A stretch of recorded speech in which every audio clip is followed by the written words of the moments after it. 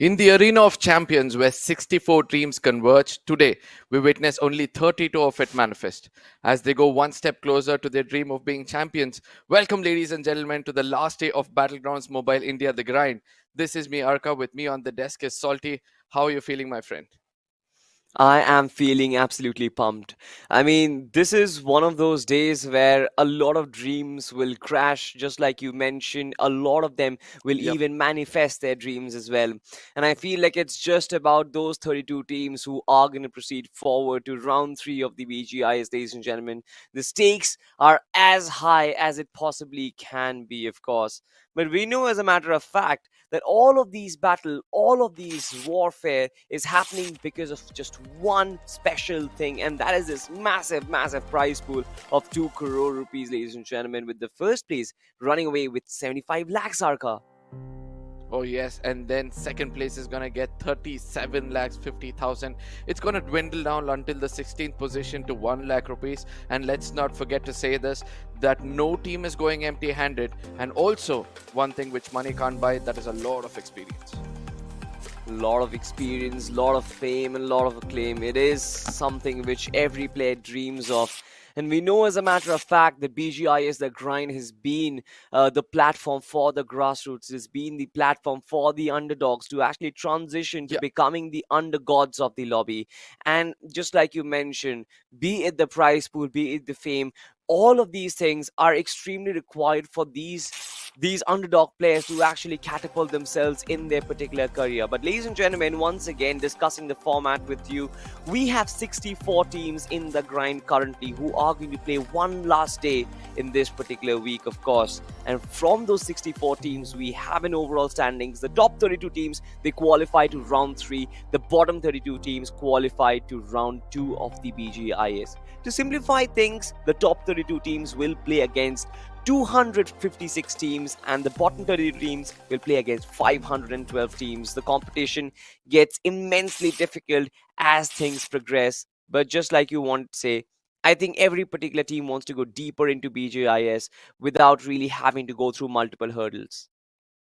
And that would be the best idea, right? You don't have to face too many teams, and also you'll have a little bit of a time to, kind of manifest what you have to do next. On and also, let's not forget the most important thing. You can watch out for the teams on the bottom coming up, and eventually Yeah. re-strategize yourself in such a way that you can counter-strategize their major hurdles, and probably you'll be on Hmm. the top. But to be on the top, you need to have these points on the table. That is, if you get a winner chicken dinner, you come first in every game, you'll be rewarded with 15 points. Second place is going to get 12, and it's going to be descending down until 13th to 16th position won't get any points when it comes to placements, but you'll still have a chance to put 1 point for every finish you take. So from the beginning, if you're ready to go and take those fights, you'll be getting those early finishes, which is going to be rewarding you at least 3-4 points on an average, which is going to give you that breathing space when you're having a bad day. Absolutely. But, ladies and gentlemen, talking about the schedule of today's games, of course, we are going to start off from Erangel and then play 6 more maps. Miramar, Sanhok, Vikendi, Sanhok, Miramar, Erangel. It's more like Vikendi being sandwiched between the buns of Erangel, Miramar, and Sanhok.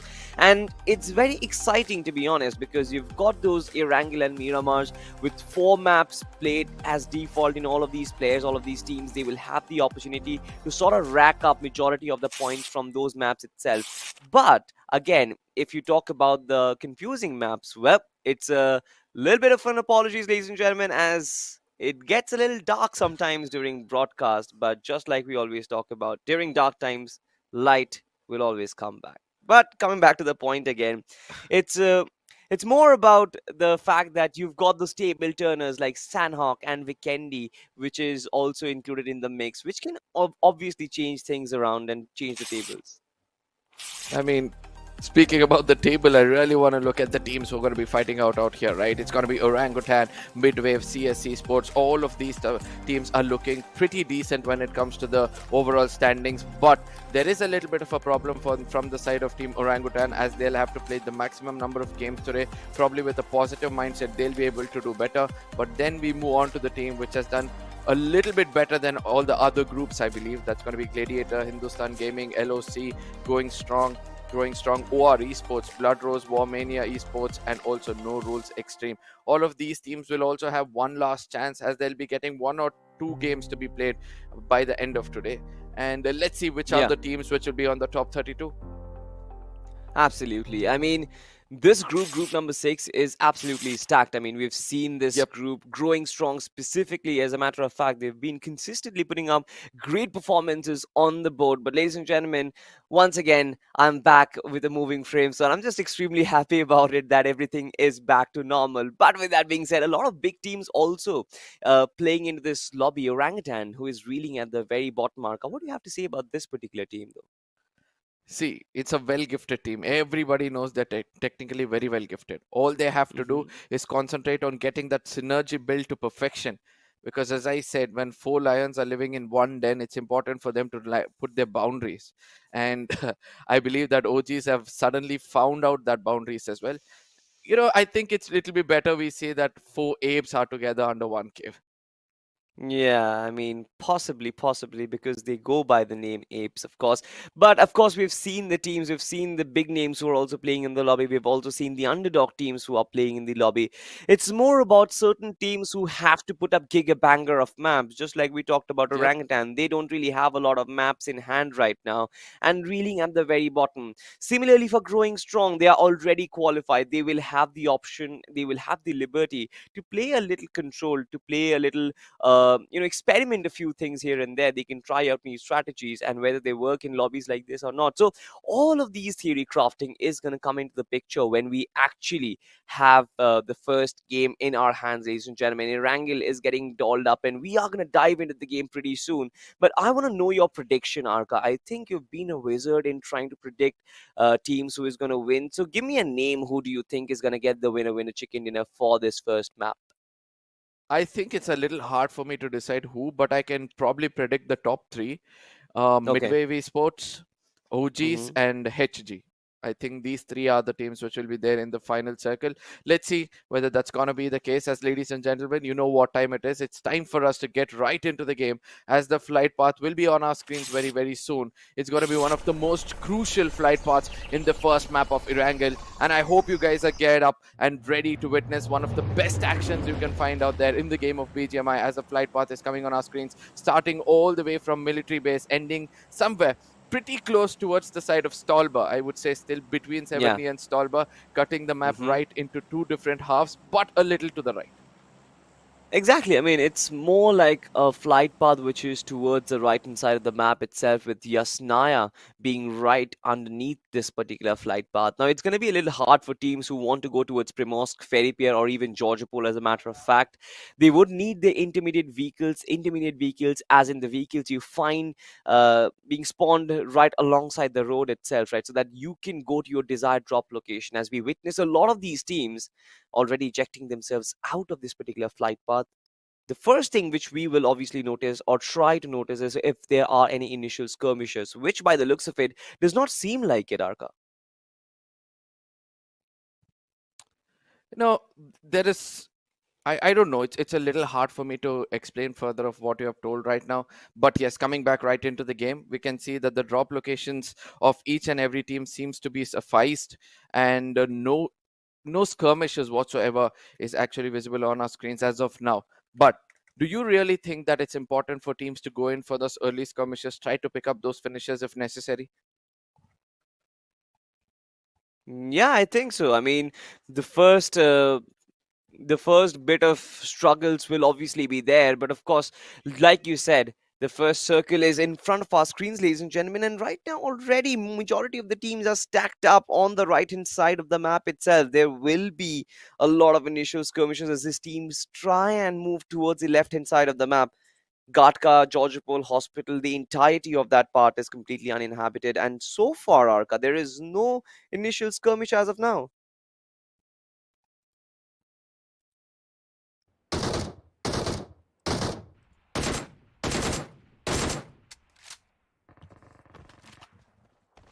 LOC Esports Mafia does have the DP28 equipped, of course, and that means that he will have the opportunity of taking some pot shots left, right, and center. Now, it's extremely important for Team LOC Esports. Yep. Having a look at the kind of position they are in, I feel like this team would want to go in aggressive, try and collect those early points, ladies and gentlemen. Because we know, as a matter of fact, Arka, that these early points actually help in boosting your morale quite a lot. Ooh. Speaking about boosting up morale, look at what it has boosted for the side of Warmania. A load of confidence as they're pushing towards the side of RVNC. They want to pick up these early finishes. Oh, Shotguns, let it be pistols. Everything is prepared. This cavalry is coming in hot, and I hope that they'll be able to register at least one or two knocks for all the hard work they've done so far.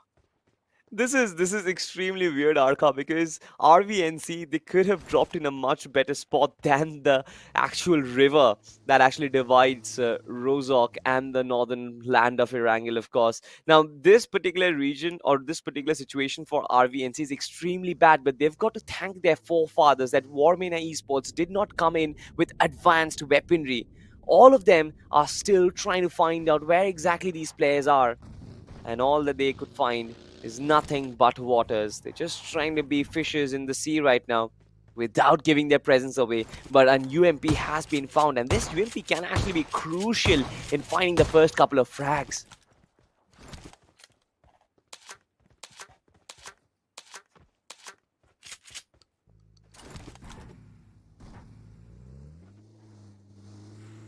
Quagmire still waiting to watch somebody pop out. This is such an awkward stalemate, ladies and gentlemen. I mean, WOP as well as the rest of his crew, they're just waiting for the right time that Warmena Uh, Esports are going to be like, you know what? It's been a long time. We let's just go out on our individual rotation paths and just forget about these free finishes, and then our VNC might just be having a breathing very very soon. But so far it doesn't seem that way. Even Blood Rose Esports, as a matter of fact, they are on the move trying to find themselves a proper loot as well. I would still say that it would have been better for them to stick on to those shorelines and waited for the if two players were holding two other probably ends of that shoreline and waited for the opponents to finally run out of breath or probably come out on the top, they could have got those early 4 finishes and those 4 valuable points, which is going to be helping them much further, as they will have a better chance to get that winner chicken dinner. But all these things said and done, RVNC, they've survived one of the most ruthless attacks to have ever come across. And OR Esports on the other side, towards the side of school area, will be farming to their content. OR Esports. Now, where does this team exactly stand on the points table? Definitely not in a position where they would be extremely comfortable. They are in the 37th spot, ladies and gentlemen. Now, we know as a matter of fact the top 32 qualify. The 37th team, OR Esports, with 33 points, and the 32nd team, Hub Esports, pardon me for that, it is Reckoning Esports with 35 points, barely a difference of 1 or 2 points here and there. So you know as a matter of fact that competition is extremely high, and for OR Esports, they would want to actually push forward, not just barely make the mark by getting those 2 or 5 points respectively, but also try to actually set a statement, getting those 10 or 15 points on the board. But apart from that, I think Arca, it's been a relatively peaceful map of Erangel, the sunny lands, the green fields, of course, definitely housing majority of these teams rather peacefully. Completely agreed. And we do have the side of Hindustan Gamings on our screens. One of the most peaceful teams to have ever played in this tournament, according to me, because they do not want to get any kind of unwanted fights. They do not want to get into any kind of unwanted fights. And also, they have a very good controlled aggression. So when the time needs it, they will make sure that, they come out up front. They make sure they have the assault perfectly placed. The crosshair placement is also so perfect that they'll be able to rake up at least 2-3 finishes for themselves. And I'm looking forward to see how well they'll be executing in a circle like this, because 70 is not far away from the circle, with the circle coming.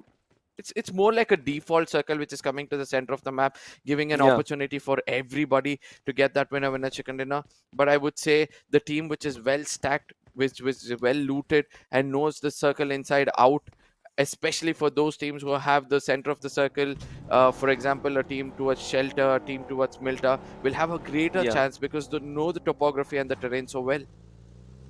Yeah, the topography, of course, and the terrain has to be remembered to the dot, of course. But ladies and gentlemen, I mean, one of the perks, Arca, of the central circle is obviously the confusion or the hesitation of where it would finally land in its 5th or its 6th iteration, right?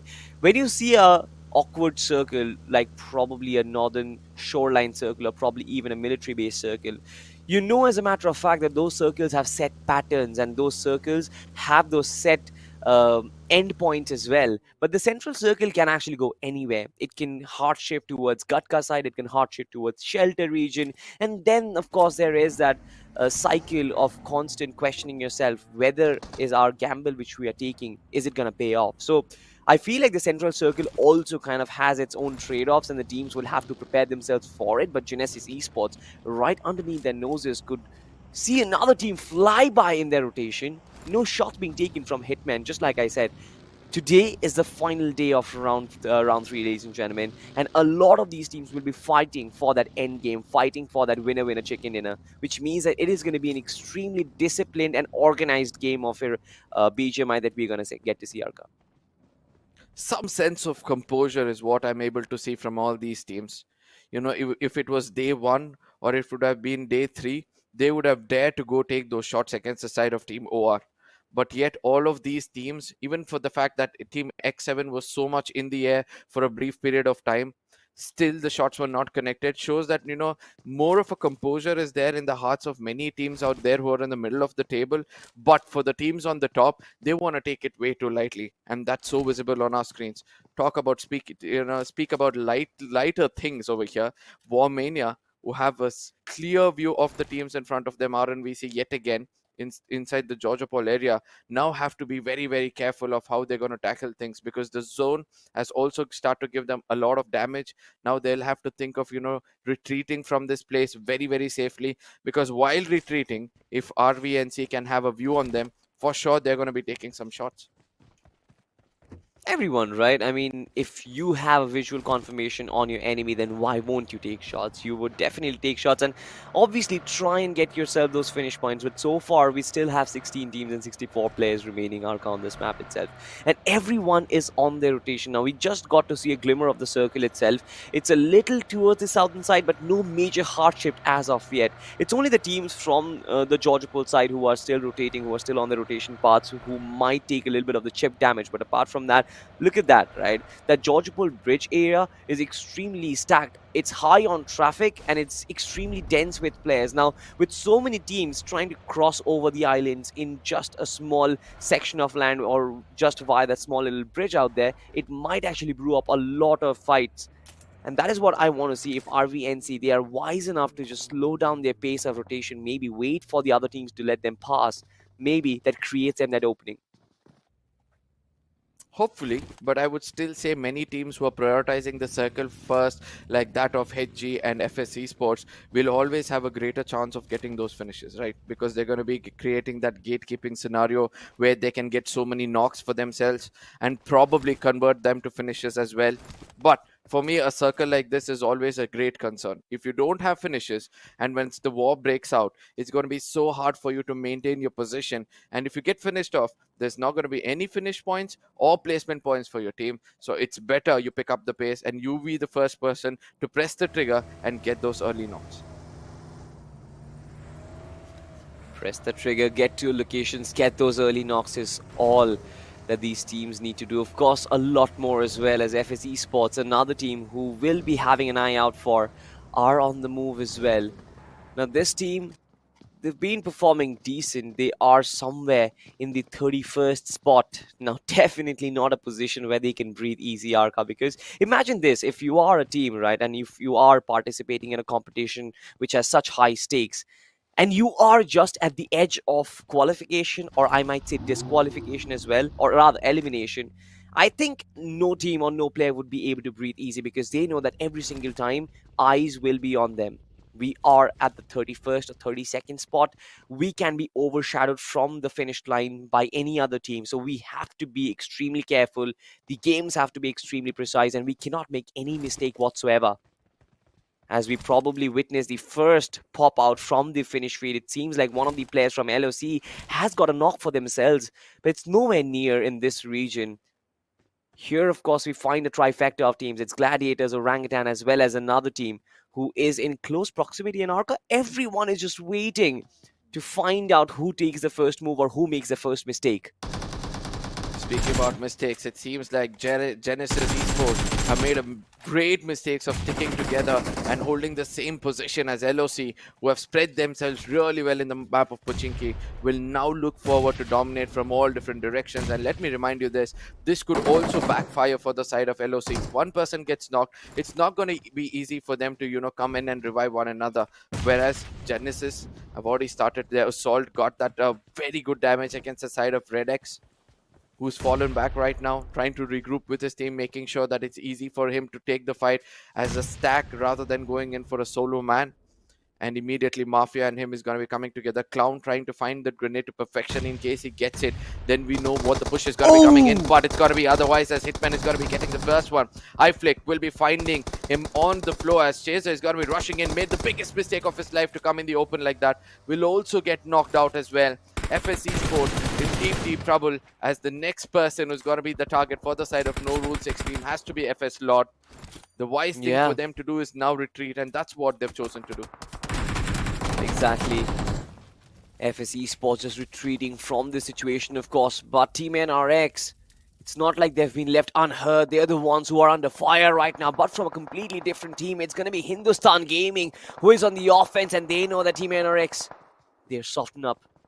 One player has been revived, but another one is still bleeding. And it's definitely not good news for Team No Rules Extreme. They were fighting in the open. They were fighting Team FS. And they certainly were dominating. But little did they know that Hindustan Gaming were looking to spoil their plans. Nick OP trying to create that flank angle, moving on to the other side. Of course, cooking that nade is going to be crucial.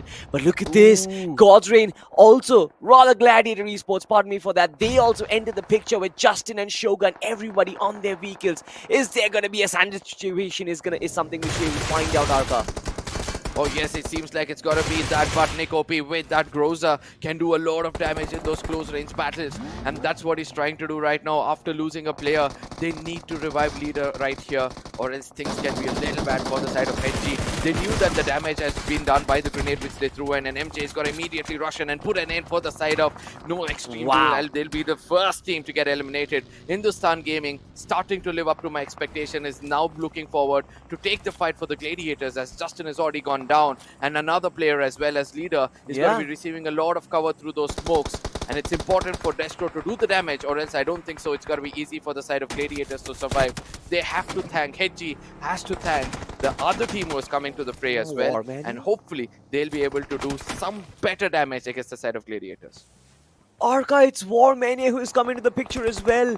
The last surviving player from Gladiators, Destro, was actually picked off by a player from Warmania Esports, and nobody expected that. Third parties after third parties, and finally Team Hindustan Gaming managed to take their cut from this situation, try and escape.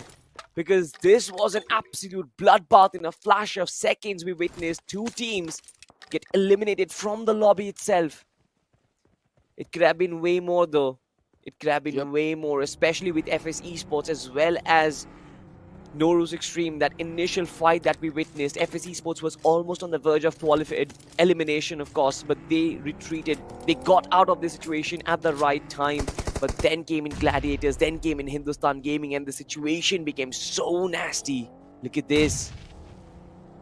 Oh my god. Another knock comes through. Hedgie, where I thought that they had retreated from this fight, suddenly is in the fight itself, as if Nick wants to try that frontal battle, which he's very, very capable of. Gets that first knock and finish. Nick is trying to do his best of trying to take that fight, but ultimately it's the vehicle which is going to be exploding to put him down on his knees. Not the kind of start Hedgie were looking for, but I would say they've got some decent 6 to 7 finishes for themselves. Gladiator Esports and No Rules Extreme went with empty hands, 0 points. This is what I was speaking about. If you're the first team to press that trigger, probably you'll have a greater chance. And these two teams not taking those fights early, coming into third party, have faced something so ruthless that they're going home with no points whatsoever. Every single team coming in for third party, even Gladiators, as a matter of fact, they were dished out in a matter of seconds. And look at this, Team LOC Esports. They've lost Clown pretty early on, but it seems like they are on the run. They are trying to get themselves some of those finish points from the side of Warmania Esports. Now, Warmania, they have the high ground advantage, and they can actually use it to their benefit. SG7 is quite close to Redox, and probably Redox understands this. He knows that there are a couple of players who might come in from the ridge right from behind him. Has to keep a proper checklist on who comes in and who does not, but so far his focus is eyed onto Team Genesis as he sprays in the general direction, but from the distance, it's actually Explicit who connects the shots with the Scarl, and Redox has been knocked out, Arca. It was important for him to have a clear sight before he take those shots. But eventually, once he understood that he's getting taken down, now he'll think twice before taking that fight towards the side of Genesis. But the bigger problem for them has to be the side of Warmania. With the high ground advantage and the bird's eye view, now they'll be able to strike LOC, probably get them out of the game itself. 2 men standing. They've started to retaliate really well as one of the players gets taken down. Spy OG picking up a grenade. But I really love the way they're making use of these smokes, coming to the edges to gain information. And once they have the proper information, they're executing, an assault so perfect that now it looks like the other team is on the verge of extinction. The other team is certainly on the verge of extinction. Look at this, Team Orangutan. They are under fire from Team CS Esports, and it's only Drigger who is still holding them back. Nades being cooked in. It seems like it's going to completely destroy Team Orangutan, and they have been wiped off. Ranadip with one nade itself, just completely wiping the floor with a mammoth of a team like that. Team CS Esports, all of them will survive. All 3 players will be back up on their feet, and Ranadip just completely resurrected his team from the dead. Great stuff from this lad with that beautiful nade. Of course, we did not get to see the remainder of the fight, but I'm pretty sure it was breathtaking. CS Esports What a beautiful grenade. I would still say that Trigger was a little unaware of the last enemy who was in front of him, or even if he was aware, he underestimated that person to be holding a grenade but had to pay a very, very hefty price. Midwave Esports, even they have lost two players for just two finishes, and guess what? They'll be trying to play for placement points or possession points as the IGL is still alive, sticking himself very close to that buggy, but growing strong with all four men, trying to make it to the dead center of the circle where they might be meeting some other teams. Now, this could be a bit of a concern. You know, I love this team growing strong. It seems like as time has passed, I've come to terms that this is one of the most promising teams in the lobby right now, not just because of their gameplay, but also the amount of dedication that they have towards the game itself. Growing strong, they have qualified. They are qualifying with flying colors, but they're still putting in the effort, still putting in those rotation paths, not just directly ambushing onto other teams to try and play for those finishes, but also trying to respect every single game that they play. This is something which is extremely important for the underdog teams, because every game you play, you get to learn something more.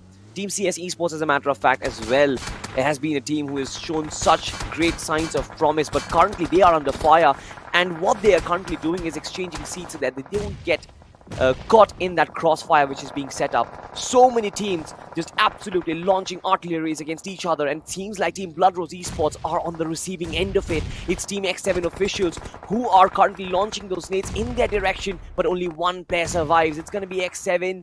I'm not really sure if I can read the name of the last remaining survivor, but definitely life is difficult for him right now, Artha. Oh yes, OR Esports are also on the other side, so they are also doing the damage. It seems like that team has been completely sandwiched, and with the last person of FS Esports getting taken down, he's going to be saying goodbye from the lobby. Midwave Esports as well, another shocker to be walking out of the lobby. OR Esports, I was speaking about them, right? See how they're approaching the side of Team BR right now. They want to finish off the final player and get that early finish for themselves as well, those early finish points, as we have reached to stage 5. And the man advantage is now going to be a great addition for all those teams who have all four men standing. Teams with all four men standing, but so far it seems like Team Acid, they are on the run right now against Team Genesis, if I'm not mistaken. Nades were lobbed in, players were knocked out. Team X7 as well under fire, and here it comes. Team Growing Strong in the mix of the picture as well.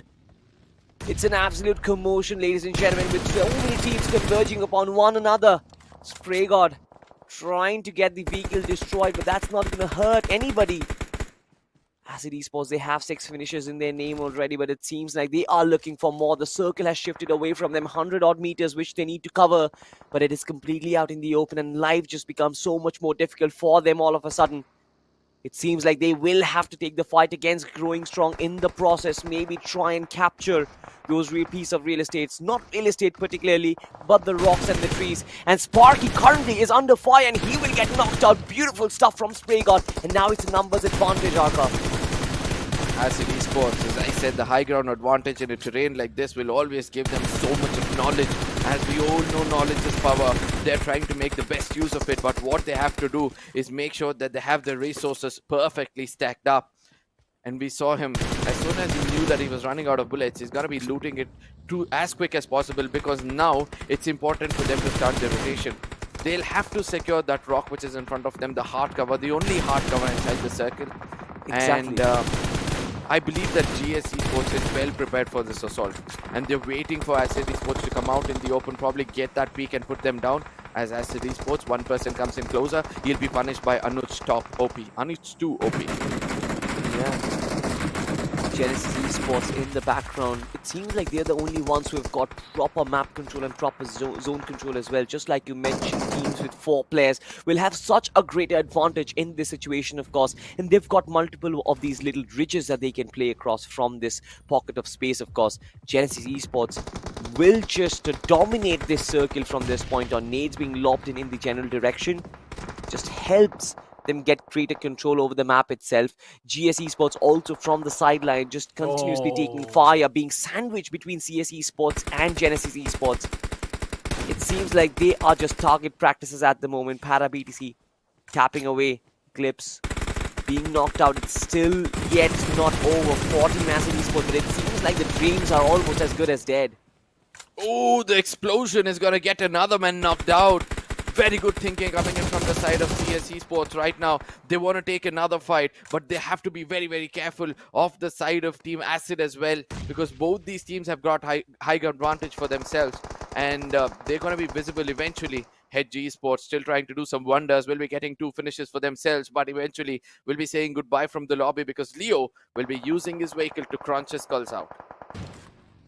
Oh no, growing strong. They have been completely dished out. It was Team CS. Ranadeep was the man who was delivering the damage to them, and now it's CS Esports versus Genesis. And look at this, a 4v2 situation is almost written. Who is going to win this? And Leo Whitey runs in with the Bucky, of course. A great risk, but that did not pay off. And one man has been taken down. Things are starting to even things up. Genesis Esports with 2 players, CS Esports with 3 players, but of course with so many nades being lobbed in. Clutch is going to bite the dust, and Anuj OP barely surviving by a sliver of HP, but this man still has hope, still has dreams. Meanwhile, Team CS Esports, they are like Muhammad Ali in the ring, of course, just not showing any mercy whatsoever. They are going to rack up the winner chicken dinner for themselves. The chicken dinner which we were waiting for. CS Esports, Arca, was one of those teams who we were looking out for these great performances, and it seems like they have delivered yet again. I would say that carpet bombing in the final moments of the game, it was equivalent to a red zone which we play in the classic matches. Trust me, there was nowhere for him to hide. Even though the smokes were out there, he was not having a visual of the opponents. He did that big mistake of putting those smokes in front of him. And with this said and done, you know what time it is, Salty. So I would allow you to, lead us all the way into the break, because it's important for me also to get stacked up. Exactly. Just like you mentioned, I think it's time for us to get some food and popcorn. I hope the viewers also actually sip on a little bit of a coffee, because a lot of analysis is coming on the other side of this very short break, ladies and gentlemen. Don't go anywhere. Map की जरूरत तो अनजान गलियों में पड़ती है, पर Erangel की गलियां तो हमारे दिल में छपी है। What's up, team? Hey, guys, rich पे बंदा है, रिच पे। अरे यार अभी हम स्मोक कर रहे हैं। साइड मार किया मैंने। लाइफ में हर जीत है important. Thank you. Nice one, perfect. लेकिन जीत का असली मजा सिर्फ अपने स्क्वाड के साथ ही आता है। Yes! ये बैटल ग्राउंड ऐसा कंफर्ट जोन है जो कभी भी रेड जोन बन सकता है मेरे भाई। भाई प्लीज रिवाइव कर दे। अबे यार नू। युद्ध के मैदान में बड़े बड़े MVP भी कर जाते हैं भूल। Noodle soup. पर चैंपियन बनने की मंजिल में क्या नूब क्या pro. Come on guys, compound hold. कोई नहीं है सामने। Center slam. स्मोक कर कवर ले। 1 HP है भाई।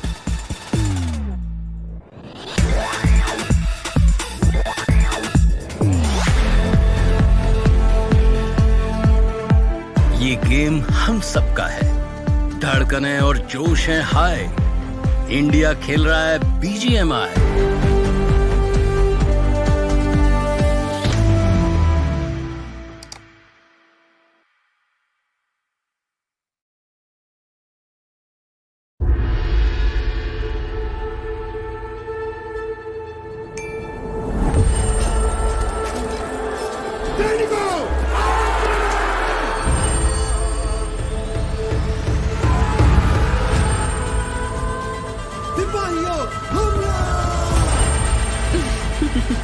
अब तुम्हारी बारी।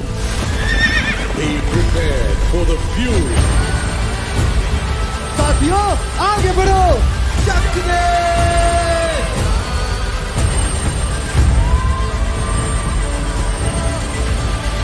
खत्म कर दो।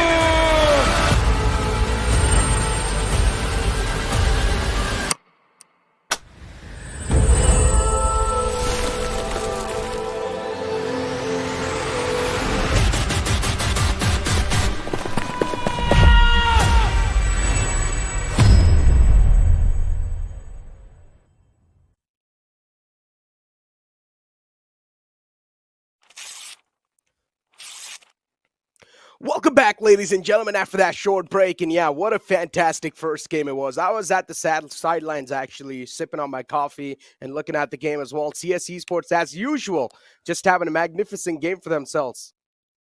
I mean, the final moments of the game where they only use those throwables to get so many finishes shows what they're capable of. But I would still say, when you're prioritizing the center of the circle, you need to check the advantages and the disadvantages.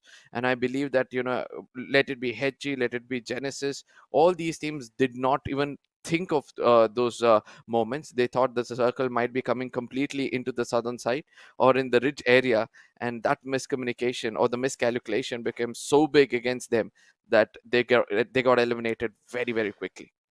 Exactly. Even in the final few moments, Growing Strong was alive as well. But you know what? Let's go ahead and take a look at the highlights to relive all the moments, because somewhere down the line, I'm pretty sure even I've missed out on quite a lot of the action. I mean, off the bat, things really kicked off in an interesting fashion, where LOC was in a bit of a drop collision, but then later on, New Rules Extreme 2 in a bit of a kerfuffle. Oh yes, it was Gladiator Esports versus Hindustan Gaming, which all started off at the final moments of this third party. And as soon as Hindustan Gaming understood that there's no way they're going to survive this, they just fell back, and that was one of the most clever moves they can do. But again, there was another team who came into fourth party this fight. That has to be the side of Warmania. Exactly. I mean, Hindustan Gaming in general, this team is sort of like that aggressive team.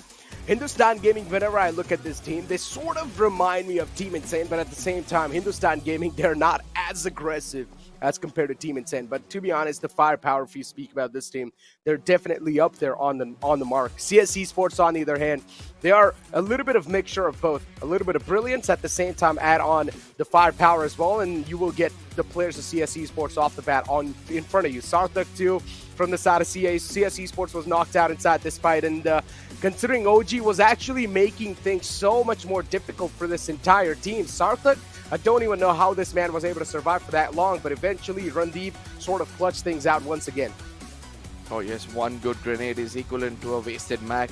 That was proven yet again. It's going to be Midwave Esports on the other side. I was really concerned for the side of Midwave. The rotation they took today was so bad compared to all these days, because they're well known for their rotation, and eventually they were able to get finished off. Acid Esports were also looking very strong with that high ground advantage, but this was one of the most game-changing moments of the map itself, because Acid Esports, with that high ground, when they were trying to assault the side of GS, they fell short, and after that CS started to dominate this game. I mean, CS Esports in general, this is what you're going to see from them. Once they really do find the momentums inside the lobby, they're not going to stop. And as I mentioned, they've already taken down some of the best teams inside the lobby. Entity Gaming, then they've also managed to take down Kemen Esports too, who really like to go towards that Milta side. They've already taken down Revenant Esports as well from the opposition. So CS Esports is definitely a name to be feared. And right now, being able to kick things off on such a fantastic note, off the bat inside the game one, this is just going to increase the chances of CS Esports just toppling the charts even more. I would still feel that CS Esports need to start experimenting with things. I understand that their quench for the winner chicken dinner is still, the thirst for chicken dinner is still not quenched. So it's important for them to get a little bit of a hold on themselves, forget about what has happened so far, try to experiment things and see. But sometimes I do understand a team like this does not want to lose momentum whatsoever, and that's why they keep continuing to play like that. I mean, in general, once again, you can really just sit down and doubt a lot of the decisions this team is making as well. Because once again, at the end of the day, they're sort of like the underdogs inside the lobby. And they're not really packing a lot of experience themselves, but still being able to dominate the lobbies in such a good fashion. I would still say that all the time, they would always have an advantage over the opponents, that they won't really have a perfect set pattern to play inside the game. Because considering they're the underdogs, they do not really have a proper analyst, a proper coach. And what the proper analyst and coach does is that they sort of give you a set pathway to the victory. And once you're going to be the underdog team who does not even have the overall rotation planned out and the overall game structure planned out in the pre-game phases, then things will once again be quite interesting, right? Because CS Esports, they will have that anonymous aura when they step inside the battlefield. I mean, there's a lot of other things which I want to put forward, but before that, let's move to see who was the MVP. It has to be from the side of CS. Sarthak was able to live up to his expectations. He was there when the team needed him the most. A beautiful grenade coming in from him showed what his projectiles are capable of, but I would love to see who else have joined the fray, because there was so much war happening in every nook and corner of the map. We can expect many of these teams to have equivalent amount of finishes, or many of those stars in the game to have equal amount of finishes as well. I mean, Sarthak, as I mentioned, in that scenario against OG, I do not even understand how this man was able to stay alive for such a long time inside that car, taking so many shots against that buggy. But then you've got Para BTC too from the side of CS Esports, Leo YT as well with 4 finishes. I do not understand what sort of beast CS Esports is inside the lobby. And to be honest, as I mentioned too, now not having a game structure, not having a proper rotation inside the maps can also give you an advantage, but at the same time, it can also give you a disadvantage because you never know what sort of the opponents you're going to be facing inside the lobby. But that's what I said. At CS Esports with a lot of firepower and also a lot of brilliance, and this is why CS Esports is really one of those unique teams because they do have the map awareness and the surrounding awareness to sort of help them out in the future maneuvers. But as we did see, CS Esports sort of getting that chicken dinner with 17 finish points, 32 total points. Oh, this is insane. That's what I said, because if OGs had cleared them off, probably OG would have replicated what CS has done right now, because the position was so good when it comes to that map, the high ground advantage, having a view of everybody. But I would say I was pretty impressed by the side of Hindustan Gaming, because they took those early fights, and then after that, when only one man was alive, he rotated around, tried to survive until the top 3 or the top 4, and you can see the results on our screens. But the bottom of the table, we have the bit of a shockers. Gladiator Esports and Orangutans, 2 well-known teams who have done so well in other tournaments. They were literally slayed by these undergods. True. I mean, Gladiator Esports, once again, as I mentioned, for this team, they're sort of chilling because things are really going good for themselves in these days. And Gladiator Esports is one of those teams that is also somewhere down the line in the top 10 too, right? So 1 week performance isn't really going to affect them a lot, considering they're all the way still on the first page of the overall standing. So they're still going to be chilling. But if you talk about CS Esports a little bit more, and at the start of the day, if I'm not wrong, they were at the 19th spot in the overall standings. And now, because of that such a nuclear performance, I'm pretty sure they're going to be catapulted all the way on the first page as well. Yeah, I completely agree. There's no way any team can stay in the bottoms after getting a 30 plus. And we have always been telling it just takes one good game. And it seems like Team Tribal will require one of those when it comes to this group itself. We have the side of AUTOBOTZ, Hyderabad Hydras, Skulltz Esports, Marcus Gaming, Lucknow Giants, Raw, officials, and Signify will be joining with the side of Team Tribal Esports from the Group B. And since this is a map of Miramar, I would love to see how Midwave is going to continue to play, because it's important for them to get those mid-range battles well set. Orangutan are going to be one of the favorites for this map. FS Esports are going to be my favorite for the map of Miramar.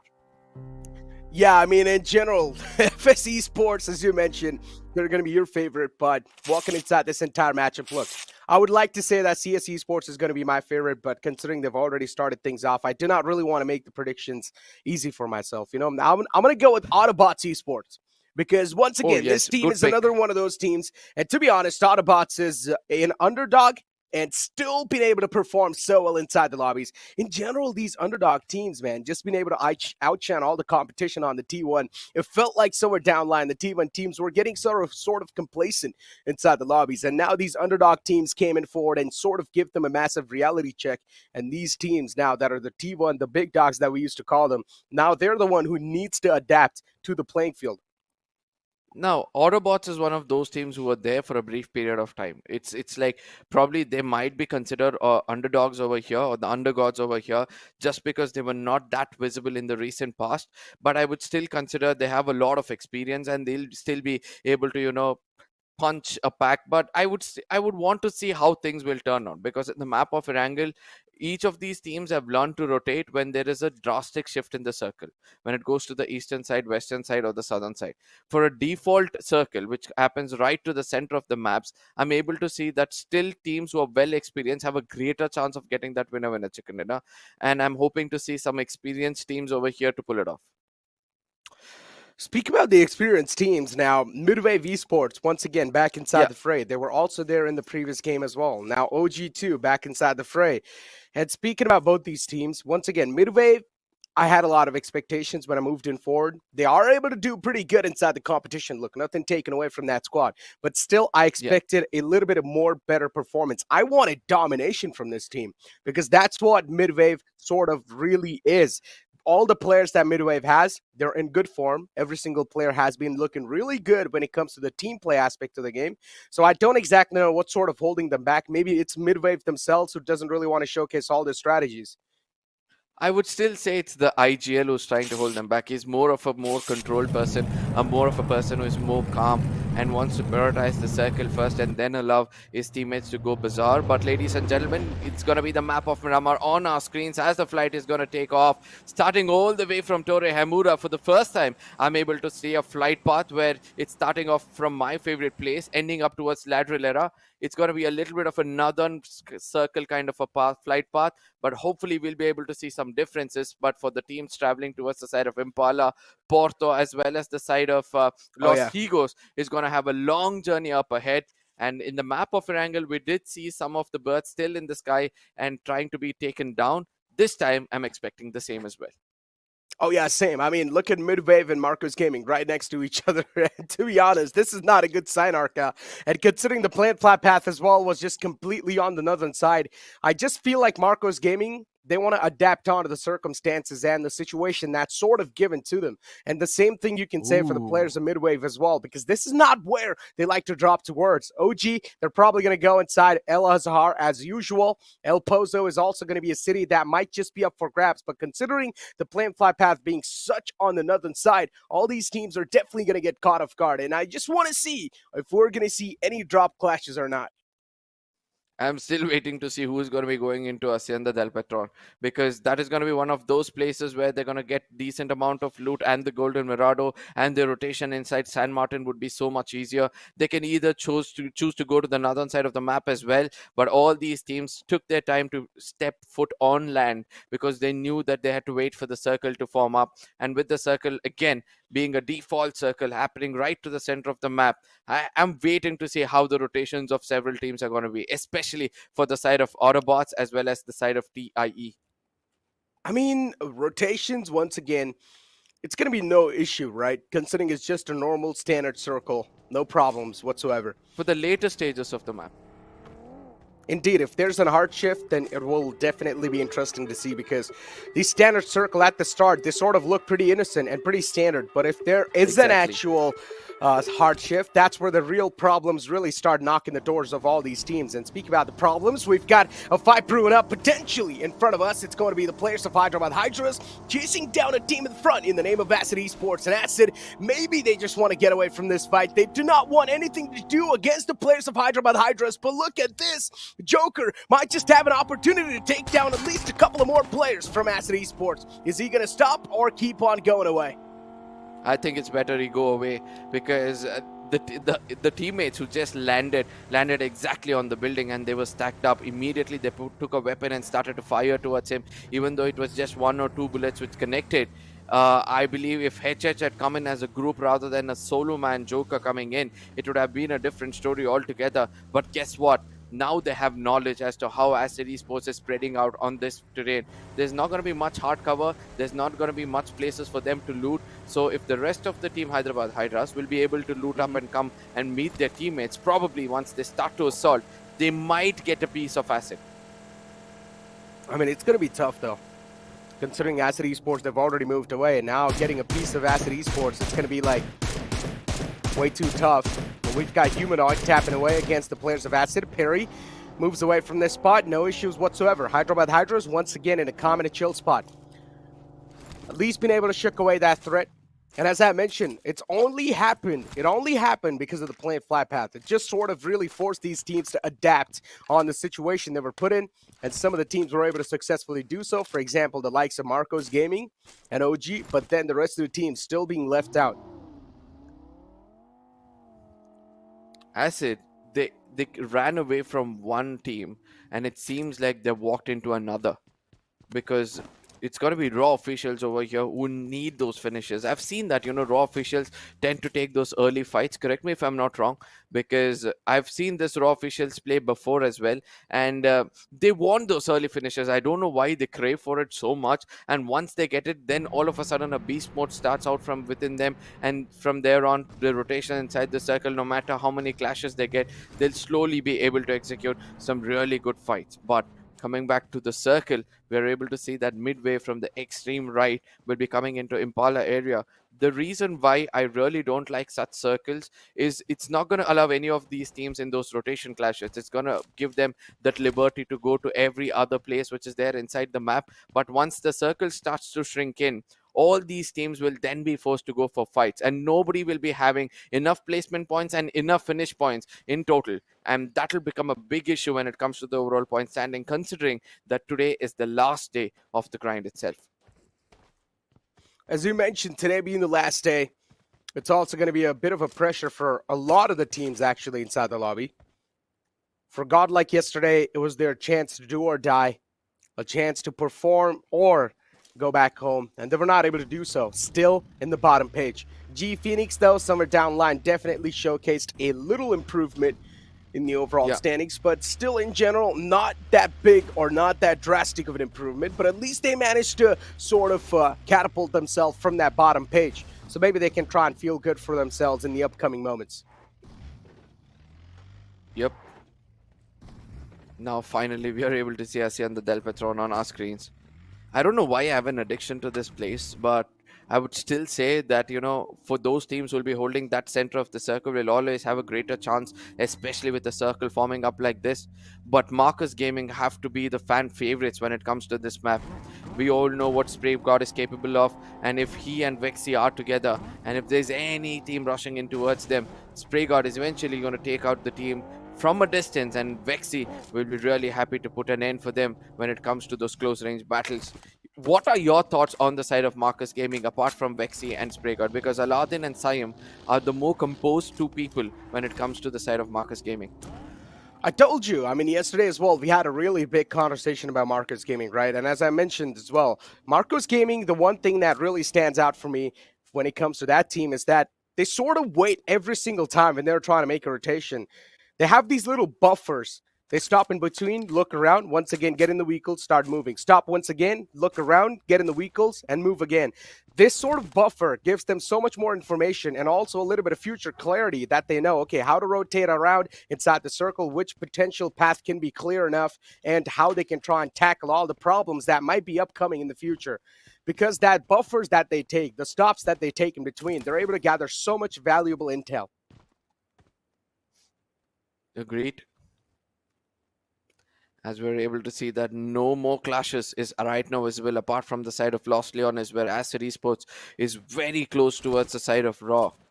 And with TTE now trying to rotate around and try to make it somewhere closer towards the side of Los Leones area. As we all know, in Los Leones, no matter how close you are, you're still far away, so you still have that breathing space where you can run away. But if you're in the crosshairs of people like Spraygod, you need to be thanking your stars, or you should be praying for your gods that you don't get knocked out.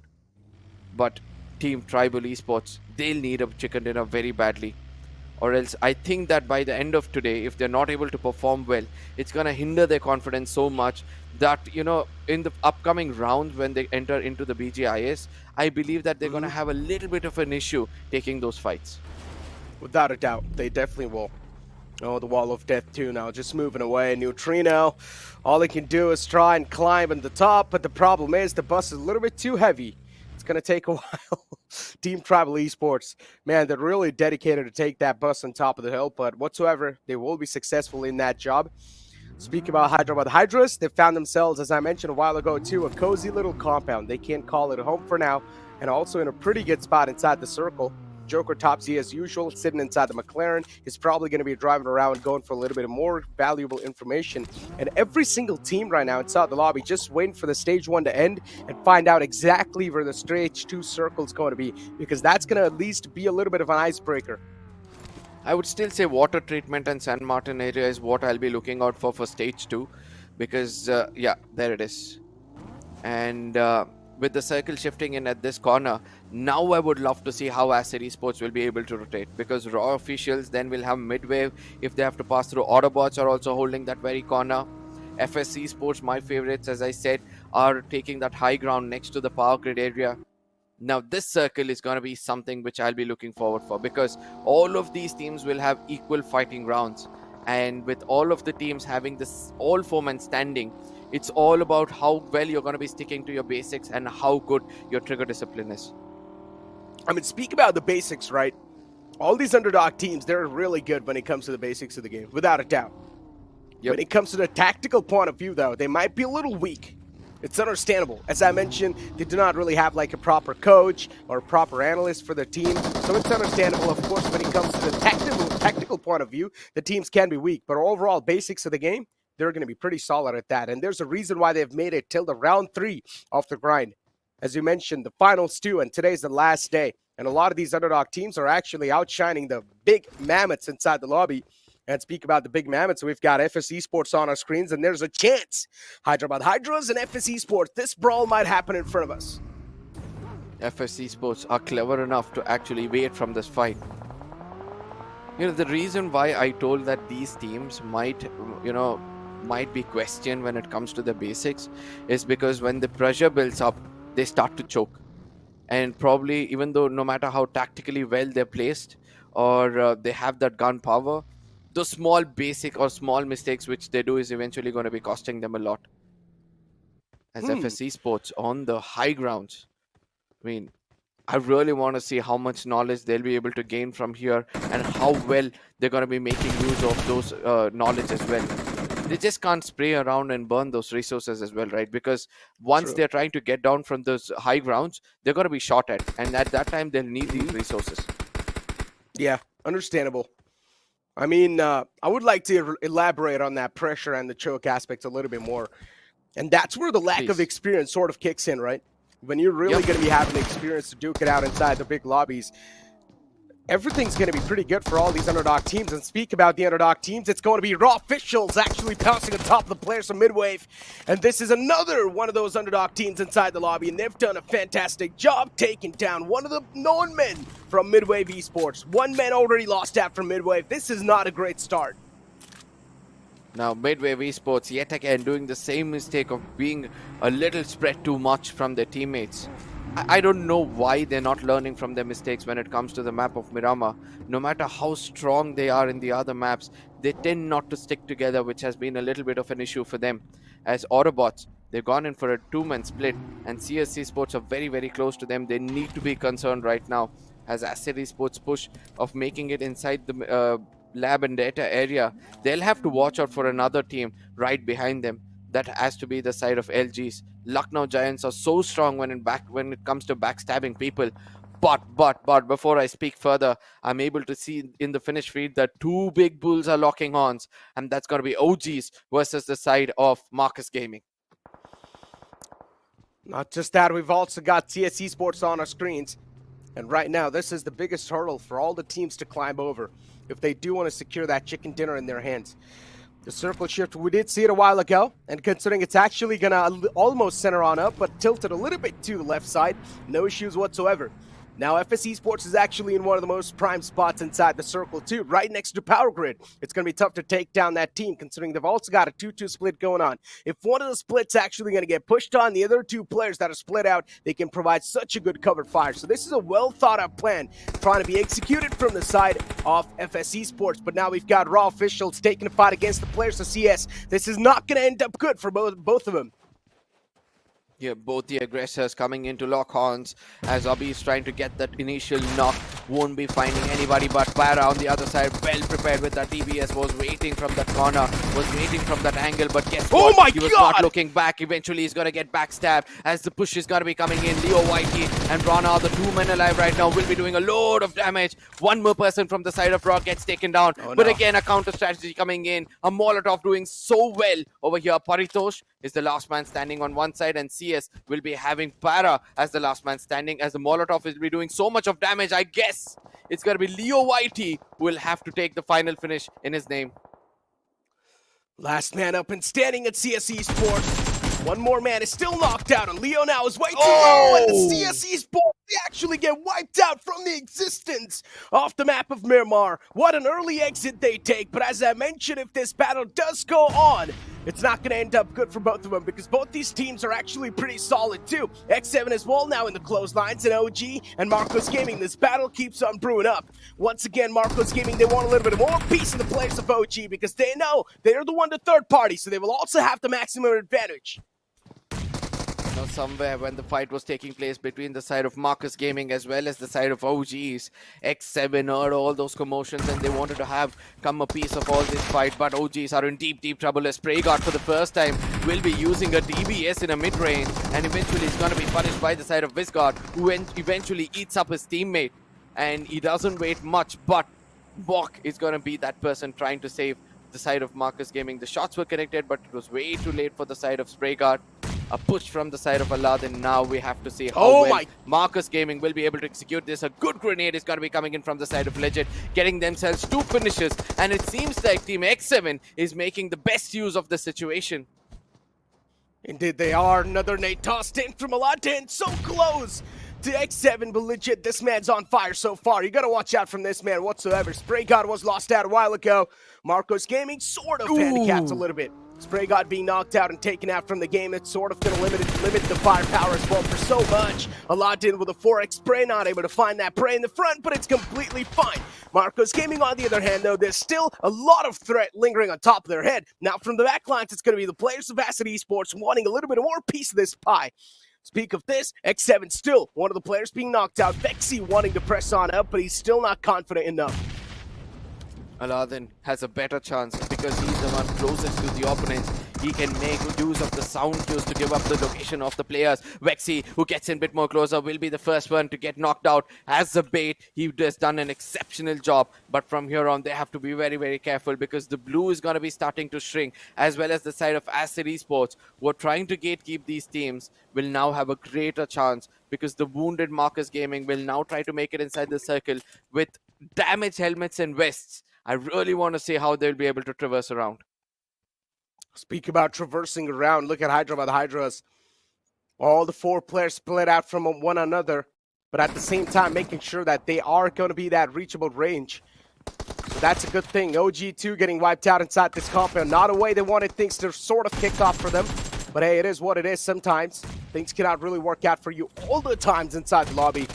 X7 too, they were able to toss in a couple of good nades. Legit, especially as I mentioned a while ago, this man was looking on fire, but at the end of the day, things are still going to be a little bit more safe and sound for both of them. X7 getting wiped out. Marcos Gaming definitely now having a really good start inside the game. Let's see how they're going to be able to carry it on forward.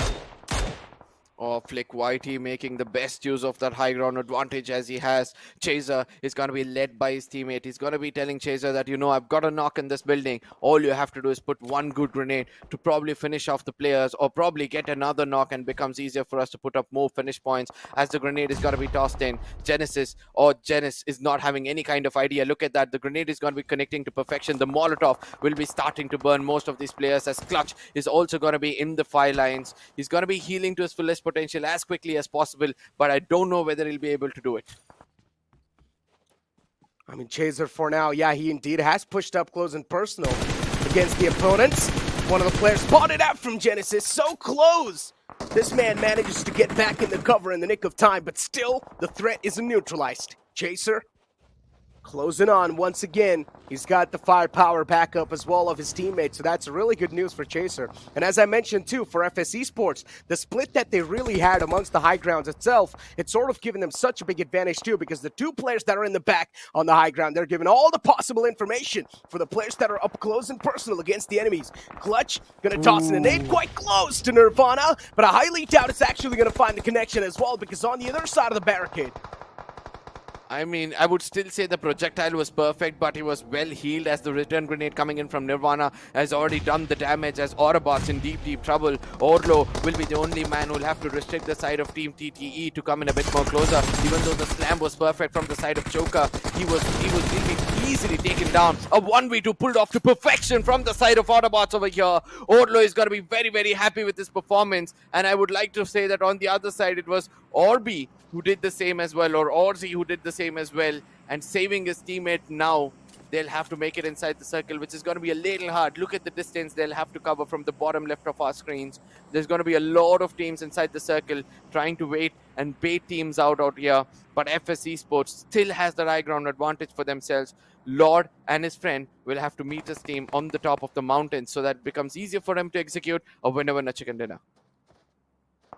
Acid Esports in a solid spot inside the circle. And trust me when I say this, right now it's just the calm before the storm. Teams, they're not really taking a lot of fights against each other just yet, because most of them has managed to find the ground they wanted to. They've got a pretty solid cover to play around with, a little bit of ridges too, but as soon as once again the circle's going to move away, that's when the problem's going to start to stack up on top of each other. Still top 11 teams alive, and considering Signify is one of those, then problems are definitely waiting on the horizon. In the dunes, Signify believe that, they can somehow survive, but I highly doubt that could be the case. What if a team is going to be rushing in with the vehicles and they won't have a clue that there's a team is going to be, hitting right into their faces, because either they'll have to come over the horizon, over the inclination to show their heads, or probably get taken down. But look at what happens. Skulltz had no idea that somebody has already come in a bit more closer, and RVNC are trying to dominate this fight. Will be getting some finishes in their name, and they're not going to stop until they put an end for the side of Skull completely. But it seems like the retaliation has also come out to perfection, as Daddy will be going in for the revival. The last man standing for the side of Skulltz as of now on our screens has to do a lot of job. Phoenix, can you rise from the ashes? No, it's not the ashes, but it's a grenade. It's going to be tossed in, and goodbye for him. And HH came in and made sure that they finish off the team of Raw and had the third-party advantage. 2 finishes for themselves as well. Hyderabad Hydras in a pretty good and a dominating spot as well, considering they know that there's no chance of Hyderabad Hydras getting actually backstabbed. So whatsoever, all they need to do is just take care of the front lines. Considering they're also spread out so well amongst themselves, the things are going to be looking so solid for them. RVNC Sports in front of our screens, and even for them, things are looking pretty decent. Right next to him, though, there's a massive threat present in the name of Acid Esports. And Acid Esports is not a team you would want to underestimate. Pretty close. And Acid Esports, as soon as they're going to find that one single knockout against the likes of RVNC, this is where the problems are going to start to brew up once again. Now, Acid Esports, they're so confident about their gun power, they're not even bothered of going and reviving a teammate who's in deep trouble.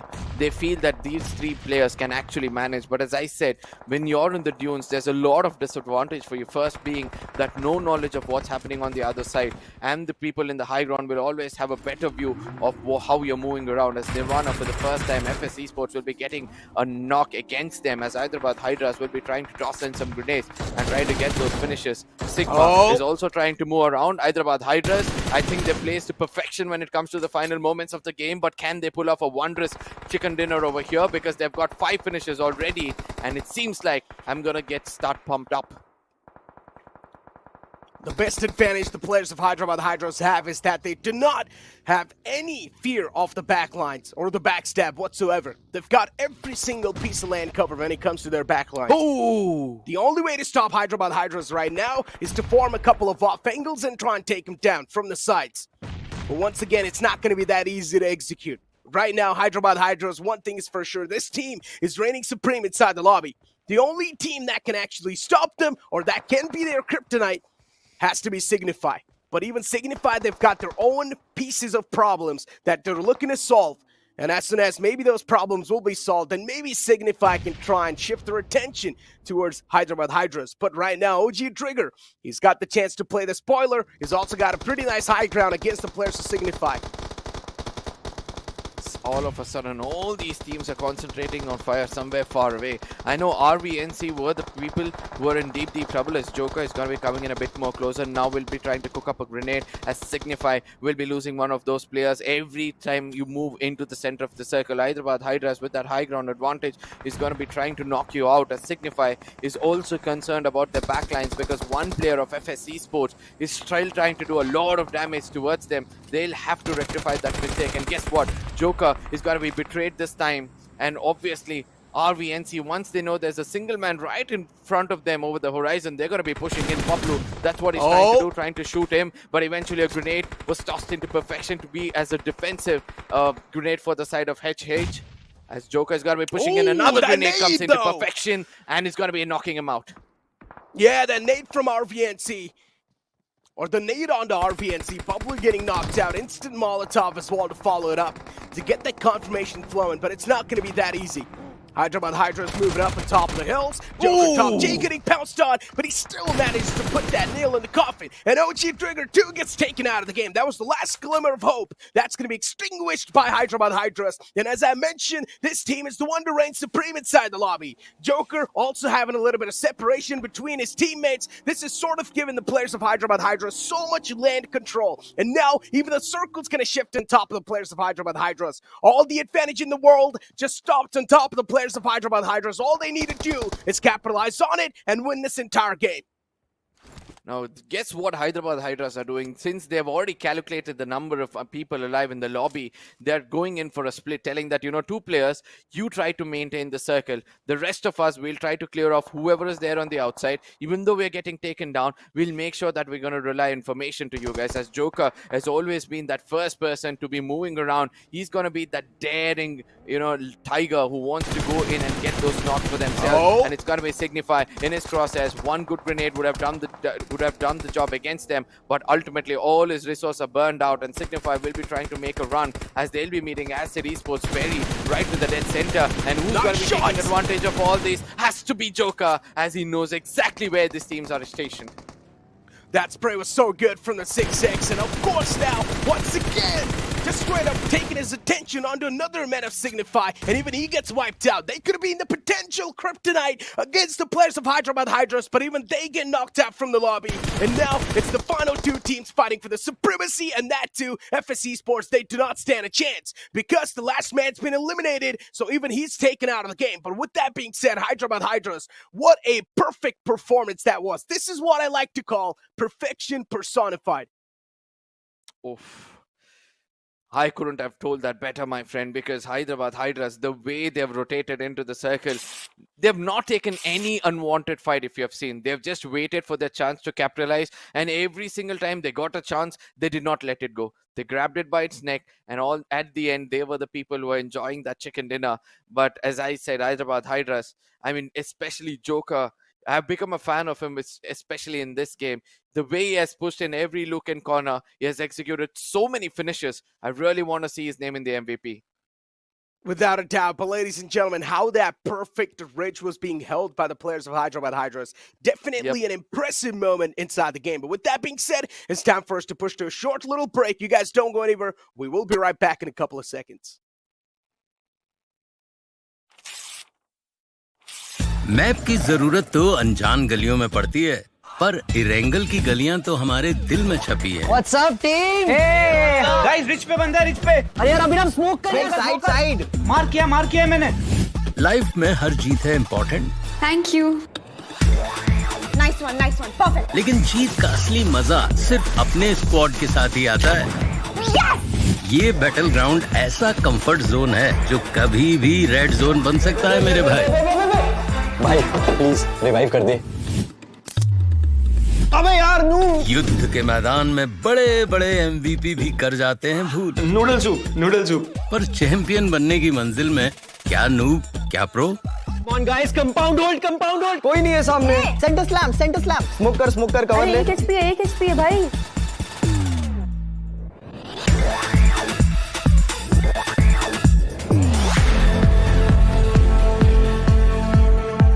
ये game हम सबका है, धड़कनें और जोश है हाय।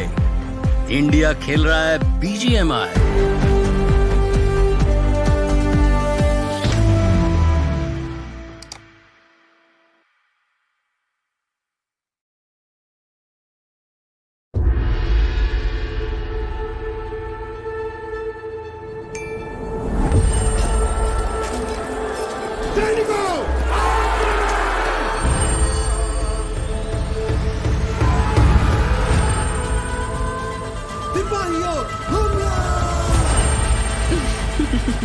अब तुम्हारी बारी।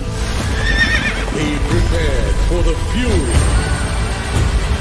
साथियों आगे बढ़ो चकने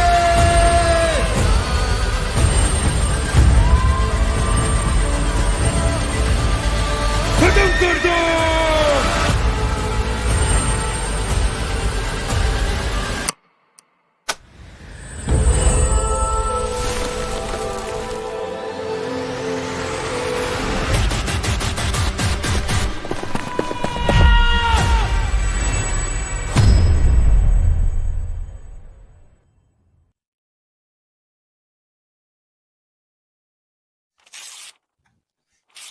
What is up, ladies and gentlemen? Welcome back to BGIS The Grind. Of course, a small change in the panel.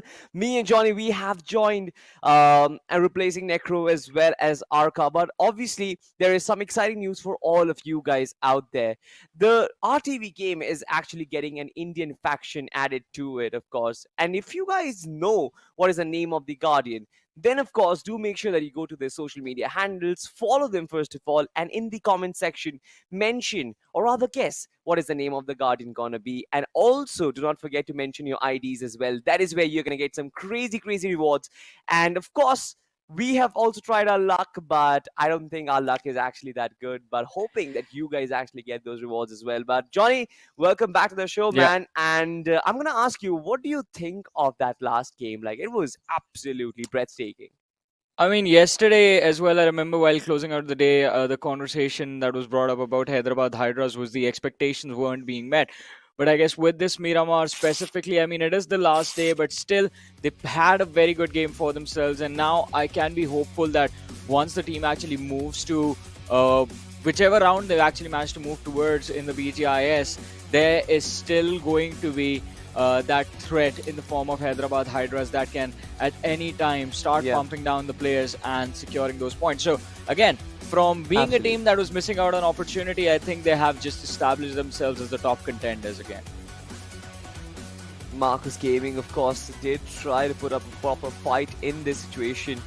We saw a couple of shots being taken, and so was for FS Esports as well. Every team kind of going up for that hill climb, going up for that topographical advantage, but we've seen how it sort of ends up ruining your game plans in the end game as well. And the final circle also was pretty tricky for all of these players. We saw Trigger trying to stay alive for quite a long time in the edges of the circle, but even he could not actually make that much of an impact. Friction was here. He actually could rack up a couple of finishes, but nothing really major coming out of it apart from that whole invasion from Hyderabad Hydras.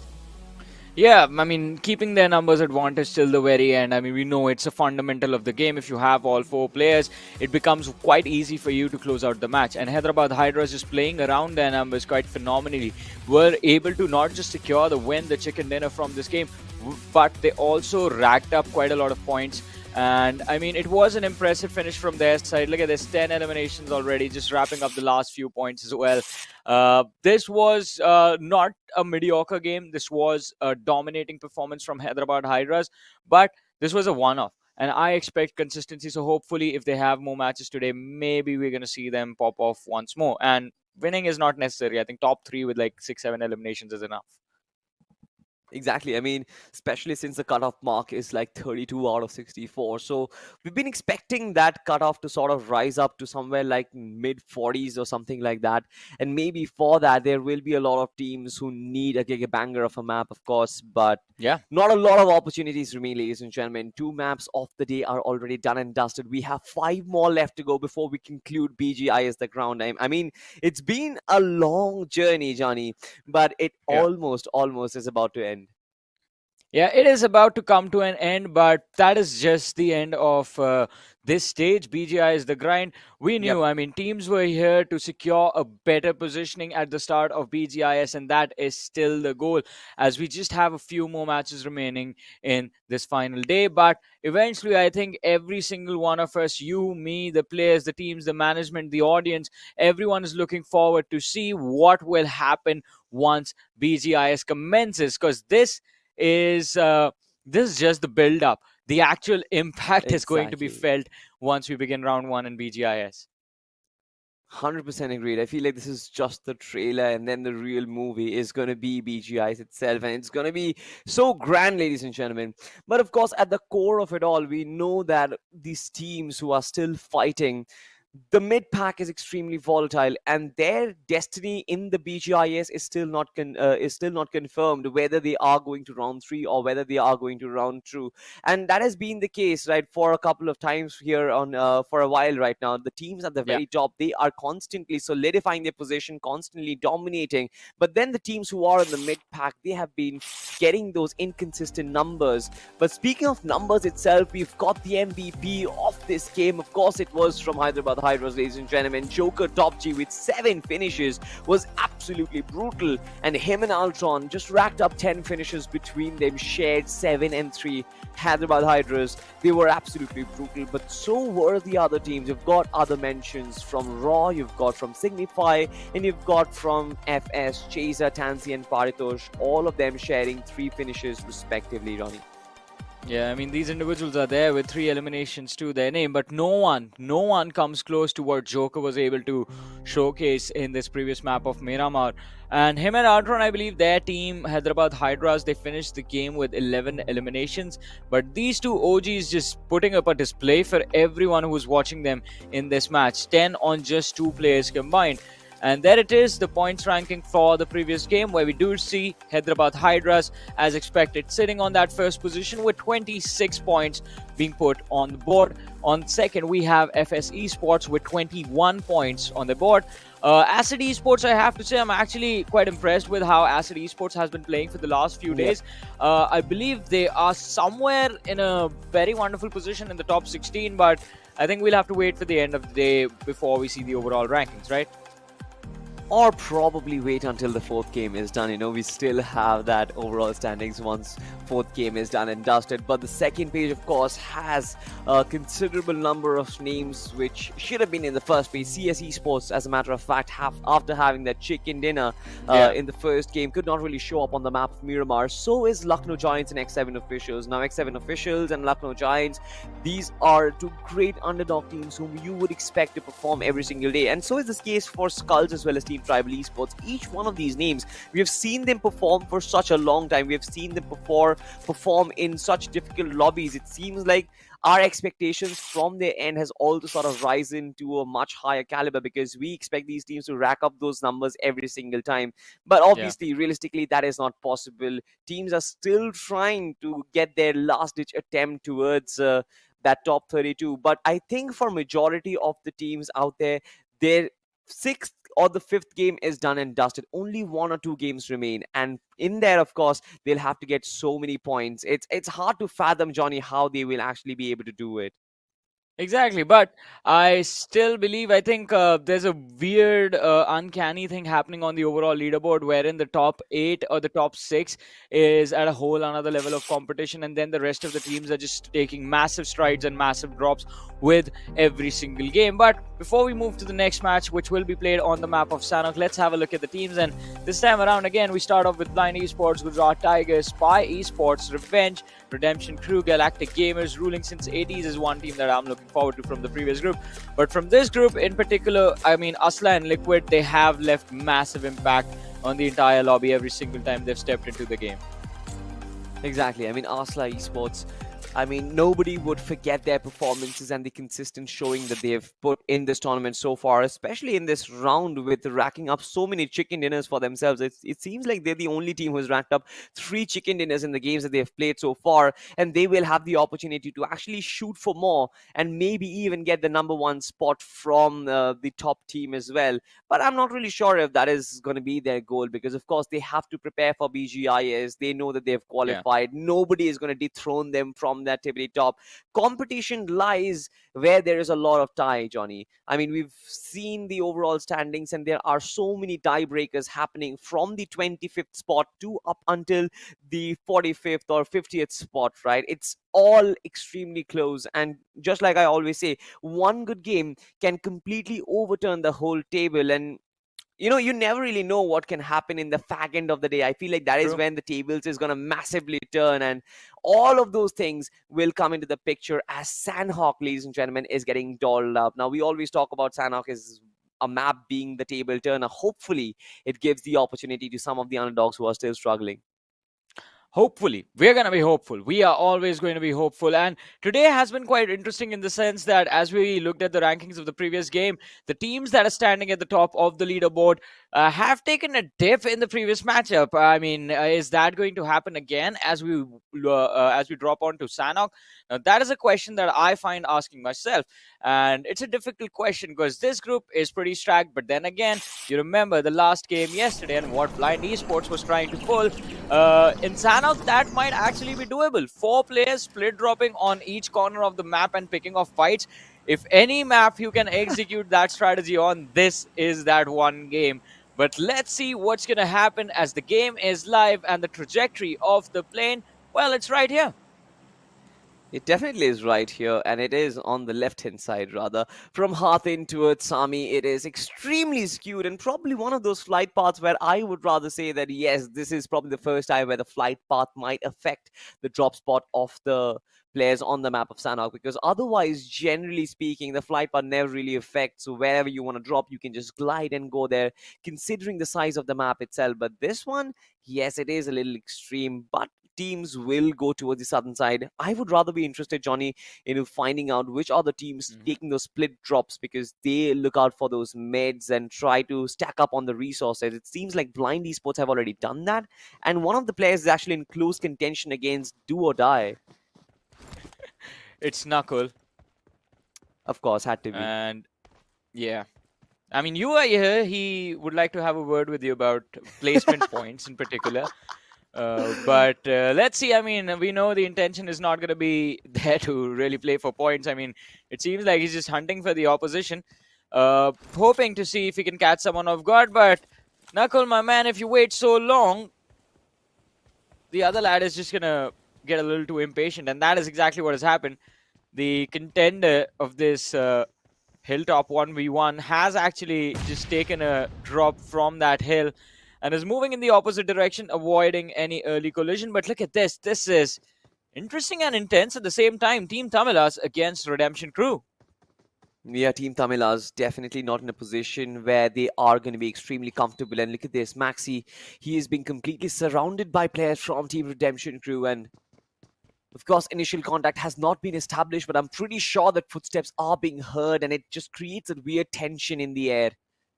As soon as Team Redemption Crew start closing in onto Maxi, I feel like nades and the Molotovs are going to start flooding in. And so far, Maxi doesn't even have an exit strategy from this situation. How can he possibly escape? Well, it is going to be quite interesting to see what his answer is going to be to that question. So far, even Redemption Crew not really committing. They are patiently waiting. And this waiting game, if it goes on, it is not working out in the favor of Team Tamilas. The Redemption Crew, they have a much better position. The players have Maxi surrounded. And Team Tamilas, I mean, we know the last few days have been a struggle for them.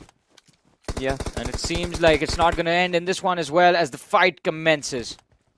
The fight definitely commences. Shots were fired, but Maxi OP, is he going to retaliate is the question, because Molotovs have been thrown in inside that compound already, and it seems like Reaper OG as well as Toothless, both of these two players will try and close in. Reaper OG, of course, trying to be in the front lines, but there is support in the form of Gokul. He wouldn't be able to save Maxi at all, especially with Reaper OG just walking in with the shotgun, smacking him to the face. And in fact, Gokul at the distance as well has been knocked down. Team Tamilas almost breaking apart in a flash, and now it seems like Baymax might even be able to capture the finish point for himself as well. Pot shots being taken, and there it is. There you go. 2 finish points for Team Redemption Crew and Team Tamilas. They have been cut by half. This is not looking good. Even the last few days for Team Tamilas have been quite brutal. Games not working out, fights not working out, rotations getting messed up. And even this time, Redemption Crew just annihilating any hopes and dreams that Team Tamilas might have had in this game of Sanhok. And look at this, such a clean peek from Reaper with the DBS at point blank range, and then this from Baymax. The shots at the distance. M44X working out quite beautifully for him. Extremely predictable angle onto Maxi, to be honest, because he knew that, as a matter of fact, as soon as he peeks out, he is going to be tucked in that corner. He has just to go in for a wide swing and try and get the first shot connected. On the other side of things, of course, you've got a rival who is in the midst of trouble. Team Tamilas, this is not good news for them. These players are getting caught off guard amid so many other players of different teams, and this is not good news, especially when you're split out so much. And then, of course, you do not have any sort of map awareness. It seems like Kasad will try and clean him up as soon as possible. Of course, trying to just assess the situation. But from the backlines, it's going to be B shot. And another player from Team Tamilas is going to bite the dust. Team Tamilas, this is disheartening, to be very honest. Yeah. I can't put it in a better way. I mean, it is a little disheartening, but it's something that no one can actually do anything about. I mean, Team Tamilas, this drop strategy of theirs was a little risky, and it was quite unfortunate that they were completely separated from each other. No way to regroup as well. But now look at this, Redemption Crew up against the players of Gujarat Tigers as the Tigers move on to hunt the opposition. Redemption Crew, the formation, it's going to be quite risky. They are all lined up in a straight line. The nade is going to be lobbed, but it falls a bit short, and AJ manages to survive. But in the meanwhile, Baymax has been knocked out, and Prince, the trade does come in from the distance. I believe that was a third party that took down Prince in the distance. But oh, AJ with a beautiful nade, picking off the players, the individuals from Redemption Crew, who are down to their last two. Trios in the distance has to be careful. Sliver of HP, and AJ hasn't given up on wiping out the entire team yet. Gujarat Tigers certainly on the hunt. Eggy coming in from the backlines gets another one. Prince certainly has been knocked out, but it's not going to hurt them quite as much. Still one player from Team Redemption Crew is still alive, and from the distance it's going to be Team Liquid, who will try and provide a little bit of a third-party situation, but Gujarat Tigers are unfazed by it. Reaper OG. I mean, wait a second. Did you not know Reaper OG was there? Gujarat Tigers, this is an absolute debacle. They've lost the player because of a massive silly mistake, and now it's coming down to Tsunami. Of course, he's going to clean things up, but AJ, who was playing so wonderfully, it is an absolute disaster to lose a player like that, especially since you had information that Reaper OG was in that compound. But of course, problems are not over for Gujarat Tigers, Johnny, as Team Liquid, it seems like they are approaching them with death in their eyes. Liquid Esports now have the perfect opportunity to climb up this hill and take Prince down, but Prince, having the high ground advantage, was able to see the opposition heading towards his direction, and a brilliant nade from him is going to make sure that he has an individual 1v1 to work with. But the shotgun S12K is not going to be precise enough to connect those shots, and Turban, look at him just destroying the competition from the side of Gujarat Tigers. Tsunami chiming in, the trade does come in, and it's down to a final 1v1 where it is Glitch God going up against, well, Eggy for now until Tsunami eventually gets here, and there he is right behind the rock. Nade looks good, but the players do manage to avoid the damage. Yeah, Liquid Esports, for them it's a last-ditch attempt. Glitch God just trying to get himself this 1v2 clutch. Of course, will be for the highlight reels if he manages to find the first knock for himself. Misses both the shots, and Eggy has been left untouched. But from the backlines, as soon as I say it, Blind Esports, Manya is going to come in and capture Eggy with complete finish points for himself. Cleaned him up from the distance. It's Blind Esports who is looking to pick up the pieces from Team Gujarat Tigers. Absolutely no inclination that Blind was going to chime in with the third party over here, but that's the element of surprise working out in their favor. And now Gujarat Tigers, as they are down to their last player, I don't think there is a lot of hope left. I think a heal battle strat might be coming in from the side of Gujarat Tigers. They already have all the elimination points that they could ask for. I mean, they basically wiped out a squad and a half at this point, with the players of Redemption Crew and Liquid at the same time. And they have lost a few individuals from their side as well, but still, they are in a decent position in terms of overall points. And I think that is one thing that the team can focus on. Eggy can just run around, try to go for those heals, and just try and protect himself. So Tsunami is the last player remaining. A lot of theory crafting will be there, of course. I mean, Tsunami at this point possibly pay for those placement points, try even gonna go for the heal battle as well. A lot of ifs and buts, but of course things could have been much different had Gujarat Tigers kept their first player alive. I mean, the way AJ fell, Johnny, I'm never gonna forget that. They all knew Reaper OG was in that particular shack, but he just went in unarmed. And I think that was the biggest mistake in this whole debacle of Team Gujarat Tigers, of course. But as the circle shrinks, we see majority of the teams inside the safe zone so far. So no real trouble for any team in particular. It's gonna be that boot camp region where it's absolutely popping off with multiple fights happening. And definitely in the early stages of the map of Sanhok, we have seen a lot of casualties. And this is one of the rare occasions, Johnny, when we finish past 50 players in just the second stage of the game itself.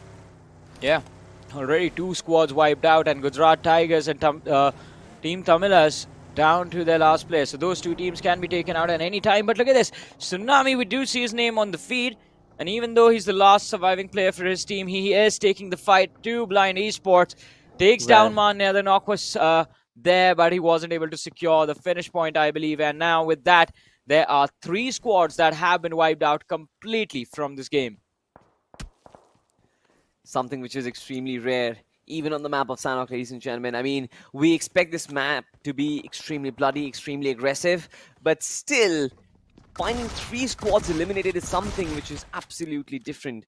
Tsunami, of course, did try to put up a fight against Ronnie, but then Blind Esports, especially when this team gets going, this team is an absolute different beast. And you know, as a matter of fact, to 1v4 a team like Team Blind, especially when they're in form, it's not an easy job, Johnny. I'm not surprised that Tsunami... Yeah, go ahead.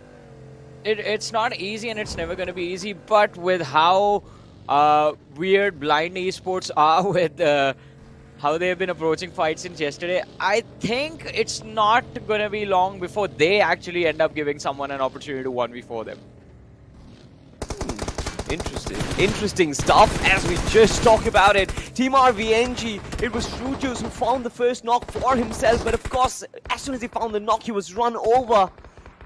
Final boss still trying to put up a fight. It's not going to be easy for Team Revenge. No retaliation whatsoever. It's Blind Esports who are completely trying to surround them from all different sides. No, wait, it's Team BST from the backlines, and Team Revenge, they are in a sandwich. They are in a sandwich, and this one does not taste good to them. Sonic Fox is trying to play like a fox, but Ronnie crawling towards him slowly and steadily. I think what Revenge have done is just put Blind in an awkward spot as Revenge is completely back off, and now Revenant Esports pushing towards Blind end up wiping them out. Well, you were in that NASA, you as better head on to space itself. And on the other side, the Revenge. Alright, look at this. There's a saying that goes, if you dig a grave for someone, you have to dig 2 of them because the other one is going to be utilized for you. And that is exactly what WSB came here to teach Revenge. Revenge backed off, Line got wiped out, and Karma just made sure that Revenge wasn't going to be in this game for long. I love the fact that you actually bring up these phrases because I'm not aware of them, but it was beautiful. I think it's absolutely true. The Team Revenge tried to spoil the game for Team Blind, but instantly got returned back with compound interest, of course. Just like you said, Karma was always present, was always watching from top, or maybe it was the BGMI gods, but Team WSB, they look strong, definitely. They've lost a player as a casualty, but of course, I don't think it's going to hurt them. They've been one of those teams, one of those dark horses who can, on their good days, wipe off the entire lobby with 3 players, Johnny. Yeah. I mean, they are extremely good in their attacking front. For sure, in terms of consistency, they haven't really shown their true potential. But we know, as a matter of fact, that when Zeref and Raiden and Scream and all these other guys go guns blazing, this team definitely has massive, massive potential. I mean, they do have a lot of potential, and they have been quite incredible as well. But again, I mean, with numbers down, you are going to struggle. That is also a fact. But as we were talking about that situation earlier now, I think because of how it went down between Blind, Revenge, Revenant showing up, WSB showing up. I think the next fight that we might get to witness might actually be Revenant and WSB. But WSB, we saw them take cover of that shack, so I want to see what Revenant's strategy is going to be for approaching that situation. But on our screens, we do see the players of Ruling since 80s, and I wonder what is going on here, because True False is in the blue zone all the way north of Lakavi towards that eastern edge. Rest 3 of his teammates are in the center of the circle, so this is the first time I'm seeing a strat like this. Yeah, I mean, even I'm not sure what exactly is happening, but I'm definitely sure what's happening with Sensei, right? With 11 first hit and a couple of other stuff as well, like including 4 energy drinks and stuff like that. Team Revenant, they are preparing for the worst. They are preparing for that last-ditch heal battle as well. And we know, as a matter of fact, Sensei loves these heal battles on the map of Sanhok. He was the one who pioneered this particular strategy and actually used it to success. Almost become unbeatable with a different squad when Sensei was at his peak with the heal battle. Sanhok was written for them every single time, but it's just the fact that the meta has changed and the game has sort of evolved that you don't really get so many points off the bat of a heal battle, or you might get even dished out even before the heal battle starts. But look at this, it seems like there is going to be a full-blown war right now between Team Asla and Do or Die, and Team Asla will try and climb, but they have been instantly shut down and completely wiped off in a flash. What? Palu and Avnish. Yeah. It's... I don't know what happened, Johnny. That was a 2v4. Like, it wasn't... There weren't a lot of players from the side of DOD to actually actively be a part of this fight. You look at the map, the other players are holding a flank angle in the distance, and Asla just ran in the line of fire. Avnish and his teammate Ashok. right there, I believe it was Ashok who was next to him, their intention was literally just to hide behind the rock and let the players of Asla pass them by, but Asla, being a little too over-eager, get finished in a second and a half, man. That was just quick. Exactly, I was about to set up to you for doing the play-by-play of that particular fight, but I was like, wait, what? Even before I set things up, it just absolutely finishes off, and I was starstruck for a moment of what exactly happened over there. And to be honest, it's mostly because Ashok, with that drop shot, got 2 players who were coming in from the left-hand side of that rock. Yeah. That was one of the most brilliant moments, because, of course, the fact that Avnish, if I'm not mistaken, he got the first player down, right? He got the first player down from the vehicle itself, got the second player down from the vehicle itself as well. It was the infantry coming in from the left-hand side that was the most important, but the fact that none of their shots could connect, Team Asla definitely are going to be kicking themselves at this point, as we have a circle in between Paradise Resort and Boot Camp. Now, 2 hot drops on the map of Sanhok. The circle forming right in between them. It's going to be interesting to find out what happens and who is going to get the central compound. It seems like Galactic Gamers are making the first move for it, Johnny. Well, Galactic Gamers are making a move for it, but it's not going to come for free. Ruling since 80s is there, and XNOR Esports, they have an opportunity to third-party Galactic Gamers, but they already have the shack under their control.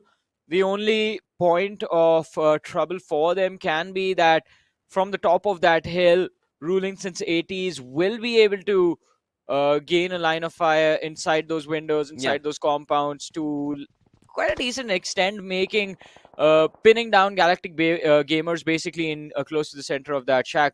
But again, with time, situations change, positions of teams change, and that can also change which team has the upper hand in the next few minutes. But let's see, WSB, we do see them again on our screens, as we did observe Zeref going down a few moments ago. XNOR Esports, they were there on that eastern edge, and now it seems like they are trying to gatekeep the players of Revenant from moving anywhere close to the center of the circle, and they are succeeding as of now, though. They are succeeding, definitely. Team Revenant, they are in a world of hurt right now. MJ from the backline still trying to provide cover, and Sensei is involved in another battle. He is completely battling against Dragon Esports, and definitely 2 players have been knocked out, but he needs to get more for his team, of course. It seems like Team Revenant, they are playing in a 2-2 split, and both these 2 teams are engaged against different opposition. Not really the best of news for the entirety of the squad, of course. Team Do or Die, they were the ones who were gatekeeping Revenant, but it seems like the tides have turned, and Revenant somehow have leapfrogged Team Do or Die and have entered the circle, or are almost about to enter the circle. However, casualties are going to stop them in their tracks. MJ is still getting revived. Apollo is there, hopefully might just be able to do so, but Do or Die coming in from the back lines will cause so much problems for Revenant. I just cannot imagine what is it going to be for Revenant at this point. You and me both, buddy. I mean, that is such an uncomfortable position to be in.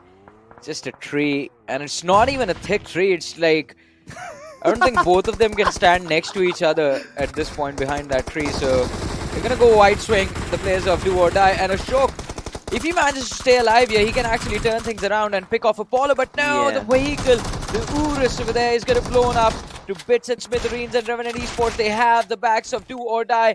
MJ is all that standing between Revenant and the early exit, and from the side of Do or Die, they had the upper hand when the fight began, but now they find themselves cornered, and WSB with a stun and a run over. That is a wombo combo put on display for the first time ever. Incredible from WSB. Incredible stuff, and they've spotted Max as well from Dragon Esports, who is running for his life. You might run away from the pathway of the car, but how will you evade the bullets? It was Cream, and he's now going to loot the crates off his dead opposition. WSB as well approaching MJ, who is the last remaining survivor for his team, of course. Does have the DBS to his advantage. The blue zone also might just help him, but no way. Who's going to stop WSB? Who's going to stop this team from pressing on to the accelerator button? Do or Die as well. Taking the brunt of the zone itself. Avnish will try and beat it, but has 14 first aid kits to utilize. I'm pretty sure majority of them came in from Sensei. But of course, how long will be able to hold on to himself? That is a question. His life is crucial for the placement points right now. Let's see, I mean, playing for placements is quite an important call for a lot of these teams. X7 though. Did take a few shots on WSB. There was another team that secured a knock. But going forward for X7 is going to be a challenge. They're going to have to make a run out in the open. And look at them. Smoke laid out. Time to get into those vehicles. But Nevin OP in the backlines is taking a little bit of pressure from the players of Spy Esports. And his teammates do not really have a position to cover him up. But now the zone is right on top of X7. And from being in a position where they were struggling, now they find themselves in a spot where the chicken dinner feels like an actual possibility. Yeah, the chicken dinner certainly is possible for Team X7 Wolves, and we know as a matter of fact, they know how to convert games. They know how to convert games and make it theirs, especially when a mistake or a situation has been granted in their favor. And in this situation, it is going to be the circle team Spy Esports trying to close the gap. But of course, from the distance, it's going to be X7 Wolves. A little bit of a retaliation is going to cause Pain to get knocked down. But of course, Evil is still there.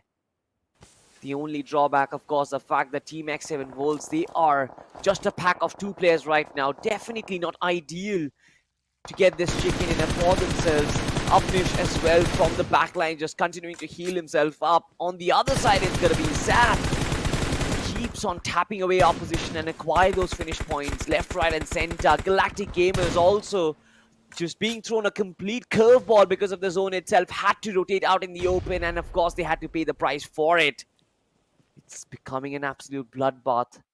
I just wonder, will X7 be able to hold on to that pressure with just 2 players? Because this circle was theirs. It was God-gifted. Yeah. Oh, no. It was just handed out to them, but aren't really in a position to do anything about it now. It has been taken away. And this game is down to the top 4 teams, ladies and gentlemen. Spy Esports present with 3 players. VST holding on to the 4-man advantage that they've had since the start of the game. Ruling since 80s is there with 3 players as well. Why is Krish in the blue? Oh, he's safe. The lad from DOD is actually in the blue, and Avinash is quite way back in the back line, so I don't think he's going to be a part of this game anymore. Last first aid being applied, and the stun is going to be there from the side of VST. They don't really need to do anything. Avinash is going to meet his demise eventually, but they do end up securing the point. But look at this. Avinash, before he went down, did make sure that VST, one of their players, is going to be knocked out as Gabbar does hit the floor. But VST, there's enough distance between them and the competition that they can go for the revive safely. On the other side, 3v3 situation developing between Ruling since 80s and Spy Esports. Team VST, what is Sue up to? What is Krish up to? Team VST actually pushing up toward the circle itself, making that attempt, making that run for money, of course, trying to challenge Team Spy for their space. And look at this, smoke clouds have been deployed already. They want to try and block Team Spy to take direct shots against them. It's going to be an artillery warfare for now, though. Nades in this little pocket of space can be extremely deadly because it can damage, it can take down the entire squad in a flash. One right nade is all that it takes. And Team VST, they're slowly progressing forward. But amidst both these two teams, I feel Ruling since 80s are in the best position because they are in the smack center. And they can capture finishes from both ends. They just need a little bit of a quick thinking and maybe the right positioning. And if the timing is right, they will definitely strike. But it's Team Spy who actually strikes first and takes down Krish, Johnny. They have secured the opening knock. And if they can convert into a finish as well, then it will be a 3 versus 3 versus 3 situation. Oh wait, Gabbar is here. How did he make it back? His teammates just left him in the blue as the blue zone was closing in. But I guess the man knows how to survive, knows how to crawl to safety. And VST, they're back with all 4 players again. This is not good news for both Spy Esports and Ruling since 80s. Stage 8 of the game. The blue zone will collapse in the next 20 seconds. But this, what is happening? VST, they step into that gap between the two boulders and take the fight against Ruling since 80s. And VST, they've taken a massive hit in that fight. 2 players down, Krish and Beast, Gabbar and Sue, all that remain. Spy Esports, they have the upper hand in this fight, but when will they realize this? That is the question. Spy Esports holding back a little. Sue, he's going to have the DBS in his hands to work with, but it's not going to work out. The 2 players from the side of Spy, enough to secure the win, enough to wipe the lads from VST, and enough for the chicken dinner. I mean, this was a proper triple threat in the end, of course. The 3 teams coming in from 3 different angles, all of them having proper numbers to actually put up a decent fight in the end.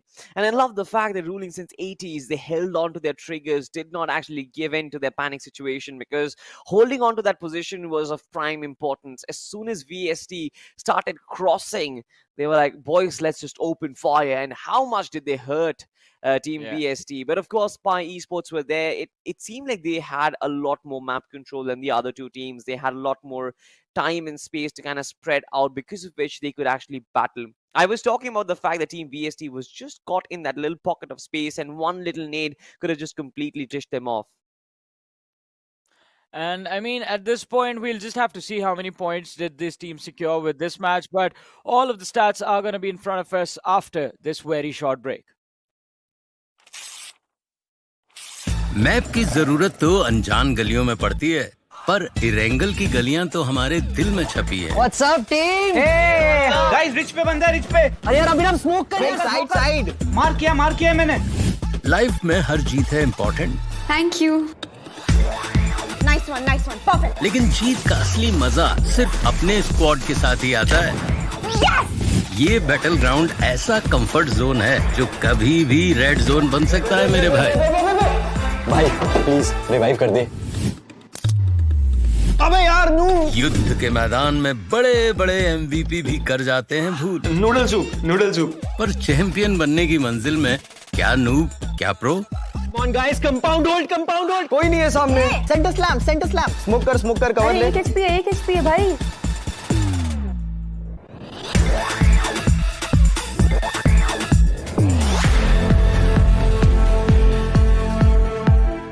Game हम सबका है, धड़कने और जोश है हाय।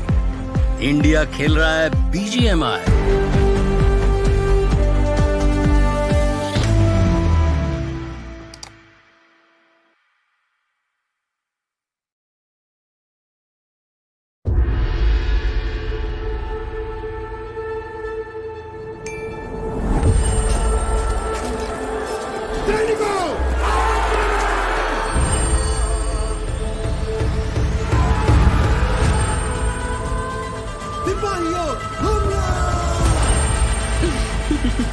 अब तुम्हारी बारी।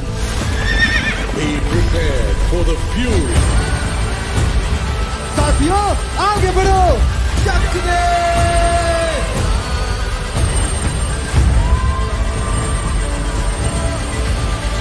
खत्म कर दो।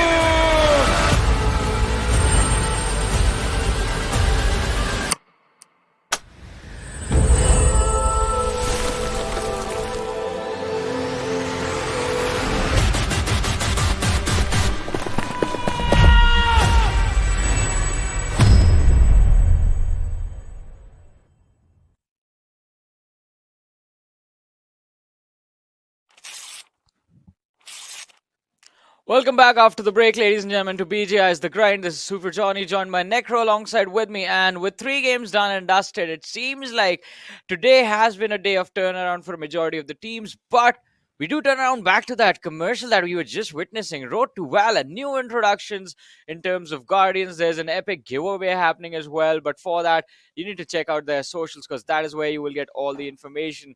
But coming back to the conversation, Necro, the start of the day, the momentum that these teams are building for themselves. Are you happy with that? Of course I am. I mean, but I still want teams like OG to sort of step inside the fray once again, man. Yeah. Because OG is right next to Godlike inside the overall standings, or at least when we started the day off, that's how the course was. Now, first game, CS Esports being able to showcase themselves as usual, nothing out of the box, nothing ordinary. But then inside the second game, Hyderabad Hydras just personifying that perfection. Now, I want to see something like that from the likes of OG once again. I mean, it's not just you. I think all the fans are hoping to see these two teams deliver. And they are also joined by a few big names in the bottom of the rankings, to be a little bit more precise. But we do have the highlights of the previous game, and it was an incredible match. Starting things off with the way Team Tamilas were eliminated, and then Redemption Crew getting third-partied immediately right after by Gujarat Tigers. Then Gujarat Tigers getting third-partied by the players of Liquid, and in a few short moments, Revenant Esports were there in a fight against Blind Esports as well. And Blind showed up, I think, to try and take on the players of Gujarat Tigers. So it seems like every single team fight that we got to witness was all connected. Indeed it was. I mean, inside the replays too. Finally, Revenant Esports sort of really just showcasing themselves. That hidden talent that was kept hidden for such a long time from Revenant Esports, now it's not hidden anymore. Because they accidentally, or I don't exactly know accidentally or what, but they sort of faced against the biggest titans and actually come out on top in that fight as well. And that should give them a little bit of more confidence booster in the upcoming games. Now, Asla too, up against the players of Do or Die, and Do or Die is another one of those teams that is not doing too hot in the overall standings, Johnny. So every single point they accumulate will be added to the overall tally. Exactly, and I think they need every single point at this time of this tournament as well, especially considering it is the last day of BGIS The Grind, ladies and gentlemen, round 3. And today will decide which teams will be a part of the top 32 moving forward to round 3 of BGIS, and which teams will move to BGIS's round 2 as the bottom 32 teams qualify from here. Towards the end, though, I believe, Spy Esports, they had a wonderful position to close out the game, and they did, in fact, as well. But I also have to say that VST, they did kind of throw away the added advantage that they had. I mean, VST, it's one of those teams that sort of showcased so much of capability inside the round 2, and then in round 3, it sort of started to fade away. But now inside this game, they definitely did had a really big chance to capitalize up and maybe try and press on the Chargers even better, and they did so as well. taking down one of their opponents in the clotheslines, but still, considering they were a little bit too vulnerable, it was just a free opportunity for the players of Spy to pounce on top of them and claim that chicken dinner too. And Spy Esports, another big point of concern inside the entire tournament. I hope they're going to find themselves inside the top 32. Everyone's going to be hopeful for that. I mean, Spy Esports, they did show up quite strong in the initial rounds of BGIS, and even in the second round, the performance was quite decent. But round 3, for a lot of these big names, is not working out. I think Blind Esports is only one of those teams that have actually kept the momentum from day one till now. Everyone else has been shifting up and down. And I think the next map, again, we will be moving forward to the map of Vikendi, which is proving to be a challenge for the teams. For basically everyone, unless you are one of those teams that do like to take control of the slow slot zones. But it will be interesting to see what the rankings now look like, in fact, after Sanhok as well. Because that map can change everything. It indeed can. But you know what? For now, let's move on forward and take a look at the MVP of that previous game, because that's going to clear a lot of the things. I hope it's going to be someone from the side of VST, considering they were actually able to stay alive to the late game stages too. But no, it's going to be Raiden from WSP who actually steals the limelight in his favor with 5 finish points acquired from WSP. And WSP, another one of those teams, Johnny, that sort of entered inside the BGIS or in any other tournament with an underdog state on themselves, with an underdog just stamped on top of them. But now the performance has sort of justified everything for them, and you cannot even call them an underdog anymore. I do agree with that. I mean, this team has been quite incredible, and it's hard to believe that these players are kind of fresh to the circuit and kind of new faces that we're witnessing for the first time. They play like veteran, tested players. But we do have a look at the top 5 players, and we do see Raiden followed up by Tsunami from Gujarat Tigers. Then there's Zap and Gyro God from Spy Esports, and of course MJ from the side of Draven. And all these teams were like quite phenomenal in their run in the previous game. I mean, Gujarat Tigers, talk about the first early game fights that they were a part of, wiping out basically 2 teams, one after the other. Revenant Esports, brilliant third parties executed today, and they worked out quite nicely for them, and we do see the impact of that in the overall rankings, as Spy Esports do walk away with the first position with 21 points. But as we're talking about Revenant, they have 9 points from this match. I mean, I would like to call this slow and steady wake-up call, but at the same time, the wake-up call is a little bit too late. So you cannot even take those baby steps anymore, Johnny. You need to take those big steps inside the overall standings to find yourself somewhere in the top 32. Revenant Esports is one of those teams that have been sort of a really big disappointment when it comes to the performance, but for them, that was definitely quite a tough pill to swallow. And hopefully, now they've finally realized that, okay, what's lacking in them, and hopefully they've patched out all the stuff, all the holes that were in there in their game style. Now let's move on forward and take a look at the second page, though, because this is where we're going to see a little bit of upsets inside the lobby. Blind Esports, Asla, Team Tamilas, Liquid Esports not being able to perform. I don't know what's going on with Team Tamilas especially. Yeah, it's kind of hard to figure out what's going wrong for Team Tamilas. I mean, we know for a fact that this team does have a lot of potential. There are a few veterans in the team mixed with a few young players, but the performance is not really justifying the kind of history this team has had, and it is quite brutal for every single person who has been rooting for this team as well. But they've made it this far, and they are already heading to BGIS. In the middle, they will have a little bit of a time a few days to actually go through the wards of these matches and figure out what were the mistakes made, where were the mistakes made, and fix them as soon as possible. Because right now they have that safety cushion of being a team, as we mentioned already, qualified for the next round. But over there, things are going to be different. Yeah, I mean, I just hope that teams realize how much of the stake is on the line. They need to realize one thing, that this is an official event. They need to work so hard if they do want to make their dream come true and be the champions inside the entire BGIS. It's not going to be that easy of a story, guys. You guys need to work extremely hard. And speaking about working extremely hard, even Team Godlike, they need to do so. Velocity Gaming as well. Even this team needs to work really hard. Same thing can be said for the likes of Big Brother Esports as well, but still, considering today they're not really going to be the focus. The main focus is definitely going to be on Godlike and Velocity Gaming. That is true. That is true. I mean, from this group, it will be Velocity and Godlike that everyone's going to be looking forward to. And especially Godlike in particular. I mean, because The position in the overall rankings where they are right now is not really where we are used to seeing them. Godlike from day one has been a name that is known to compete for the trophy, and they still eye for the trophy as well. But you can't really reach it when you're all the way at the bottom, and the trophy is only going to be handed out to the people at the top. True. At this point, I mean, I know it's not about the prize, it's not about the trophy. This is BGIS the grind, not BGIS, and not the top 16. I understand that, but it is also Team Godlike. In a situation like this, we expect them to dominate. We expect them to play like what Blind Esports is doing right now, because both those teams they do complement each other quite nicely. Godlike used to be known as a very aggressive team. They had the players to back up that aggression as well.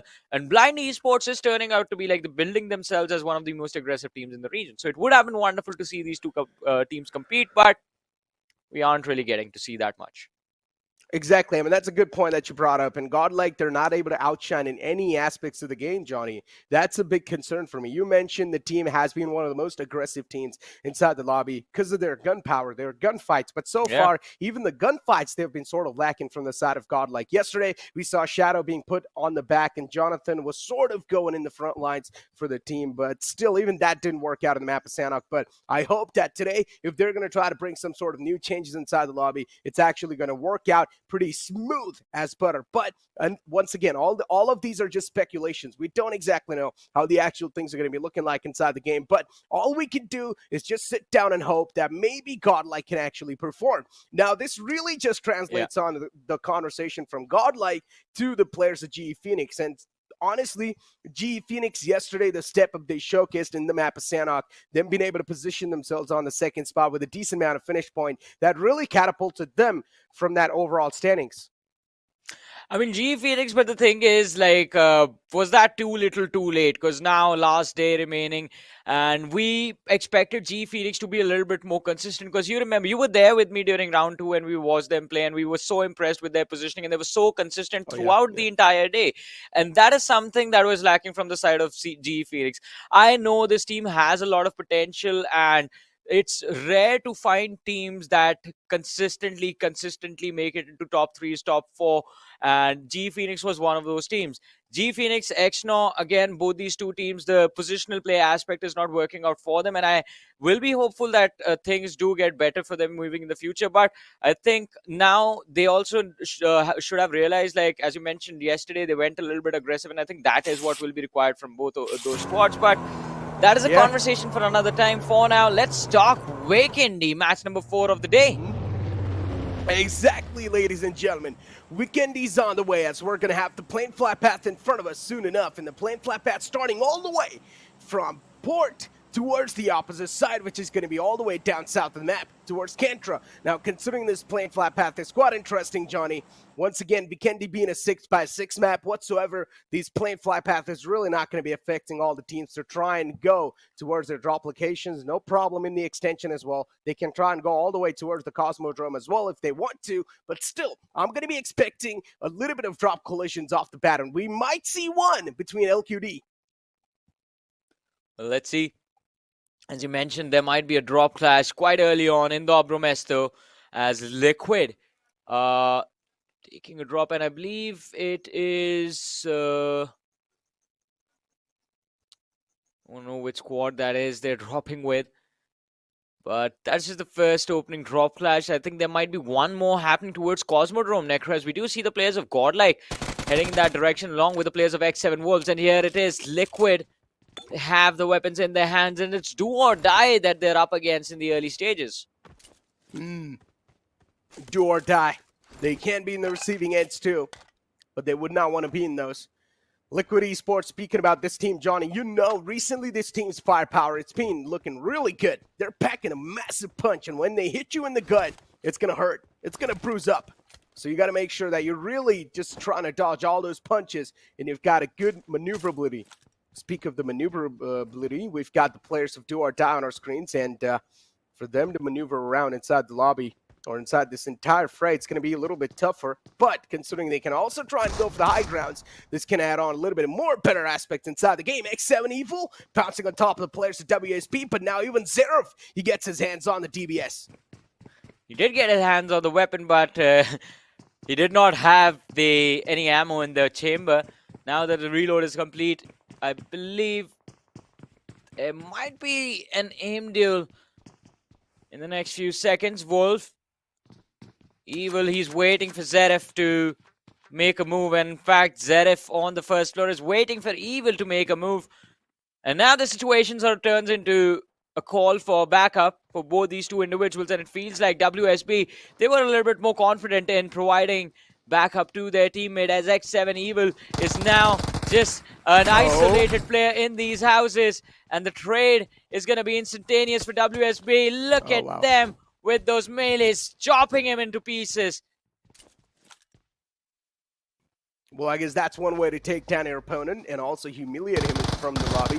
Untitled Esports 2 now getting bounced on top by the players to Spy, and they get eaten alive. This is not a way you want to get taken down by Spider Esports, but a good start for Spider Esports whatsoever. As I mentioned, this is what Vikendi really brings on the table, considering it's sort of a new map inside the competitive pool as well. Teams still, they haven't really figured out their drop locations in general, so still there will be a couple of collisions in the early phase of the game, but then in the mid-pack, this is where the real podcast hours really do tend to kick in.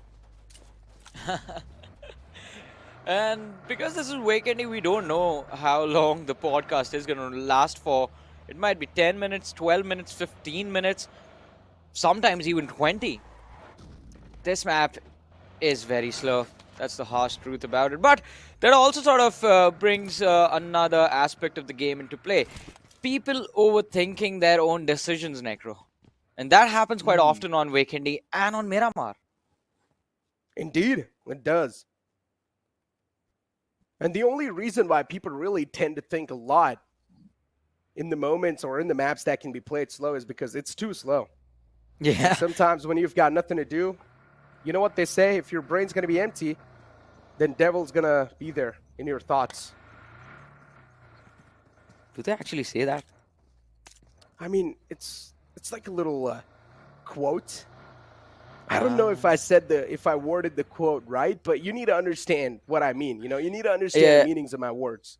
I think it's a quote in Hindi, right? Yeah. Yeah, the original one.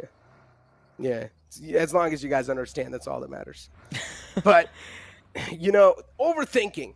If you're not going to do anything and just sit down at one spot, then of course you will be sort of anxious. You will be overthinking a lot. The similar stuff goes down in real life too, right? If you're going to keep yourself busy, then you won't really overthink. So it's the same thing inside the game as well. I do completely agree with that. I mean, it's quite common both in reality and inside of the game. But we did see Asla Esports a few moments ago. We were having a conversation about overthinking, and I think Asla have again started to overthink their own calls because they were wiped out early in a 4v4 in the previous map, and now again caught off guard. The players of Asla might go down, but Toxic finds the opening and secures the finish. It was a 3v1. He's brought it down to a 1v2 for the next few seconds until the entirety of Spy Esports is right next to him. Do you think he can win this? I think so, he can. All he needs to do is isolate the fight on the staircase. Let the players funnel in one by one. This nade's really good. At least it's going to delay the push for a little bit, but for Toxic, still needs to watch out for all the possible angles. I'm not a huge fan of this position that he was holding for a second. He needs to keep on holding the entire stair lines. And the only reason why Toxic is moving around so much on the upper floor is because he wants to confuse his opponents. He wants to give them so many fit kills that still they would be in a massive confusion on exactly where the opponent's position and where they should toss all the utilities to. They tossed in the front. It's going to be actually a smoke grenade too to deny this man's line of sight because they know the shotgun, all he's trying to do is funnel them from the staircase. But still holding that same angle is sort of going to give them an advantage. And a Toxic already finding out another knockout for Argos down from Spider Esports. This is not the way they wanted to start things off. It's Spider Esports losing out on the man number. Another man in the clotheslines. A lot of shots missed from Toxic. This is not a moment he wanted to have inside the game whatsoever. It's going to be capitalized in the end. Spider Esports, once again, they conquer their demons and they come out on top. I mean, it was a valiant effort from the side of Toxic, but Asla, they could not really do much. Toxic, his teammate, tried to close in to give him some backup, but he was knocked out on the outer side. It was clearly visible on the radar, but Toxic, as you mentioned, his vision was denied with the help of the smoke, and he tried his level best, was able to bring down the numbers to a 1v2 again, but the moment he stepped outside, it was important that he secure Spy's knock, Ban's knock as quickly as possible to be able to take on the last remaining individual, but that did not really happen, allowing Spy Esports to just pinch and collapse upon him. First squad wipe of the game, and it's Asla Esports with an early exit. Team Psych now, though, on our screens. Close to the center of the zone, and look at this replay. This was absolutely brilliant. The first knock, the second as well. Completely relying on the sound cues, and then this is where it all came to an end. Had he been able to secure that knock, then it was a final 1v1, and with the DBS, it should have put him at an even ground against the opposition. Yeah. Let's speak about the even grounds right now. Godlike in their vehicles, going on a long drive. So they're having a good time right now, Johnny, in general. Right, we've got S-Power, Jonathan, Z-God, Neo. Now the squad's definitely complete. But still, let's see how things are going to look like for this entirety of the squad, because soon enough they're going to be running against the players of X7, and as usual for Godlike, the map awareness really lacking, but now they're also looking to take a fight against the players of X7 Wolf. I'm loving this approach from Godlike, but let's see if this uphill battle is actually going to come out good for them or not. Neo finds the first knockout. What a way to pounce on top of the opponents. He's found the prey, and now still looking to get the confirmation down, but Z-God are going to be tossing in a couple of nades in there, and look at that send in from Godlike. Hey! Jonathan has power directly on top of the house. They've also got the high ground inside this entire house as well. This is a heroic entry from Godlike. This is a monstrous performance that we are about to witness from Team Godlike, I guess, at this fight. Parking the car on the top of the roof. But no, Neo, he was charging in, and his own teammate's nade is going to be the reason for his knockout. Z-God, he's on the outer side, knocked down as well. And Godlike, what is happening? They're just falling apart. It's just Jonathan left between his team and the early demise. Will he be the savior, or will Godlike just not be able to win anything in today's performances? The revives are coming in from the side of X7. Godlike, they're not even resetting. Jonathan is just waiting for X7 Wolves to step in. Yeah, Jonathan knows the man stepped up front and upper floor. That's what Jonathan knows.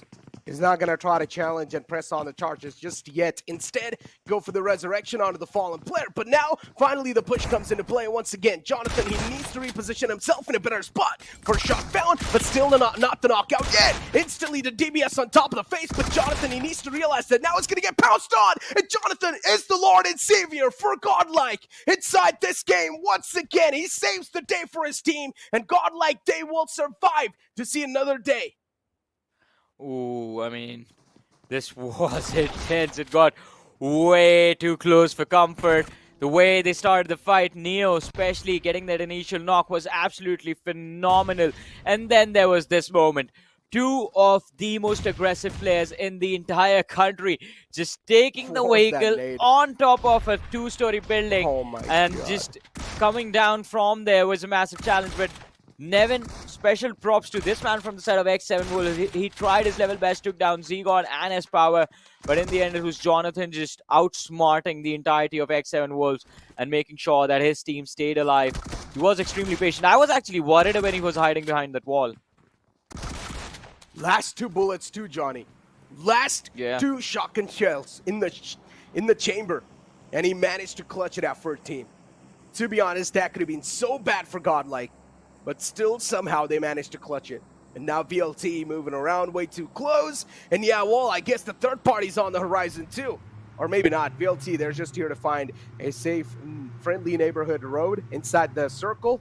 They're just looking to rotate. That's all they're trying to do. Well, for now, they're just trying to rotate, trying to find a position close to the center of the zone. It's not going to be easy. Look at the massive cluster that's there. Gaining any sort of cover right now. Going to be a challenge, but they do find these small houses, small compounds quite close to the center as well that Velocity can actually use in the mid-game stages. They have made the decision to hold on to these small compounds. Look at this. Revenant Esports Fierce on our screens. The previous game, they were able to rack up a few finish points, but this time around, they are taking things a little bit slow. They indeed are. And as I mentioned, now the podcast hours are going to kick in too. Unless if some desperate team's going to walk inside the fray and try to claim a compound, because they know all the good spots are already going to be booked by the teams that managed to rotate inside the circle early. So, yeah, for even Metal Esports, they're in a really comfortable spot, in a cozy spot, actually. All that compound just for themselves. They're going to be chilling for a while. WSB2, they lost out on Raiden a while ago, but it's not really going to be affecting their future performance or their future stance inside the game of Vikendi. And you know what the best part of Vikendi is? Even though you lose out on one of the players early off inside the game, as long as you're going to be able to position yourself in the smack center of the circle and get as much as advantage as possible, the game is still winnable with a 3-man squad. Yeah, true. I mean, because in this map, you don't really have to worry about a lot of the awkward situations like on Miramar, gathering information at long distances, or on Sanhok, making sure that you're cleaning the floor, sweeping the floor as well, at least to avoid anyone just being thrown down behind rocks or behind those trees. On Vikendi, you can hear the opposition coming to your direction if you are holding the position properly. But Shob right now heading towards the players of Godlike. Oh no! It seems like he's running to his demise, but no. Z-God runs behind that wall, the corner, right in the nick of time, and Shub, he also realizes that he might be in a sticky situation, so he just falls back behind the cliff. He's going to try and take another way up. For WSB, they're not a team to back out from a fight. They won't try to take it, but the problem is that they're not really in their comfort zone for now. Because even though Wall of Death is sort of chipping out a lot of damage on the falling comrades, they need to make it inside the comfortable spot in the circle, and then maybe they can try and pounce on top of the players of Godlike. But still, the first knockout needs to be found. Someone from the side of Godlike needs to make a mistake of moving out in the open. Jonathan and Neo sticking around each other. And because of that, there's a low chance or low probability that these guys are probably going to be walking out in the open. Soon enough, the next circle is going to follow up as well. And as I mentioned, in the map of Vikendi, for the couple of stages in the early game, it will just keep on centering on up. So no issues. The teams that are going to be in the center of the circle, they are going to be chilling. They're chilling for now. In the last few days, we have seen the 4th and the 5th zones in Vikendi throw a curveball to a lot of these teams, but this time, I believe not a lot of these IGLs are anticipating or expecting that to happen, since all of them are just holding on to those centers, and now even Team Godlike looking to find a comfortable position. But look at the radar, there's a squad right behind them on the map, Necro. Yeah. And it is the players of WSB too. As I mentioned, they're not a team to back out from a fight. And speak about backing out from a fight, we've got VLT on our screens, and Velocity, one of the players was knocked out. Actually, Immortal is completely wiped out from the game too. So Octavius, he's going to be able to patch himself up. VLT back on a 3-man squad once again. But the potential fight that's brewing up against the players of WSP and Godlike, that might happen soon enough in the future stages of the game. But WSP, as I mentioned, considering for them, they're not really in that comfortable of a spot. They still need to chill out. At this point in time, at this phase inside the game, all the teams will try to do is spot out teams around them. And then maybe in the future, if there's going to be a hard shift, that's when they will try to move away and just utilize all the information that they were able to gather in the early phase of the game. This send-in, man. Yeah. that has to be like a marketing campaign for the car now. Straight to the roof. Yeah. It's all about the stability. No idea what happened right? to X7 Wolves in this one. Well, they just got absolutely destroyed. Look at this. DBS in action, yeah, that was... gentlemen. Oh, man. But I guess we're back to the podcast, Mr. Necra. Yeah. What are your And these thoughts on Psych? podcast We haven't hours. really discussed Team Psych for a while now. I mean, they really haven't been getting a lot of limelight, though, right? True. And Team Psych in round 2, yeah, some glamorous performance without a doubt. But inside the round 3, it's tough to discuss anything about this team, Johnny, considering all these teams are underdog teams, and if they're really not going to be getting a lot of limelight, it's even tough for us as commentators to speak anything about them. Yeah. Because they just I haven't mean, really it's been always able to showcase themselves. It's always quite difficult to talk about the middle pack because you don't really know what's happening over there. You know the top teams are always going to be performing better, the bottom teams underperforming. Middle pack is where things go completely chaotic. Anything can happen over there. But look at this, talk about anything happening, and we do have Zeref from the side of WSB. He was lining up a nade to take down Jonathan, but it hasn't really connected. Neo was running out on the outside. I think Zeref intended the nade to go through that window. No, Zeref actually had a chance to strike down Neo if he wanted to. But I think he was too busy with the nade cooking up in his hand, so he just sort of gave up on that. Yeah. And now Godlike, but the return nade's coming into play, and Jonathan, once again, this man's got the golden hand, and he finds the knockout against the players of WSB. Zeref knocked out. Neo making a move instantly against WSB for going for that confirmation. Godlike knows exactly where the rest of the players of WSB are too, but Neo is taking a lot of risk right now. This man's playing with fire. He needs to retaliate right now and go back to his teammates. Let's see though. WSB, they don't really have a lot of options. Last 2 players remaining. They can't really figure out a way to enter the zone as well at this point in time. Almost all the entries, all the edges are going to be covered by a lot of these other teams. Falling back the only way to survive for WSB, and they're taking a wide rotation, moving up towards Villa. I don't think how far they can go this way as they finally turn again towards the zone. In the distance, we do see the players of Do or Die, and it seems like that is quite close to the compounds that WSB have decided to take for themselves. Do or Die might actually be in a position to finish off WSB. And in fact, it is true from the other side as well, where WSB can take off a few individuals from the side of Do or Die, since I believe it's a 2-2 split that Do or Die are playing with. Indeed it is. And what a knockout. Nicely done. Patience on that trigger. And sort of was able to get that knockout as well. And now the opponents are going to be triggered as well. Godlike once again eyeing out another one of their opponents in the name of Spider Esports. Bad and Asur. They're right next to each other, but still Team Godlike, they don't exactly know where the enemies are positioned too, so they need to be a little bit careful while they're going to try to approach this fight. Neo has already stepped inside the compound, but one of the threats actually way too close. Neo, this could have been so bad for him, but eventually the opponent's hands were busy as well, and he manages to capitalize and shut down that man. Spider Esports, not the start they wanted to have, but Team Godlike definitely back to the roots. This is the Godlike we've been seeing so far from the past, and now finally the demons have awakened inside the lobby.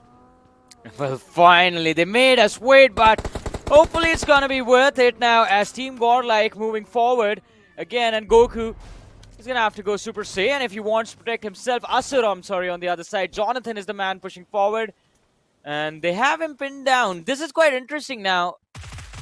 Look at this. They are in a 3v2 situation, but a little bit of a distraction as Z-God shows his back to the opposition, and Asur goes for the punish. Now Neo, we do see the Zima moving around in the backlines, and I think Team Godlike, they might have just given up on their teammate. Nice. No revive for Z-God, but Jonathan does go ahead and secures an important trade for his team. 2 players from the side of Godlike still remaining. Goku, here he is behind this boulder, and Jonathan with this nade is looking to end the misery for the lads of the other team. Spider Esports, last glimmer of hope in the name of Goku. And Jonathan, or the entirety of Godlike, still just driving around, but they don't exactly know where that single foe is from Spider Esports. And Goku's still behind that bridge.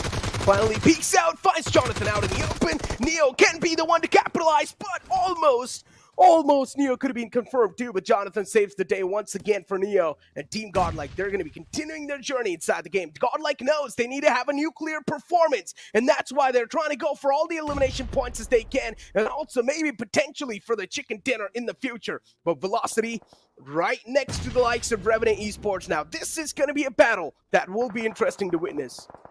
And this battle can decide how far they can go in this game. If they can protect their numbers, maybe we can see them finish this with the chicken dinner as well. As Revenant Esports right now putting up a lot of pressure on the players of Velocity, have gone on to secure the opening knock in the fight as well. And Velocity, they can't really do anything about this. Look at this, Octavius, he's going to Molotov MJ's position just to make sure that MJ can't really overaggress upon them. But that player, that individual MJ is not the problem. The problem is Apollo, and faced with that high ground advantage, we're just constantly lobbing so much utility on the players of Velocity that they can't really move around. I mean, Revenant Esports right now, still with that high ground, you can say that they've got a lot of advantage in that fight. But still, they're not really able to convert that high ground advantage into these knockouts. Once the knocks will be found, then maybe Revenant Esports can try and press on the charges a little bit more. But Revenant Esports, they're starting to get so desperate. This nade was way too close, almost could have actually found a knockout as well. But now the problem is that Revenant Esports, they've ran out of resources. They do not have any utilities to force out the players off Velocity Gaming. And finally, they're going to try to move away from this fight, give up on that entire scenario. Talking about scenarios, reaching the end game. Few short moments, 56 seconds before the blue zone collapses. Team Tamilas, they've managed to survive, they've managed to stay strong this long. All 4 players still remaining, and they have quite a comfortable position, or had quite a comfortable position for themselves until the zone completely abandoned them. But still, a straight line entry from the northwest is very easily executable for Team Tamilas. They have the numbers to check their surroundings. But now looking to clear the backlines before they actually decide to move in. VST on one end, Blood Rose on the other, Big Brothers, sorry, on the other. And there's one more team just a little bit east of the lads of VST. I think that might be Godlike, the players of Godlike, but no, Godlike is on the other direction, and they have just gone on to eliminate Velocity Gaming. This is it, ladies and gentlemen. This is what Godlike was about. Jonathan and Neo, one of the best duos to ever be inside of this game, now showcasing what the golden era was like. I mean, Jonathan and Neo, finally, the 2 brothers back inside the action. But eventually, they get wiped out from the entire fray because of the lack of information they had inside the lobby. But still, they got taken out with 9 finished points total accumulated. Now, Liquid Esports, too, they're going to follow up the fray. Even they get eliminated from the lobby. Team Tribal Esports in the clotheslines, or Team Tamilas actually is the one in the clotheslines, and Maverick Esports is in the opposition. For Maverick, they've got the man advantage, but for Team Tamilas, they're sort of in a massive disadvantage inside this fight, but they still do manage to find the first 2 knockouts. They've got the advantage once again back in their hands. They do have the advantage, but look at this, Mavericks. I don't think Mavericks are walking out of this in one piece, or in any piece, in fact. Team Tamilas, with the amount of pressure this team has built up, they are looking absolutely phenomenal, flawless in this squad fight. They have one individual knocked out, Goku, but Manti's there right next to him. But this might be trouble, as VST, they are here for the third party. And, well, even before they go in, they're going to lose out on 2 of their individuals. VST in a world of hurt, as Krish is the last player remaining for his team, and he's constantly lobbing utility indoors to try and finish off Team Tamilas. He's going to be able to secure a finish point from the side of Manti and Orva. What will he do? Will he get the revenge that he's looking for? He's been spotted out through the window. He steps out, goes to the peak, and wipes the floor with Krish. Team Tamilas, they have 9 eliminations on them. They made it into the top 6, but this is not enough. I think I want Team Tamilas to move forward in the top 3, but that might not actually be possible since GE Phoenix are here. Yeah, even them now back inside the fray. This is where the problems are just starting to stack on top of each other. GE Phoenix, at least, this is the one last man alive named Vixen. Let's see what Vixen can try and make happen inside the lobby. Now going to try to surround himself, or at least go on the opposite side of this compound wall. Vixen knows that things are going to be way too tough to try and take down that last man from Maverick Esports in the name of Biscuit. How is he going to dip Biscuit in the water? That's what his main question is. If he finds out the good tactic, well, Biscuit will be saying goodbye to the game. Yeah, you know how biscuits, when they stay too cold, they get stale? I think that might have just happened, as Biscuit is the last player from his team. Orva is the last player from Team Tamilas. Vixen is the last woman for her team, in fact. And I think it's just Medal and Revenant and Psych who've managed to save their numbers. And look at this. Revenant, they're not going to be alive for long. If you rotate like this, you're going to get punished. This is just fundamentals of the game being broken down. And Psych is putting up a lot of pressure on Revenant. Fierce. Nice. Impressive spray trace over there, just trying to connect those headshots consistently on that individual, and he does succeed as well. But the utility being lowered upon the players of Revenant is actually proving a little too much for them to deal with. They are getting delayed constantly. Oh look at my this. God, Sirvi, these nades. it's just brilliant. Saad goes on to secure that knock on Apollo, but Sirvi's nade, I believe, might just secure the finishes. It might. Before Revenant Esports, they need to crawl back to safety. Fierce is the only man left alive and standing inside the lobby, but these nades from Sirvi, they're just putting in so much hurt against them, and also finds the confirmation against Apollo. Sirvi is not going to let him go out of harm's way just like that. He's going to try to press on the charges even more. Saad was in the close, but then he gets dealt with instantly by Fierce. This man is definitely quite fierce in these clotheslines, but let's see, because he's got two big hurdles approaching him soon enough inside the lobby. Once again, DB is pulled out for the clotheslines. 6 bullets in the chamber. Soon enough, the chamber's going to be empty too, but it's not going to matter. It's going to be Atlas who puts the full stop for that man in the front, but still Revenant Esports, they're back up and running. They've still got one man left alive inside the lobby. Metal Esports now up against the likes of Psych, and I don't think so. This is going to be the one who survives. Well, let's see. I agree with you. I think Medal, this is their win. Atlas, he was known to carry the weight of the world, but in this game, just the pressure of Revenant Esports was enough to put him on his knees. And Sirvi, that's just the last finish of the game. Last player remaining from the side of Revenant Esports, Sensei. And you called it at the start when we saw 11 first aids on this man. We knew he was going to go for a heal battle. And, well, that is it. That is the final position for him to be in. 3 first aids remaining. Metal Esports, they are just looking to hunt him down if they can see him. But by now, we all know there's going to be chance in the game going around saying, let's go Medal, and, well, they're going to go get themselves the chicken. One elimination while you're going to get away from the game. Maybe, Sensei, you can try to make it happen. Red dot. That's the problem. He did not have a better scope on his gun. Yeah. Maybe if he would have had a 3x, then things could have been a little bit different. But Sensei still able to get that second spot secured for his team with 7 elimination points wrapped up. That's a good outing for Revenant Esports. But Metal Esports in general, once again, just showcasing their dominance inside the lobby. But Metal Esports, if you speak about this team, Metal Esports sometimes is just really weird. Sometimes they play completely defensive. Sometimes they play completely offensive. And it's just so tough to tell if inside this game, Metal Esports is going to be playing offensive or defensive. It's really tough to tell. I do agree with you. And it's not like they are very good at either one of those play styles. It depends on the situation that they are in. But it's a good thing to watch them at least work both ways. I mean, if they want to play slow, they play slow. If aggression is required, they do that as well. So it's quite wonderful how they are improving themselves. Indeed it is, but in general, we know how things have been looking like in that previous game. Before now, it's time for us to shoot to a short break. You guys don't go anywhere. We'll be right back.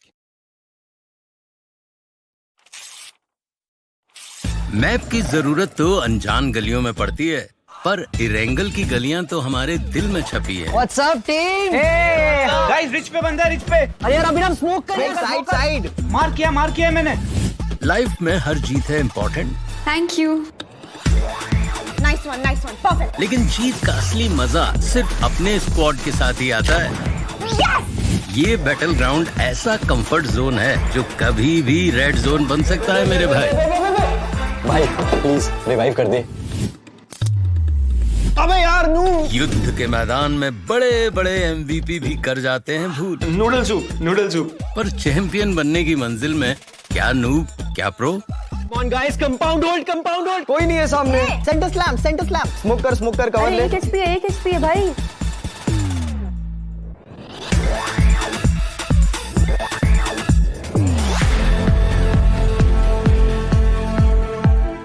Game हम सबका है, धड़कने और जोश है हाय। India खेल रहा है BGMI।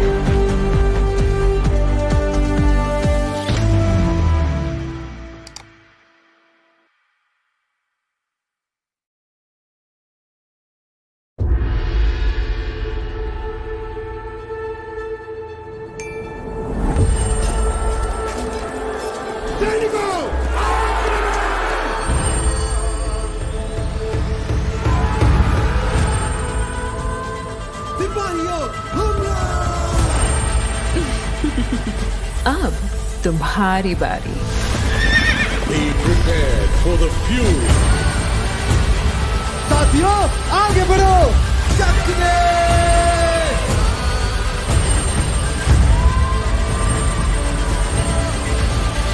खत्म कर दो।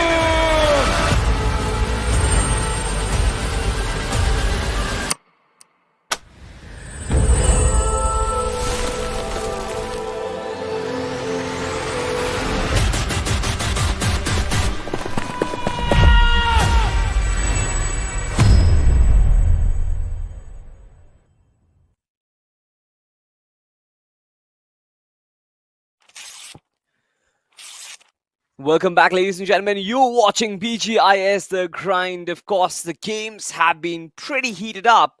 And of course, we will break down the game of Vikendi to you guys, of course. But before that, I have some exciting news for all of y'all. An Indian faction is getting added to Road to Valor. And of course, there is enormous excitement amongst the fans. In the social media handles, first of all, go and follow the social media handles. And in the event called Guess the Guardian, comment down the names of the Guardians which you think will be added to the game itself. And if you're lucky, and if you add your IDs correctly in the comment section, you might win some crazy rewards. But with that being said already, ladies and gentlemen, Necro, I want to come back to you, of course. And what do you think of this whole game itself, and how did you think it panned out? To be honest, the game was quite interesting. We finally saw Godlike back inside the action, and this is the Godlike that we all wanted to see. Neo and Jonathan, this duo once again chopping inside the fray. And in general, Godlike was just going after fights after fights. Things were just so interesting. It was heated up in a really good fashion in the map of Vikendi. But as we all know, in the mid-pack of the game, things settled down once again, because at the end of the day, the circle is going to keep on centering up, and things will get way too easier for teams to try and reposition themselves inside the lobby. Spider Esports 2 was up against the likes of Asla, where they managed to put a full stop, but then this fight from Team Godlike could have been really bad, but eventually Godlike been able to recover from this fight at the end of the day, sort of saved the day for them. I mean, this move was probably from a Rohit Shetty film. Imagine a car, you drive it by and you actually land up on the roof itself. That was a highlight moment, of course, for all of us. And then, of course, just like you mentioned, Jonathan was equally brilliant. Just getting so many knocks on the back of that DBS, absolutely scintillating. And for Team Godlike as well, right? This is their last-ditch attempt to actually make it inside the top 32. So you can't really blame them for going in all-out aggressive, can you, Necro? No, we can't. Absolutely cannot. As I mentioned too, Godlike, they realized that, okay, it's our last game. It's either nuclear performance or pretty much just go home. Go big or go home was the game style for them. I mean, they're not actually going to go home, ladies and gentlemen, just to let you guys know. Now, they're probably going to be qualifying for the round 2 itself of the BGIS, which is the main tournament. So directly entering inside the round 2, Godlike will still be there, but now they will just need to take an extra step compared to all the other teams that are going to be managing to place themselves in the top 32. Absolutely, but of course this is one of the teams that I've been really looking forward to, Team Tamilas, right? And their performance, of course. This one fight was absolutely deadly. Jonathan and Neo just showing what they were capable of just really brings back memories, ladies and gentlemen. But Team Tamilas, do you think they are back to their brilliant best, or do you think that it's still under the process of reviving themselves? Still under the process, without a doubt, because Team Tamilas, once again, there's quite a lot of shaky moments too. Look at this fight. This fight blew it up on the screens. I mean, they already did have enough amount of finish points to back themselves up, but I would still say that this is not Team Tamilas at their fullest potential, right? We know what they're capable of. We know what they can sort of pan and bring inside the lobby, but still, I just want them to perform even more better inside the lobbies because, yeah, right now, the competition isn't at its fullest level. Inside the BGIS, which is going to be the main tournament, the competition is going to be rising even higher. So you need to be making sure that for the main and the official tournament, you are going to be at your best and your peak form. Exactly. You have to find that peak at the right moment is what we always suggest, right? We've seen a lot of teams in the past, Necro, who sort of peaked at round 1 or round 2 of the grind, but eventually when it came to, when it actually mattered to qualify, they could not actually put up a performances. We have multiple underdog teams who showed some great performances in round 1, but then could not progress further. It's not just underdog teams as well. Many big teams who just absolutely popped off. For example, Enigma Gaming, as a matter of fact, they popped off in round 1, but then could not qualify round 2 onwards. Now, this is one of the reasons why I always say that you have to find your peak at the right moment of the tournament.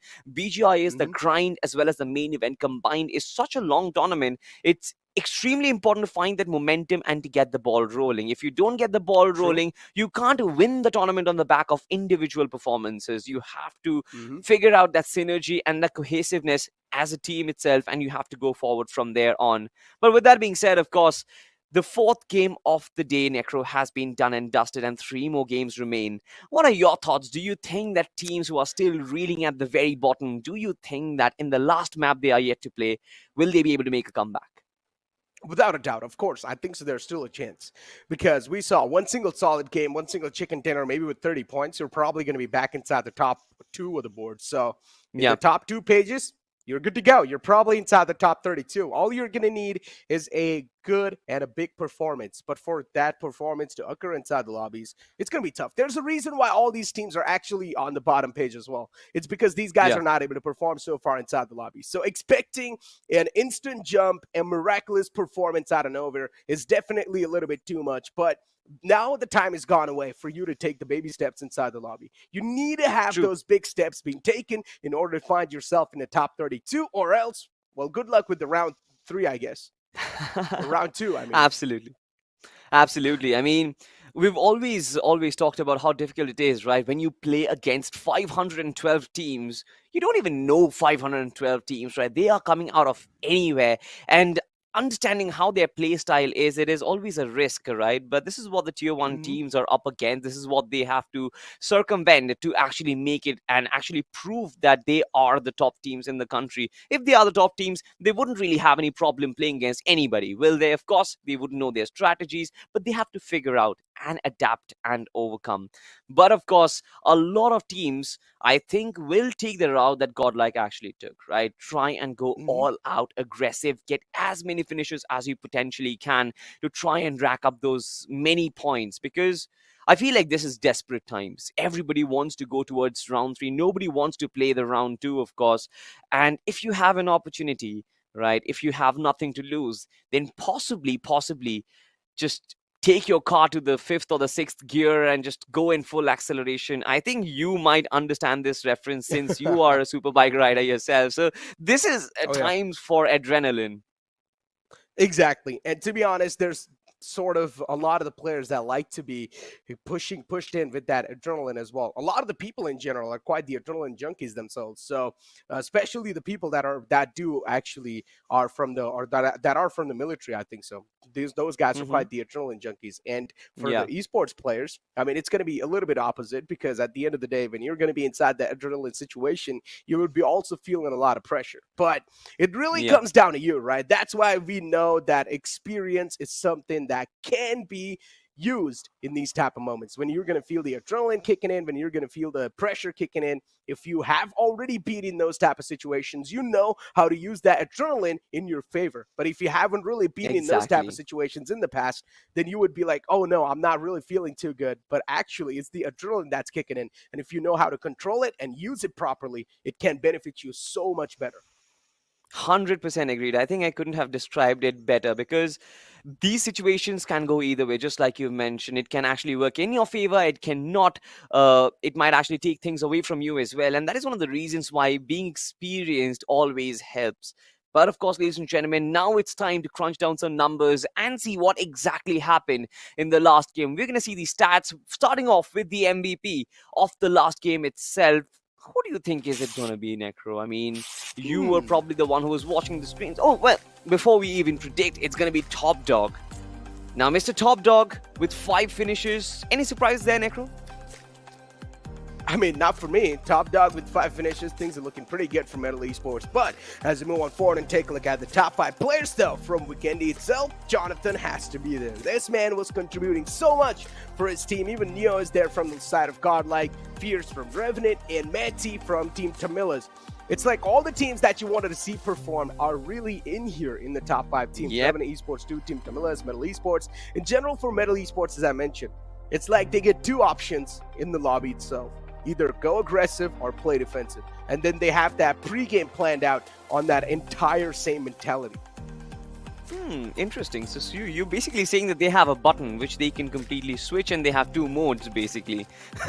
But of course, ladies and gentlemen, point standings in front of our screens right now. Metal Esports at the tippity top with 24 points, and it's very evenly distributed. I love to see this. Revenant Esports with 19 points, Team Tamilas with 15 points, Psych with 13 points, and Mavericks and Godlike with 10 points each. Now, Godlike, for them, 9 finishes was a fabulous attempt. We saw how bloodthirsty all of these players were, but only if they could have fixed their placement point department, maybe they could have had a bigger performance, of course.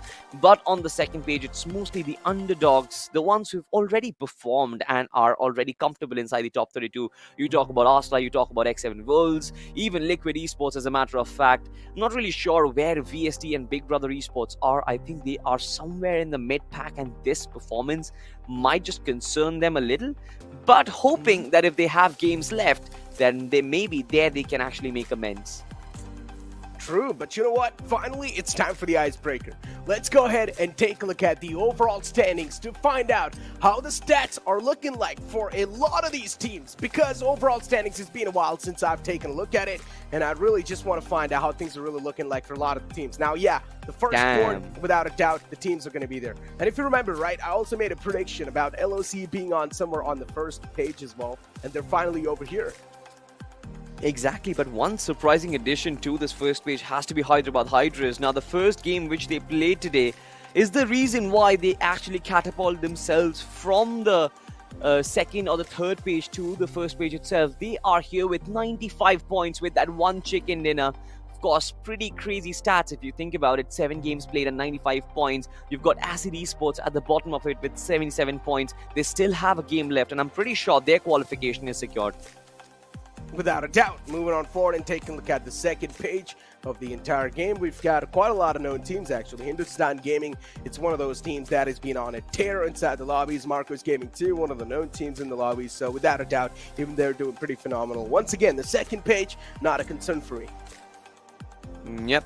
Same as well, right? It's only the World of Battle who is yet to play a game for themselves, and if they do pretty good, I feel like even they might actually enter the top 8 as well. But of course, like we always have discussed, there's no brownie points for being inside the top 8 or probably the top 16 as well. It's just the top 32 who is going to qualify. So no matter wherever you are, you might be in the first spot or you might be in the 32nd spot, your qualification will be guaranteed with no extra benefits. Team Soul, as a matter of fact, with just 4 matches played, they're gonna play 3 back-to-back games right now, and they've got 63 points already secured.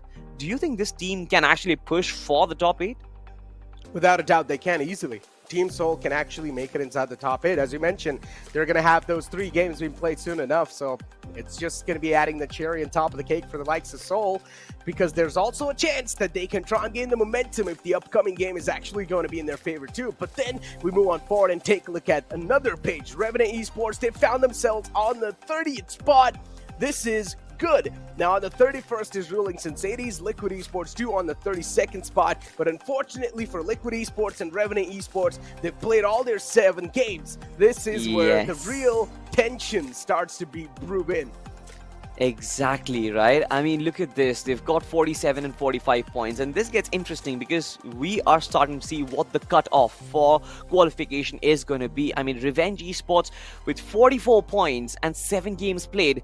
If things stands like this, Revenge Esports will obviously not get to play the round 3 of the BGIS. At least for now, though, they will have to start from round 2 yet again. But so far, the cutoff is 45. But I'm pretty sure the teams who are at the bottom right now, for example, Hub Esports, right, they've only played 4 matches so far with 36 points. They will have an immense opportunity to acquire those 15 or 16 points from the next 3 games and maybe push a couple of more teams forward down to round number 2. Now, for Revenant as well, I'm a little concerned because their total is also not that high. 40. It is easily beatable, especially with teams like these who have so many games left for them. Even as a matter of fact, the next page, right, the total is always around 33 and 34, which is still attainable, right? If you have one more game left and you get a 20-pointer, imagine Mayhem or Psych getting that big chicken. They will push forward quite a lot. Indeed they will. G Phoenix on the 48th spot.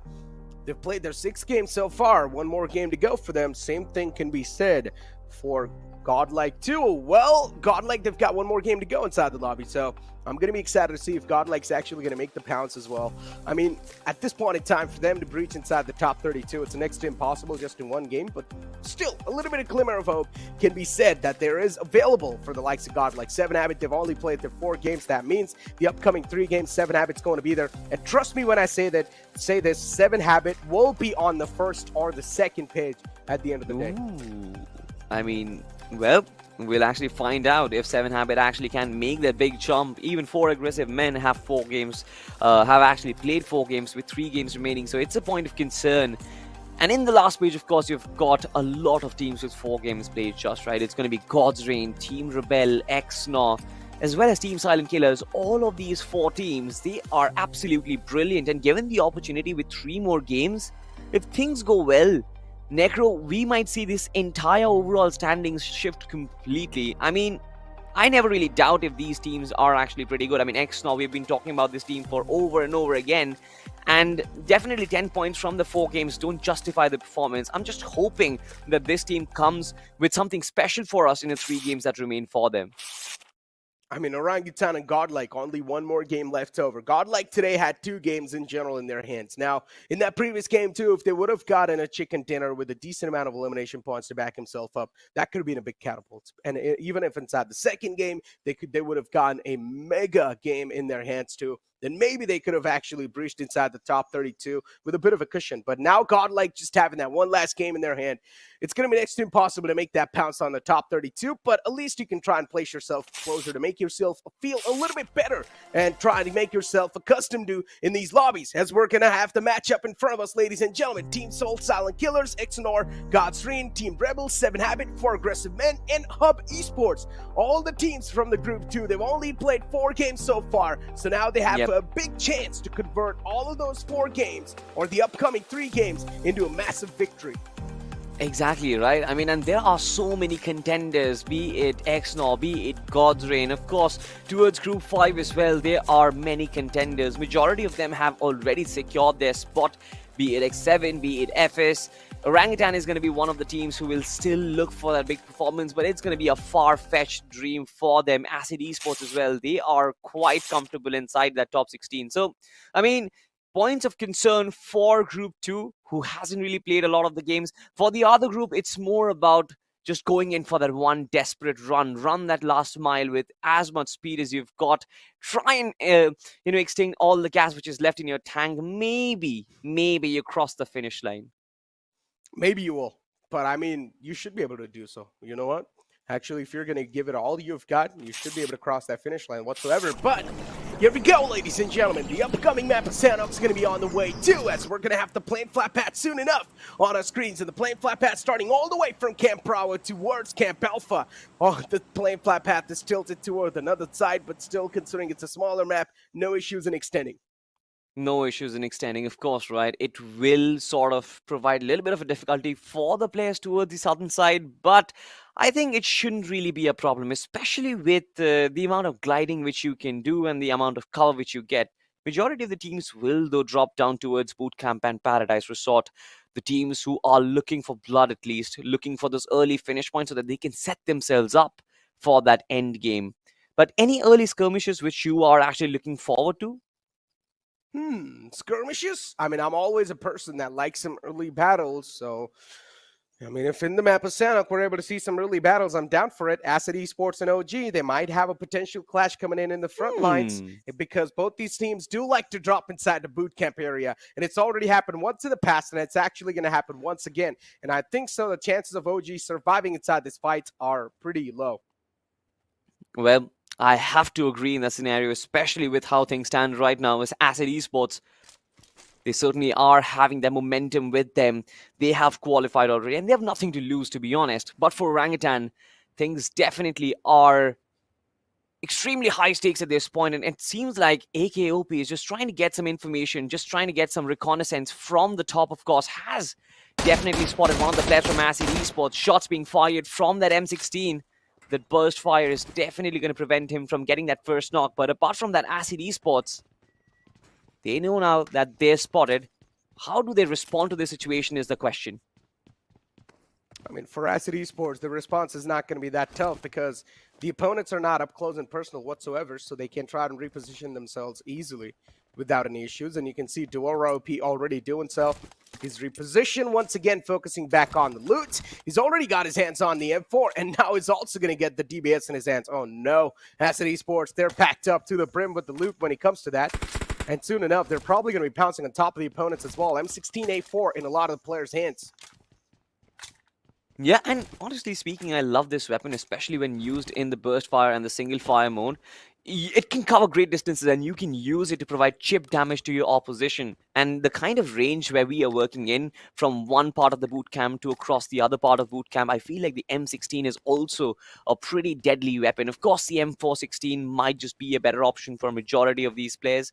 Yeah, just like you mentioned, Acid Esports, it seems like they are brimmed with all the shotguns which are prepared, but it seems like Orangutan, they're trying to close in. Wizgod, look at Wizgod and AK and their movement from the right-hand flank. Ash, of course, in the back lines, and Drigger on the left-hand side, giving them information. It seems like Ash has given them the orders to try and engage at them at point-blank range. Yeah.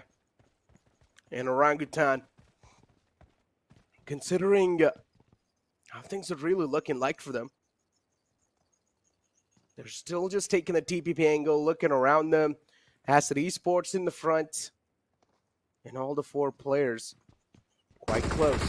There's one single man named Drigger. He needs to move out of this spot as quick as possible, and he's actually trying to do so as well. Orangutan taking a couple of pop shots. Wizgod, he's not really able to find a lot of connections, but just a little bit of chip damage going away. One single bullet connected on every single player. Acid Esports, two of the players are a little bit softened up, but still, it's not going to be a point of concern at all.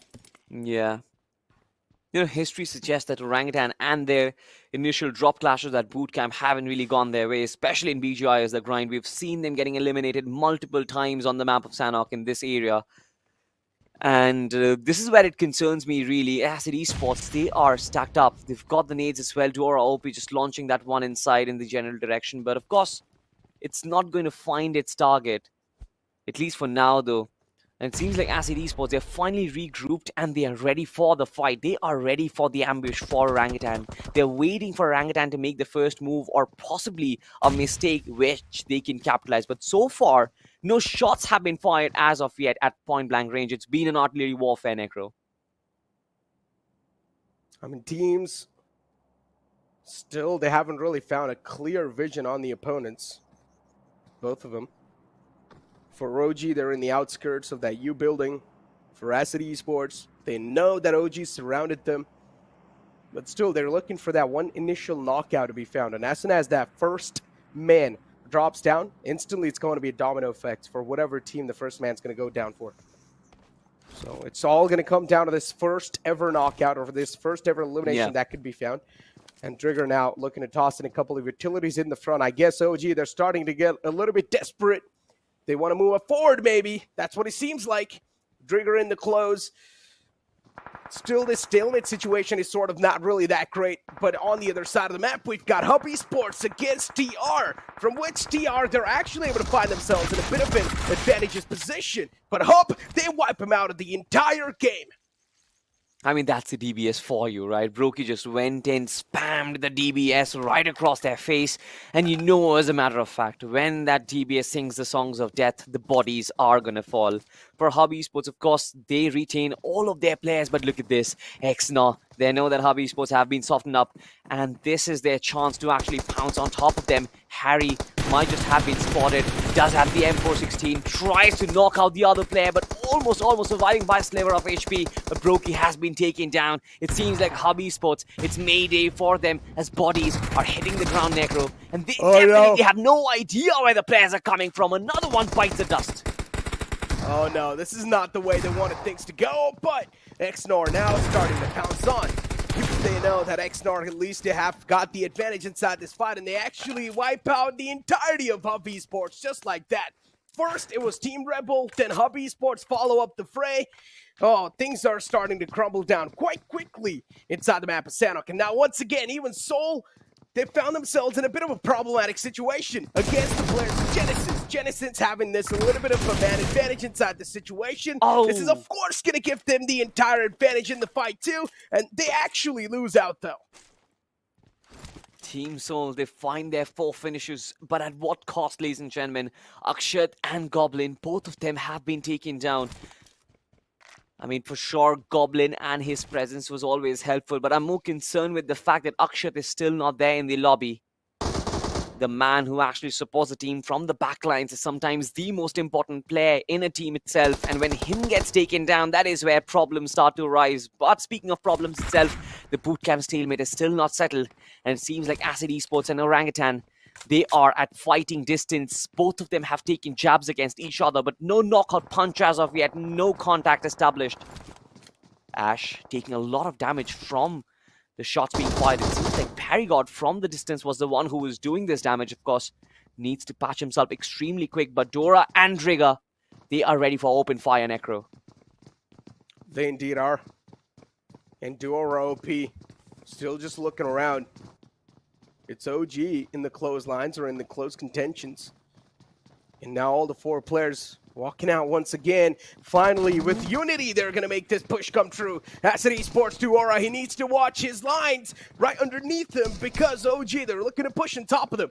Duora is going to let them pass by, but even the players of OG, they've got no clue that Duora was right behind him. And considering all the players inside this fray, they've got the shotguns in the hand. This is where the problem's really going to start to accumulate on top of each other. The first knockout found against the players of OG. What a way to create that alpha angle from Acid Esports. Look at these angles they're creating. Yeah, but there is a point of concern. Godsreign have also entered the picture, and it seems like both of these two teams can actually make it work. Acid Esports being extremely wise in that situation. They just get the hell out of here because they know that there is another entity in this entire trifecta that is happening. They found their finish, and they went off. It's now Godsreign versus Orangutan, and Godsreign, they certainly know that Orangutan are hurt. They have seen it in the finish feed itself. They've heard the gunshots. Man advantage for Godsreign, which they might be able to capitalize. We saw how beautifully Team Acid, they used topography to their advantage. They had the better positions, they had the better angle, just like you mentioned. And if Godsreign recreate that same move, it seems like Orangutan, their hopes and dreams will be crushed. I mean, one of the players have already been crushed from the competition. Was God. And now Orangutan.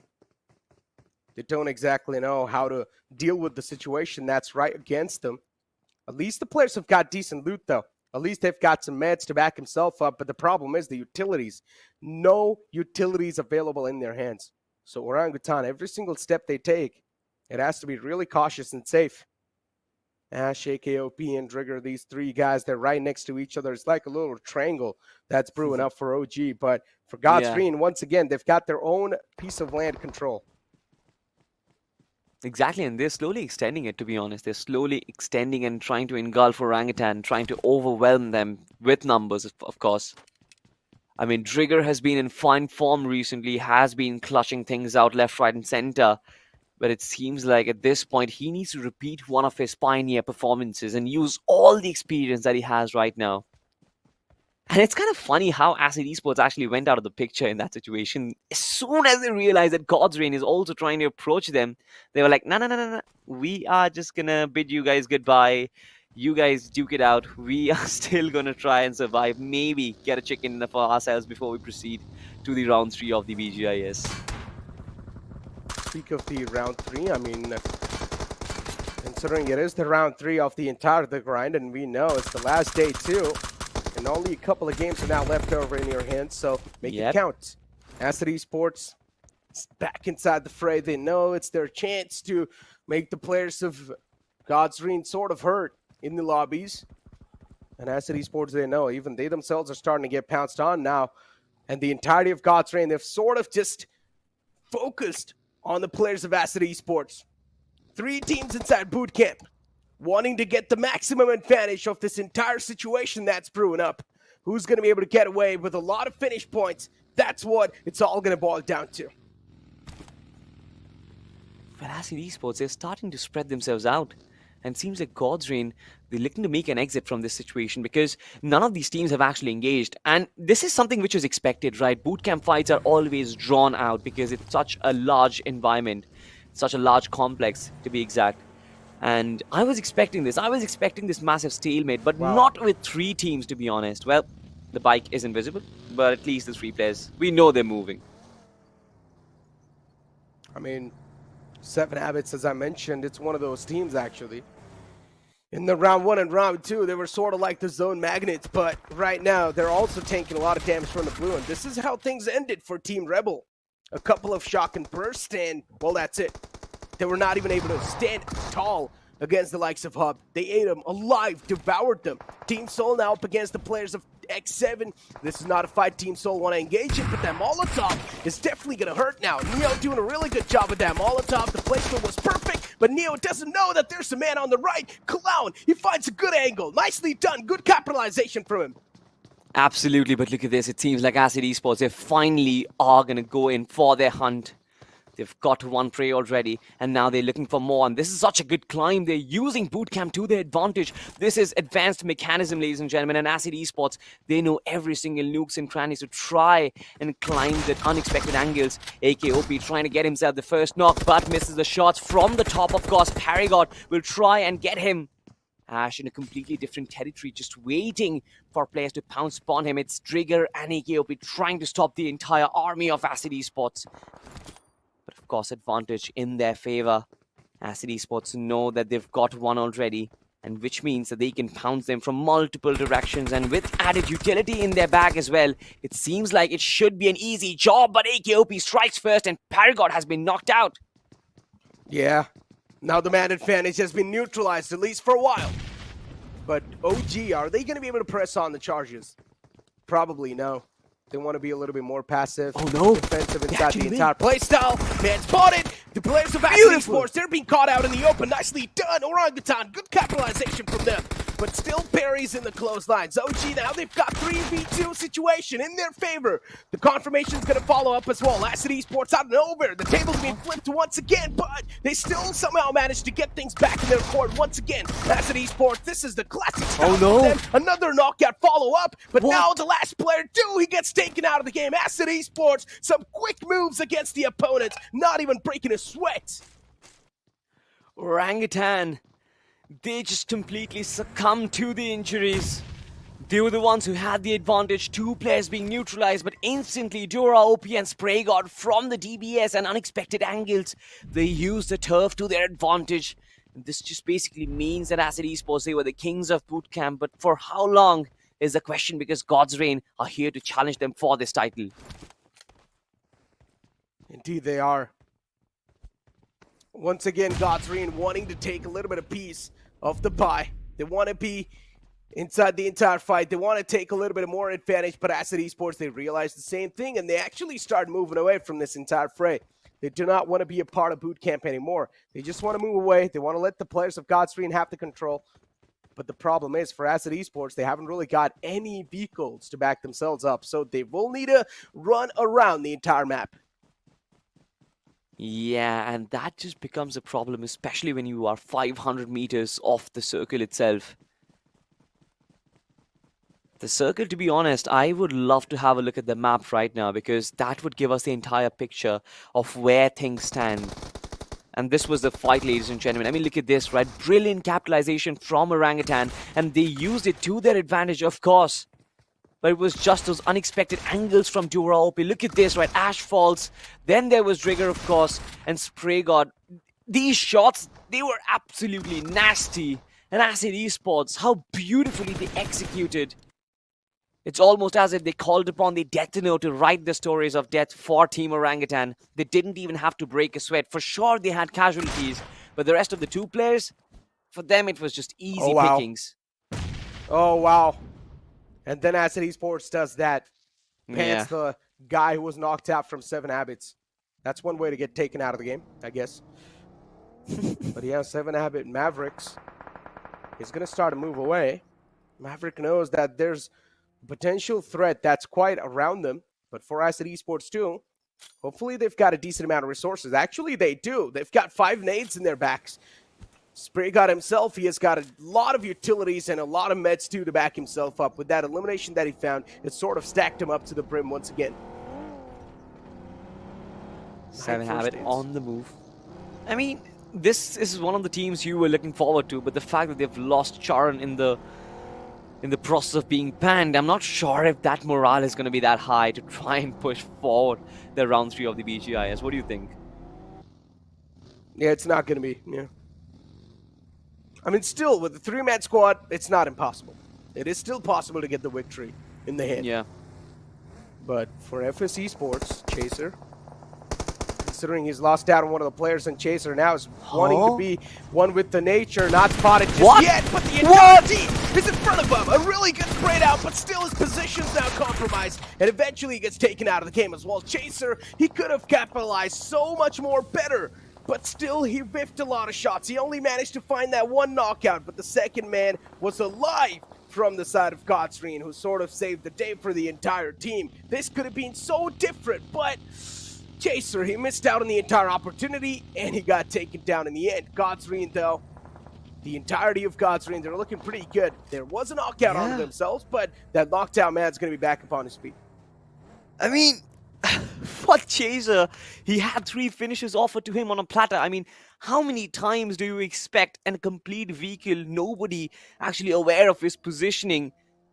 But my man ran out of bullets in his magazine. Just like you said, he missed a lot of shots right at the start of that spray itself. Otherwise, 40 bullets would have been enough had he connected all of them to execute that whole team and cut them. Snapped their neck, of course, but Chaser failed in that situation. Godsreign capitalized, but look at this. Finish feed. It's still popping off, and it seems like it's not in the favor of Team 7 Habits. Another one gets picked off, and it's Kratos this time around. 7 Habits. Slowly and steadily, they're losing out the man number inside the game. And considering it's the map of Sanhok too, so you are going to be witnessing action all across the board. Team Silent Killers with only 2 finishes. Not too hot inside the game, but they can definitely try and convert things a little bit more in a better fashion. X7 is in the front lines.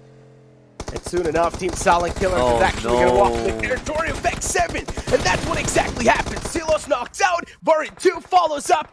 This is not the way they wanted things to go for them. But TSK, now they've found themselves in one of the most disadvantageous positions possible. For X7 official, the best possible outcome. Absolutely. I mean, look at this, right? X7 officials, they were waiting for this opportunity to pounce upon, and as soon as that vehicle turned, they knew that the driver was going to drop down dead. Instant shutdown from this side. X7 officials, it seems like this is another squad from Team X7, X7 Worlds, and we have X7 officials. Officials, for them, qualification is still not confirmed as of yet. They are inside definitely, but they are towards that lower end of the turf, and it seems like they need these finishes to actually make it happen. X7 Worlds, on the other hand, their performance have been scintillating. But for Team Silent Killers, I'm absolutely not sure of what they were thinking. The lack of map awareness, the lack of the fact that they had no information of where the opposition were, just kind of hurt them. Oh no, Mock. So many shots taken against that man, and he gets knocked out. Cloud 2. This is a little bit problematic for X7. Another man named Beast is still in the back lines, and now even the Wall of Death starting to move up. It's going to chip out a little bit more damage against the players of X7, but the players of Midwave, they've got a couple of off angles, and also this high ground they've gotten. It's sort of giving them the entire coverage of the entire area that the players of X7 are in. Yeah, but look at the circle. It's completely out in the open, just having those deserted compounds inside of it. And it's already been captured by probably the last remaining survivors from Team FS, and that's going to be Nirvana. Now, I'm not really sure if a single man surviving inside the circle, having a compound for himself as well, that just attracts a lot of attention. I'm pretty sure Godsreign will try and invade against them. There is going to be a lot of attention coming towards him, hoping that he can actually withstand that much pressure. But Midwave Esports on the right-hand side of our screen right now, they're the ones who are pressing charges, 5 finishes on them already, and possibly looking for a couple of more on the side of X7 officials. Not just that, legit still inside that shack. Going for a couple of first dates. Yes, Esports making some moves inside the lobby. Leo, Drake, and Sarthik in the back line. Piranha being the only man is moving up front and personal against the opponents. XNOR Esports is the one in the front lines. But both these teams are actually quite dangerous in the lobby. Goku is out in the open. That's why he's taking a bit too many shots from the opponents, but he's got a tree to work around with. The tree definitely not ideal cover for this man, of course. Not wide enough to hide his entire body itself, but Ranadeep from the backlines has been struck down, and it was Password. Still looking to confirm that finish for himself before it actually gets stolen. But look at this, 4 aggressive men. It seems like even they are under fire. Skillful will get revived, but I'm actually worried about Team XNOR, a team which definitely does have potential to fight, to push for that top 3, or rather the top 32. They are looking for a big game this time around, but only with 2 players remaining, and them being caught off guard right now. It's not ideal for this team, of course. Indeed, it's not, but look at XNOR.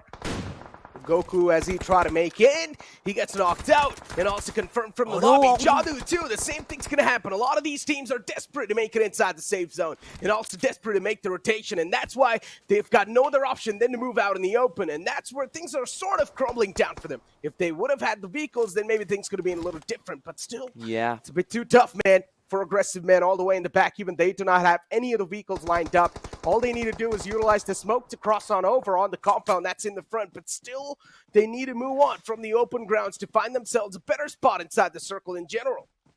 The only team who is in a comfortable spot right now is going to be Godsreign, right? They are coming in from the northern part of the circle itself, and there is no competition whatsoever.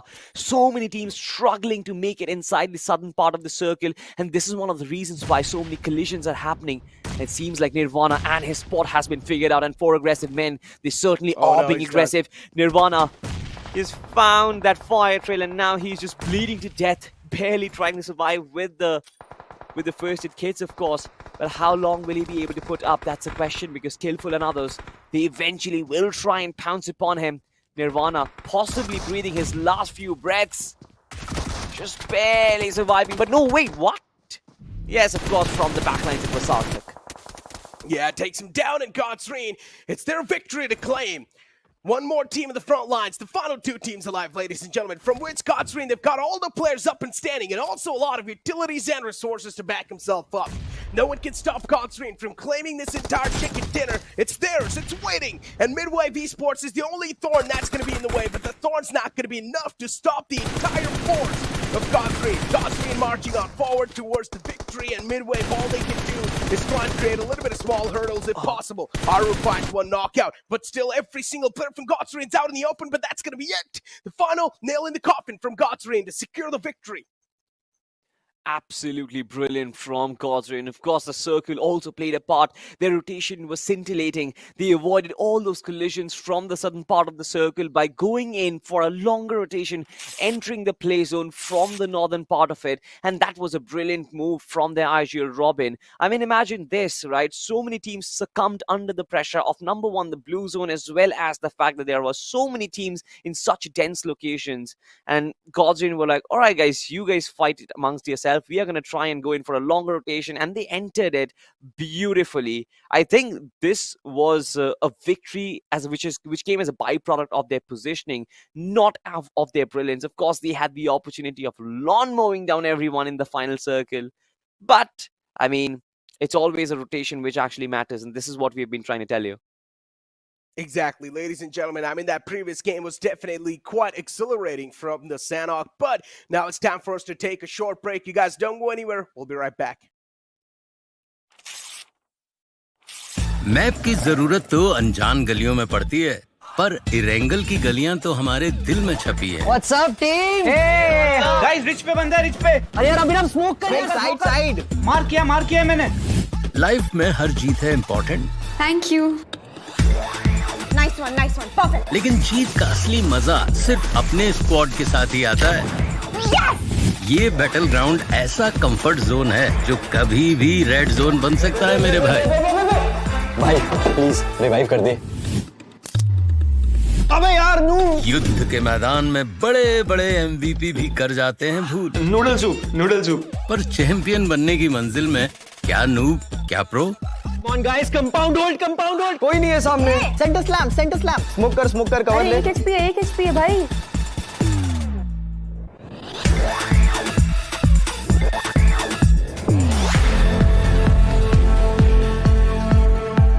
ये game हम सबका है, धड़कने और जोश है हाय। India खेल रहा है BGMI।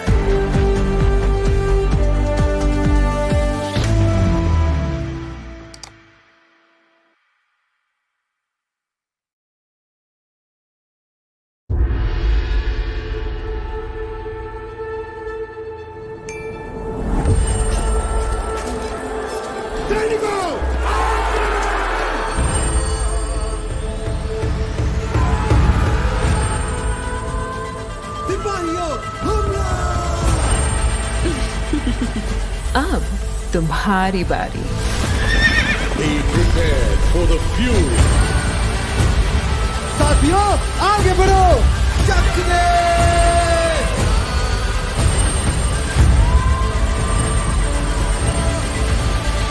खत्म कर दो।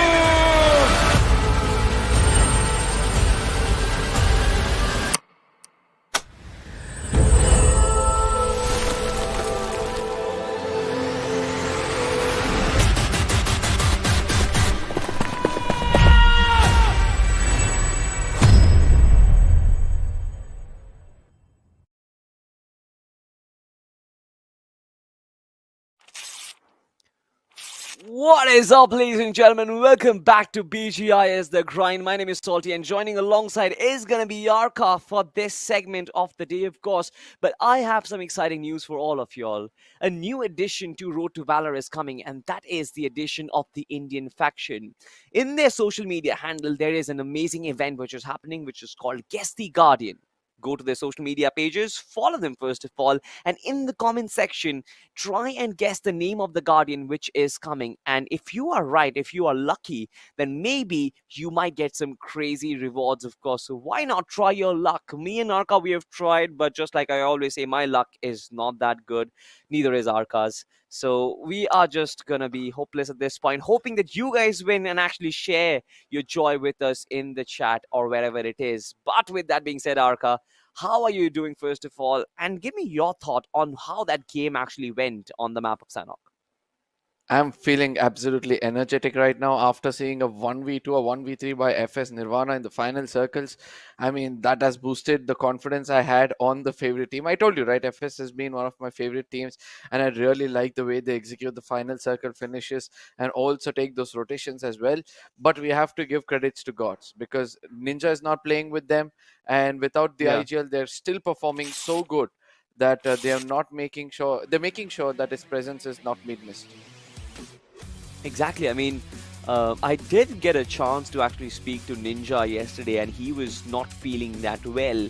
It seems like it's the health concerns which has sort of resorted him to being benched, but I hope he actually becomes better as soon as possible. But of course, talking about the game itself, it was Midwave who actually launched their attack on RVNC, and on the sides of Bootcamp, of course, there was this whole trifecta of Godsreign, Orangutan, as well as Acid Esports. Now, Orangutan were the first team to actually get eliminated. It seemed like Acid Esports would get cleaned up, but some crazy shots from Dora as well as Prey God just completely dwindled their hopes. Look at this, right? This beautiful angle was because of which Orangutan's cards just fell off the boat itself. I was expecting Orangutan to perform really well in this map actually, because I knew that it was a heat of the moment where they had to perform, and they are very well, they are the diamonds who are made in pressure, so usually they do it. But FS Chaser, this was one of those moments where he did a crazy assault against the side of guards, and even before he got known over there, he was about to put off a player, but eventually you know what happens, right? If you're a lone man behind the bush, you're going to be predicted. But 4 aggressive men also, the uphill battle which they were taking was so wrong from their side, but still the way they came out successful was really phenomenal. Yeah, I mean, 4 aggressive men, they were stuck in that precarious position. Not just them, right? There were multiple teams in that southern end of the circle trying to enter, trying to battle both the blue zone as well as multiple teams in the process. But, of course, we know what happens, right? When you try and divide your attention on multiple things, you get overwhelmed with information and overwhelmed with bullets as well in the game of BGMI. So, that is one of the reasons why none of these teams could actually succeed. Only 2 players could actually enter that final circle. But apart from that, it was proper domination from Godsreign.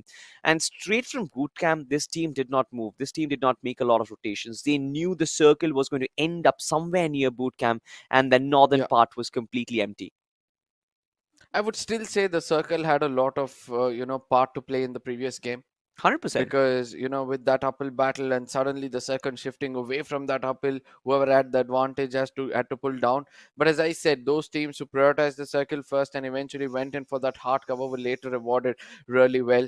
But all that is already over, right? Now we have just few games left. To be frank, there is only 2 games left, and these 2 games are going to be very, very important for several teams out there, because most of them have already played 7 games, right? So I'm expecting something to be some teams to perform really well. And looking at the MVP of the previous game, it has to be Nirvana, a single man for the side of FSC Sports, trying to hold his ground, had been the mountain of hope for the team, and he found those angles like below the house, and then coming in and making sure his crosshair is placed to the entrance of the door as well. It performed really good. And following him up is going to be Neo, because he was the only man standing for the side of Team Soul. Team Soul also, right, they were performing brilliantly. I mean, they had one pretty good fight, but after that, they were just overwhelmed with numbers also, right? There were third parties after third parties, Arca, and that was possibly the characteristic of this particular Sanhok map, to be honest, because I have never really seen so many third parties happen in a single map itself. Pretty successful third parties. But ladies and gentlemen, let's talk about the point standings of this map itself, right? Godsreign with 23 points and Midway with 17 points were the ones who could profit the most out of this particular game. Of course, CS as well as FSE Sports with 13 points shared, 4 aggressive men with 9 points, and then of course in the 8th spot you've got Acid Esports. Now for XNOR, X7 officials, I feel like this was a little bit of a push, but they need much larger numbers to actually make that top 32. I still feel that Godsreign has done an amazing job in this map, and all they have to do is concentrate on getting another 5 to 10 points in the next couple of matches, and then they'll be very, very safe. But speak about Team Soul, since they've already made it through into the next round, they're taking things a little lightly compared to how they started off this week itself. And Team Silent Killers as well, they know how to strike, but as I said, they need to place themselves and win over those 4 to 4 battles, and at least 1 or 2 survivor needs to come back in the game.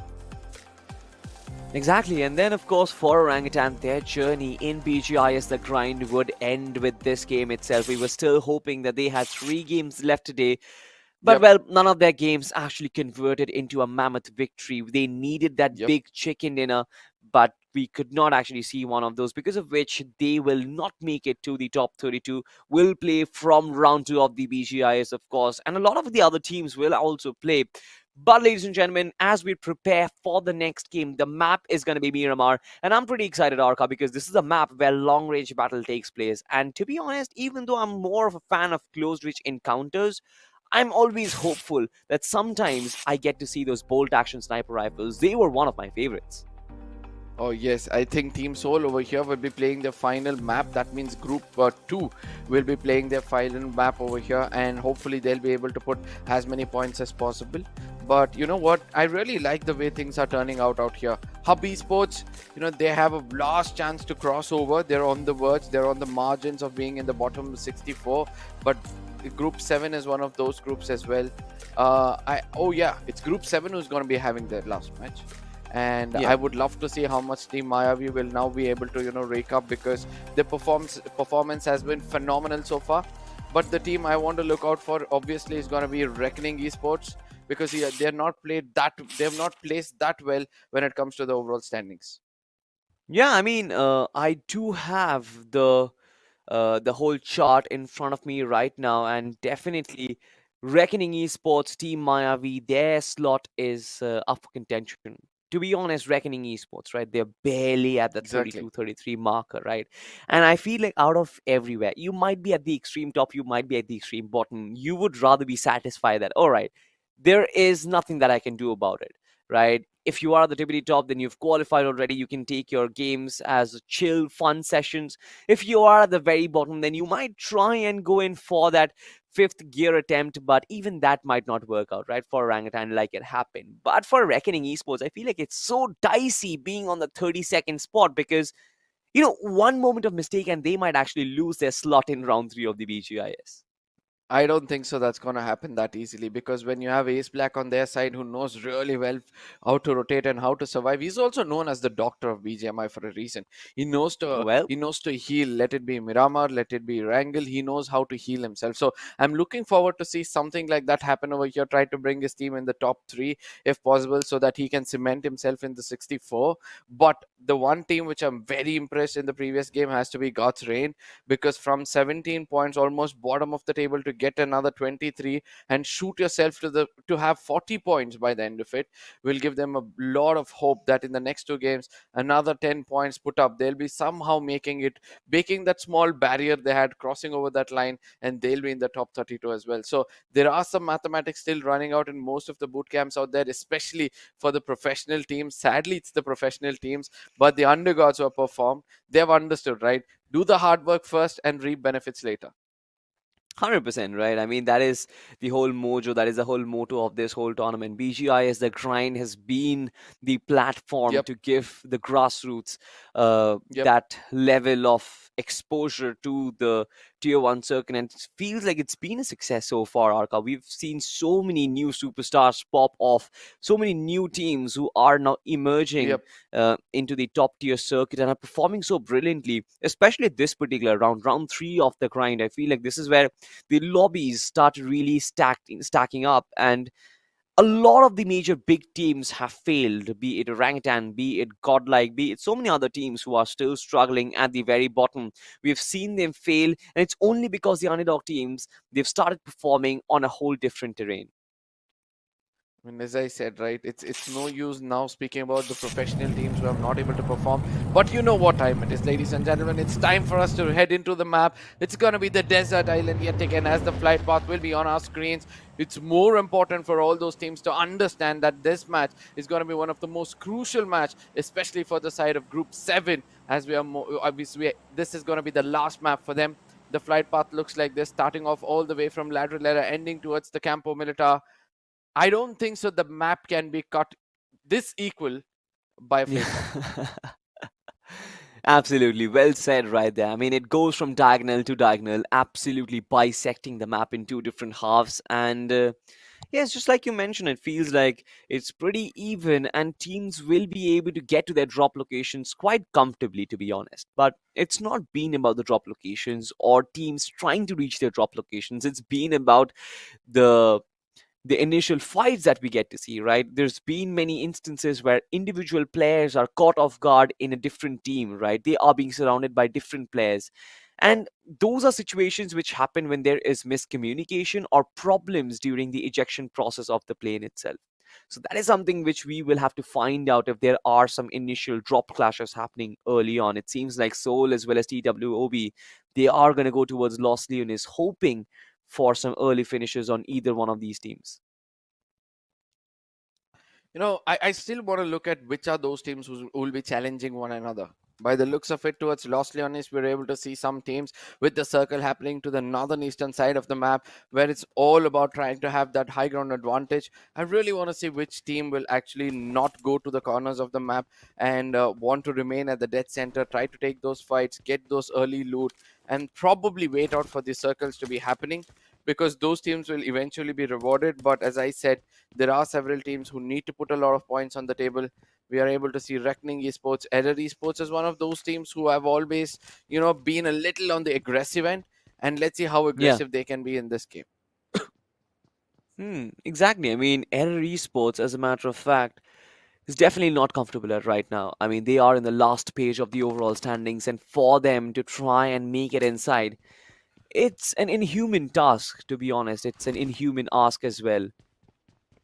To kind of be able to do that means you will need that amazing chicken dinner with a lot of points, and Error Esports, they haven't done that in the past. They've got chicken dinners throughout this tournament, but it seems like we still haven't seen that domination coming in from them. Domination, of course, did come in from the side of Team Soul multiple times. I mean, of course, it has to be, considering that this is the most fan favorite team of the entire country. Everybody loves to see them perform. Everybody loves to see them get those elimination points. And right off the bat, they've gotten one for themselves. It was Neo who actually dropped down from his SUV and could finish off one of the players. Seems like Team Soul, they definitely are on a rolling start. I would say this is the type of Team Soul I really like, because seriously, when they start to gear up things, the story can be so different. Interpret on the other side, Hemant has missed a lot of shots, trying to hold the perfect angle, will be getting that first knock, but needs to convert it immediately, or else the retaliation is going to be very, very strong. He's going to be switching to the new gun which has come in the game, but better, he goes to choose a grenade, and he knows that splash radius is good enough to get that confirmation as well, as Hemant is playing perfectly at this point of time. A well-composed gameplay coming in from him, and more shots are going to be given to the dead player from the opponent. And look at what Hirsch is doing. He's going to be coming up from the back lines. He knows the exact location of this player. Once he steps out, the story can be very, very wrong. I know he has a deadly DBS in his hand, but can he connect it? Can the dead player make the other people dead? Or will he end up lying on the ground? Nice wordplay right there, Aka. Dead player, can he make someone else dead? Well, we'll find out, of course, if Intrepid Esports, they appear on his crosshairs. But so far, it's been a little bit of a stalemate. Everybody looking to find that initial contact. It seems like Zeus and his friend, of course, will charge in. Dead player and the rest of his co-stars, all of them are going to fall. And it seems like everything is coming down for the other team. Intrepid Esports, they have capitalized on this situation completely. And Seiko Gamer YT, all by his own self, he is getting absolutely ambushed. There's no place to hide, no place to survive. He will get completely wiped off the server, and there it is. There you go, Error Esports. Well, things are over for them. I would still say that was an amazing push coming in from the side of Interpret. They're destined right now to get as many finishes as possible when it comes to this game. It seems like the Grim Reaper is walking right beside them, and whoever they find, every crosshair placement, they're just one press of that button and they are getting someone knocked out. Not many bullets are being wasted, and that's also the best part of it all. But right now, Team Rebel seems like even they have chosen violence over defense as they're pushing in. Evil is going to be leading that fight against the side of Team 7, if I'm not wrong. Oh no, they're pushing against one of the strongest teams in the lobby, the aggressors of the lobby. Now, I would want to see whether they'll be able to make a statement out here, because in case Rebel puts them down, then I believe that, Team Mayavi on the other side will wake up on the wrong side of the bed tomorrow, because they're going to be, I think they're going to be trying to overcome it for a really long time. Team Mayavi, well, just like you mentioned, one of the most aggressive teams in the lobby, and Team Rebel, the pioneers of placement points, are going up against each other. It's such a stark contrast, but it seems like Team Mayavi, they have struck first, and they have struck hard. Two players from this team are going to fall, are going to bite the dust. Some little bit of retaliation coming in from Team Rebel, but it seems like it's an almost uphill battle. Team Rebel, of course, the final nail in the coffin will be theirs. Alpha will not be able to survive in front of Pro, and Blacks was the only one who was knocked out, but even he will get revived. Well, Arka, it seems like aggression reign supreme, especially in situations like these. You know what? I feel that the magician Mayavi has already thought some tricks for his teammates. I mean, the way they pulled off that Tricks, game was so good.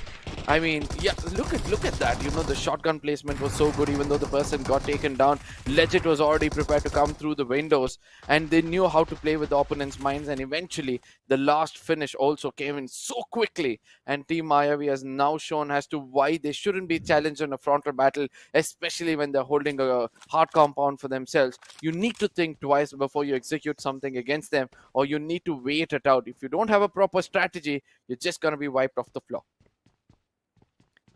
Team Rebel also had the numbers advantage, but that 2 little knocks coming in from Blacks was, I think, that nail in the coffin for them. Exactly, right? It was the game changer because, see, I mean, Blacks is possibly the best player in this particular lineup. I mean, every single player is great, but Blacks is, according to my opinion, he is one of the most aggressive, and he is the best assaulter. The best assaulter, the one who actually carries the team from the front lines, right? And the fact that he got those 2 knocks almost instantly just completely dished out Team Rebel's hopes of any bit of survival. And then, of course, you see, right, there are players to support Blacks. Even though he was knocked down, Legit jumped off that second floor and instantly found that angle where Team Rebel were not even hoping somebody would come from. And this is how Team Mayavi are just working together, right? They work in tandem with each other, and their coordination and communication is absolutely beautiful. I would still say they were more Sorry. Go on. I would still say they are the most composed team compared to both the teams which played out there. Because they knew that the approach of Team Rebel was really strong. You know, what did they do? They're like, you know, we'll allow them to come up one floor up, and we'll lock them up in 2 different floors. That is ground floor and the second floor. And eventually, by the time Team Rebel could understand that this was a strategy, before they could even counter-strategize this, they were finished off. And that is how quick you need to be. Once you have put that trap and you have the timing right to place those traps, and you need to pull it off as quick as possible.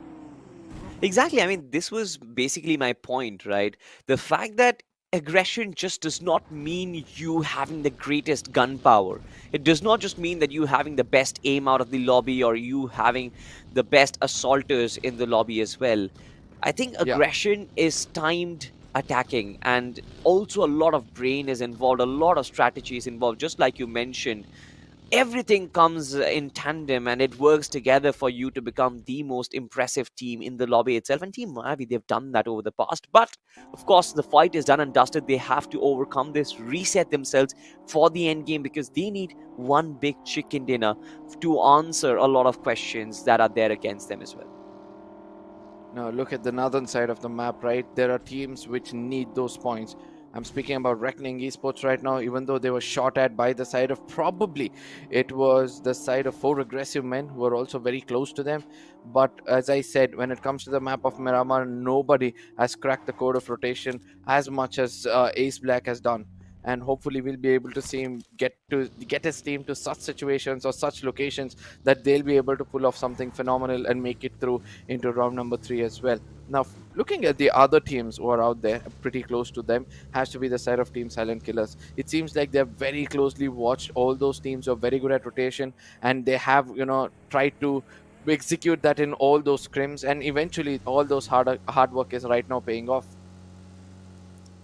Definitely, right? A lot of hard work has actually been put behind the scenes for all of these teams to come to this stage at least. But like I always say, it's just one last-ditch attempt to make it all the way through.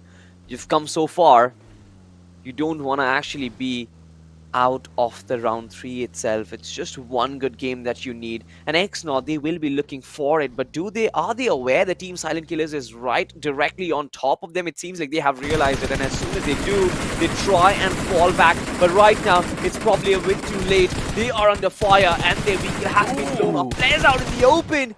Will they manage to survive? Of course not. And then the bodies fall, the bodies hit the ground. Vicky will possibly survive, but one of their players plays, if I'm not mistaken, he is going to bite the dust. In Team Silent Killers, they are looking aggressive.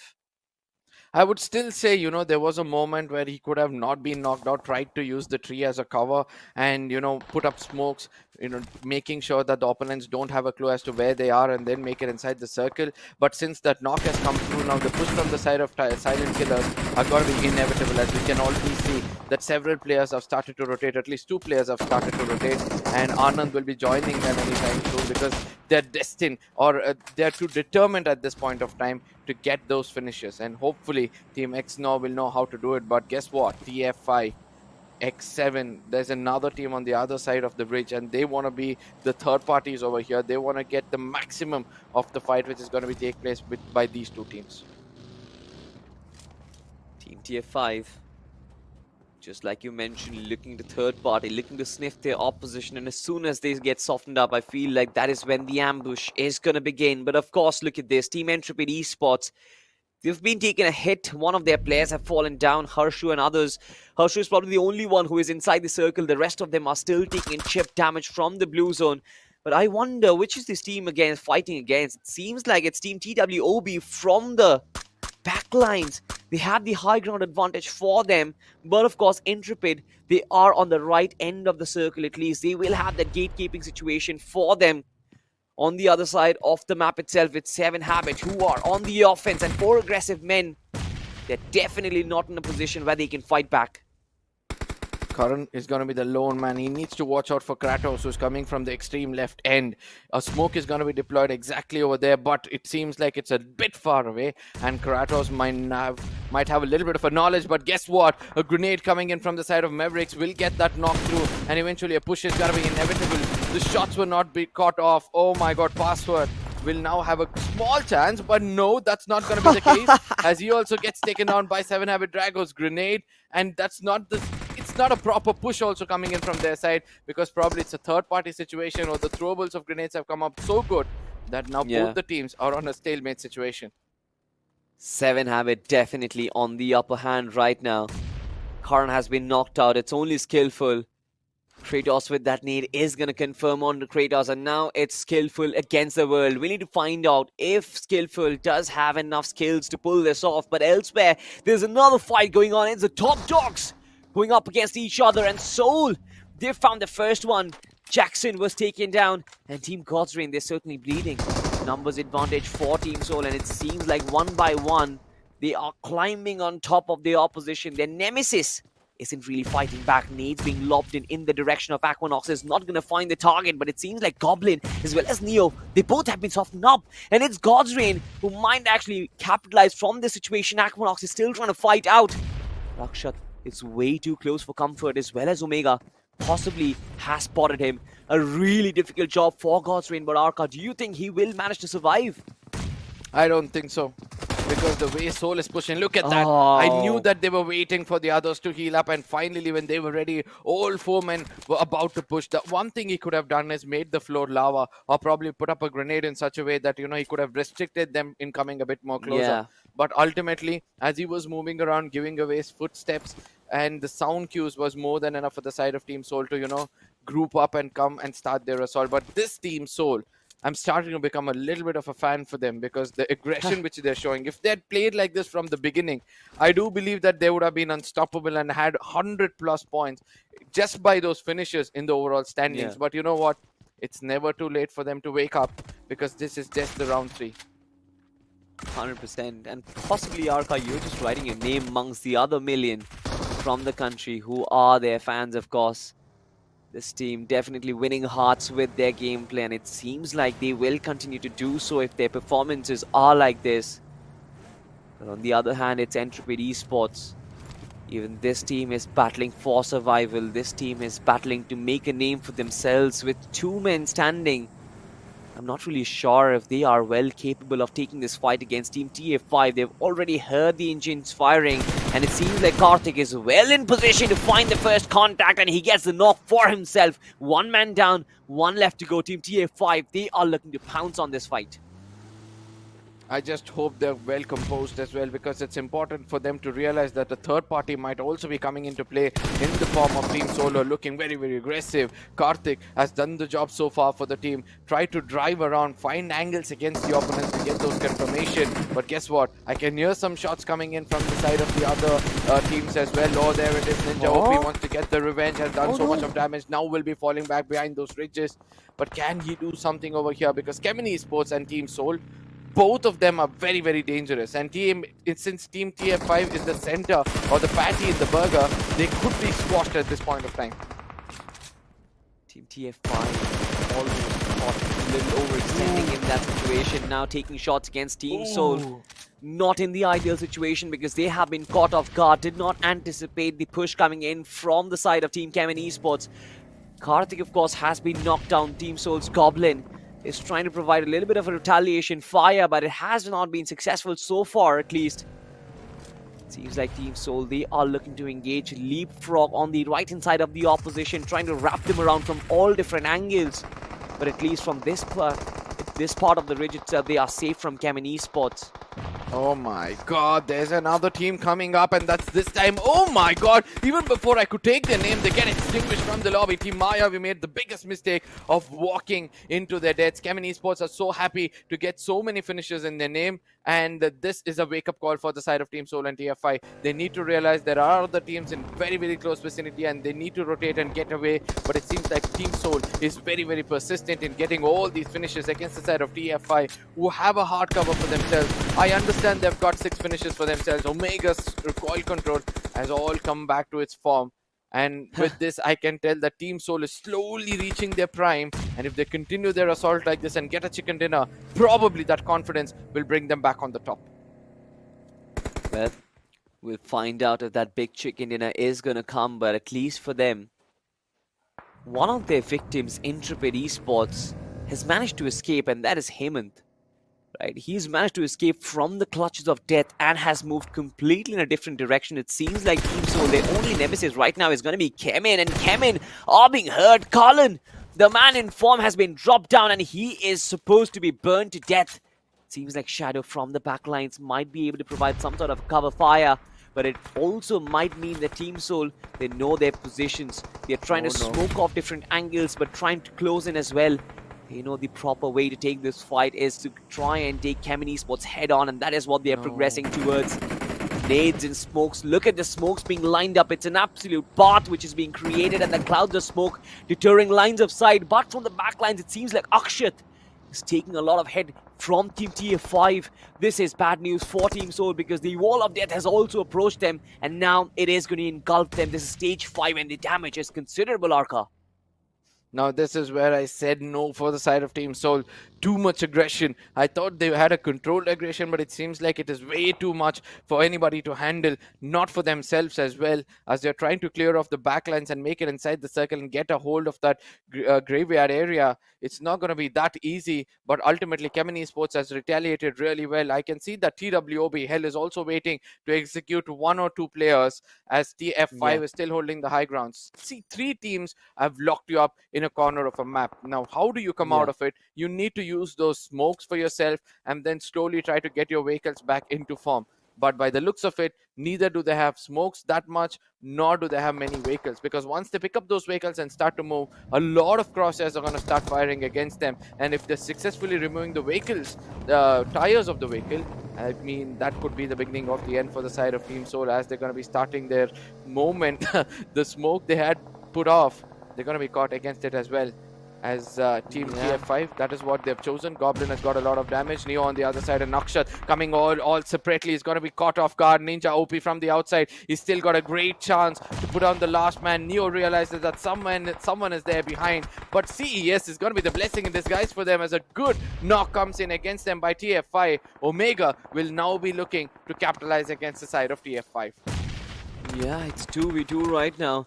And seems like the deadlock will be broken. But of course, with interference from XNOR Esports, either of these teams could actually be harmed in the process. Reaper taking in a little bit of a damage. Neo and Omega, the only ones who still survive. It seems like Goblin has been revived. But from the other side, one player, Levi from Team TF5, was trying to go in for a flank, but look at this, it's been completely engulfed by the smoke itself.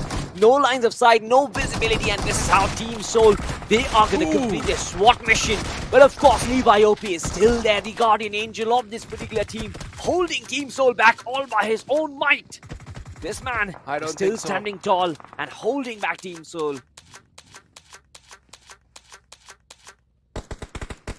I don't think so. It's going to be that easy for him because the last player now is going to be revived. Oh, the push from Neo. The smart move is what I would like to call it. He was waiting. He knew that the opposite person was a little unstable when it comes to his mentality and waited for the right moment to strike. But guess what? Team Soul will be leaving all 4 players. I don't know. I really thought that Goblin was finished off, but at the nick of time, his teammates come in to save him. And this Soul, again, is starting to impress me.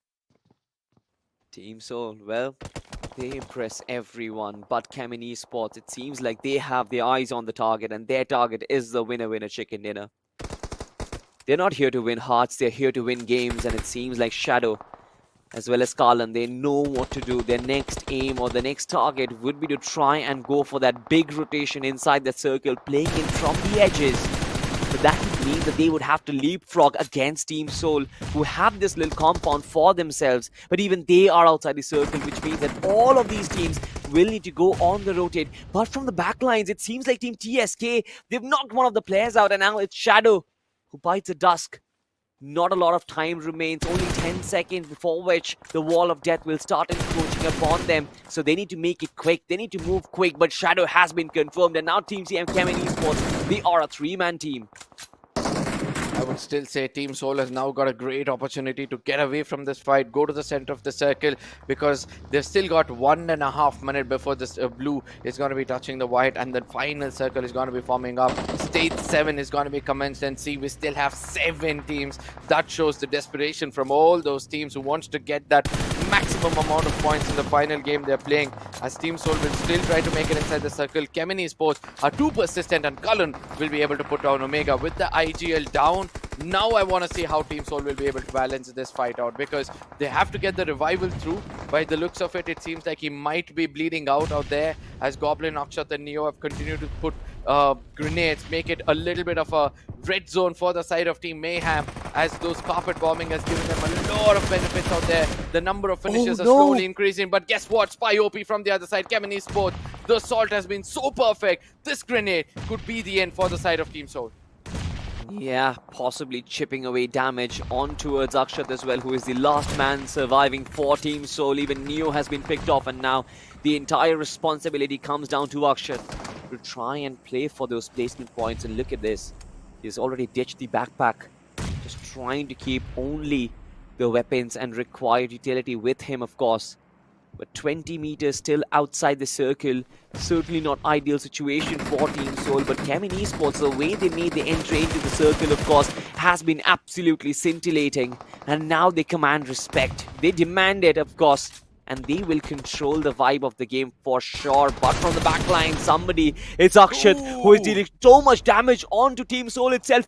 Barely surviving by a sliver of HP. Needs to heal himself up extremely quick. But Team Mayhem is going to catch him out in the open, is going to reap on all the benefits. Even BGMI Esports will get all their men revived, but look at this, Hobby Esports, even they have actually pushed on Team Mayhem, and it's an absolute assault who has been completely finished off in a flash. I would still feel that Mayhem has now made the mistake, because if Team Soul had cleared off the side of BGMI, they would have had a better chance of this game. But since BGMI Esports are now going to revive all their players and have the control for themselves, TSK is the only team, who will be the closest barrier for them.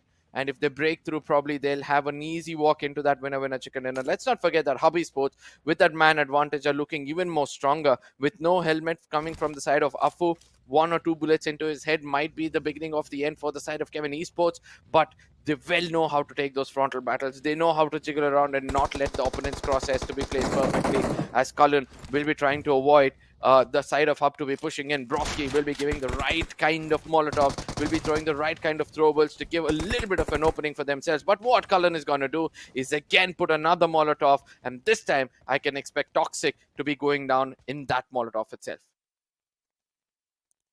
The fire trail still not reaching Toxic. Definitely the final circle is toxic, ladies and gentlemen. Team TSK just waiting in the back lines for this entire clash to happen in front of their eyes. They are having VIP seats for this entire battle to prove out because they know that their second position is confirmed. Team Hub Esports, of course, they're completely not aware of where they are walking into. They have a cloud of smoke in front of their eyes, which has completely blindsided them, and Kemin Esports want to capitalize on it. But one good thing which I like is Team Hub Esports. They have left Brokey on the back lines, who can provide them with so much visual confirmation.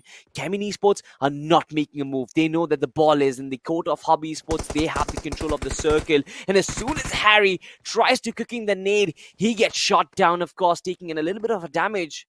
Not enough to find the knock for himself, but Hub Esports still trying to close in the distance. But are they aware of Team TSK in the background? Because as soon as their backs are open, I'm pretty sure Team TSK will open fire, Arka.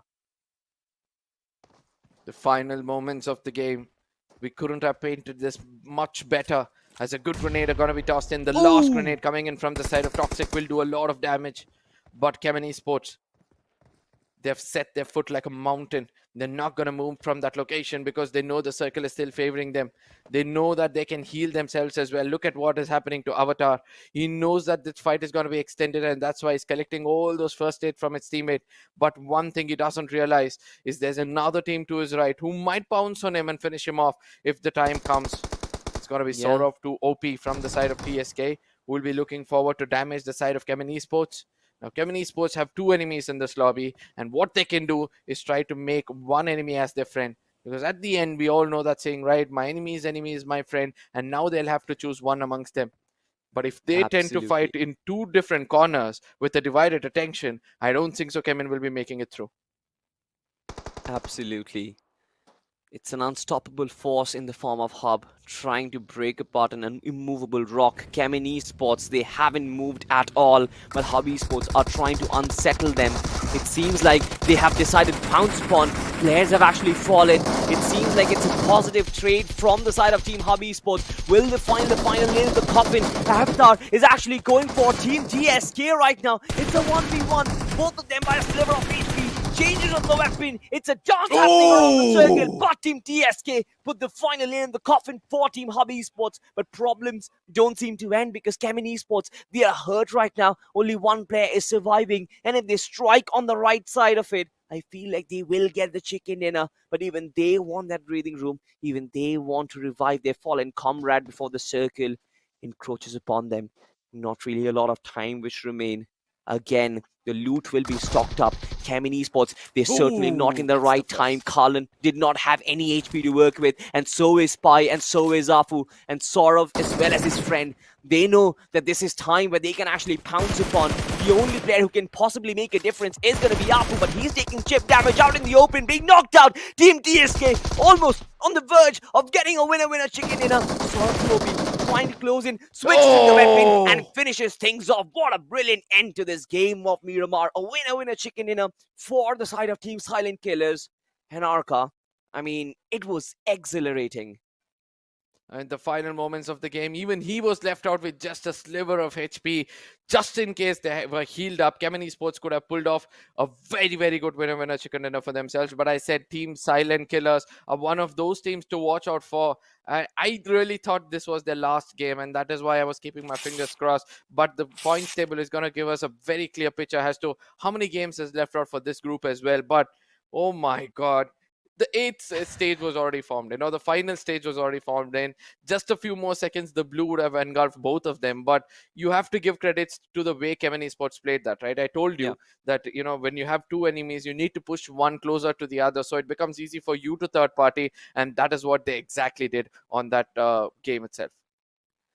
Exactly. I mean, this game was absolutely scintillating, to be honest. Yeah. I thought the Team TSK would actually go in for that second spot, just wait in the back lines and let Hub Esports as well as Kemin Esports fight it out. And I thought that considering the numbers advantage, they would be the one who actually would get the chicken dinner. But of course, Team Silent Killers, amazing performance. We'll break it down further on the other side of this very short break, ladies and gentlemen.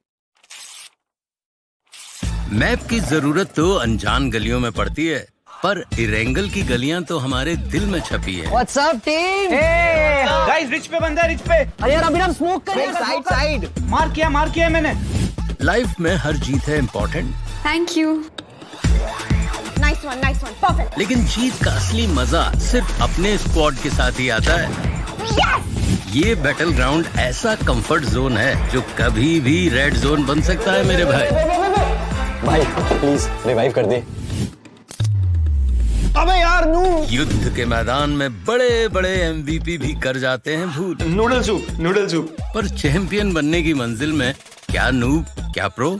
On guys, compound hold कोई नहीं है सामने। Centre slam smoke कर cover अरे ले। 1 HP है भाई।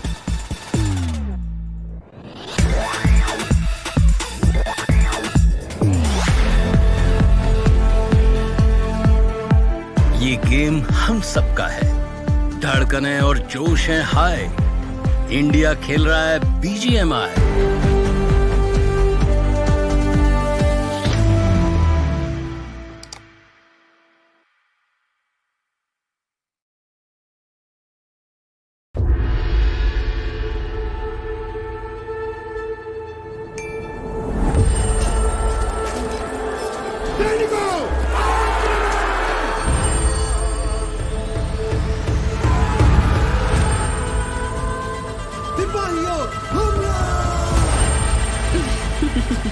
अब तुम्हारी बारी। Be prepared for the fury. साथियों आगे बढ़ो।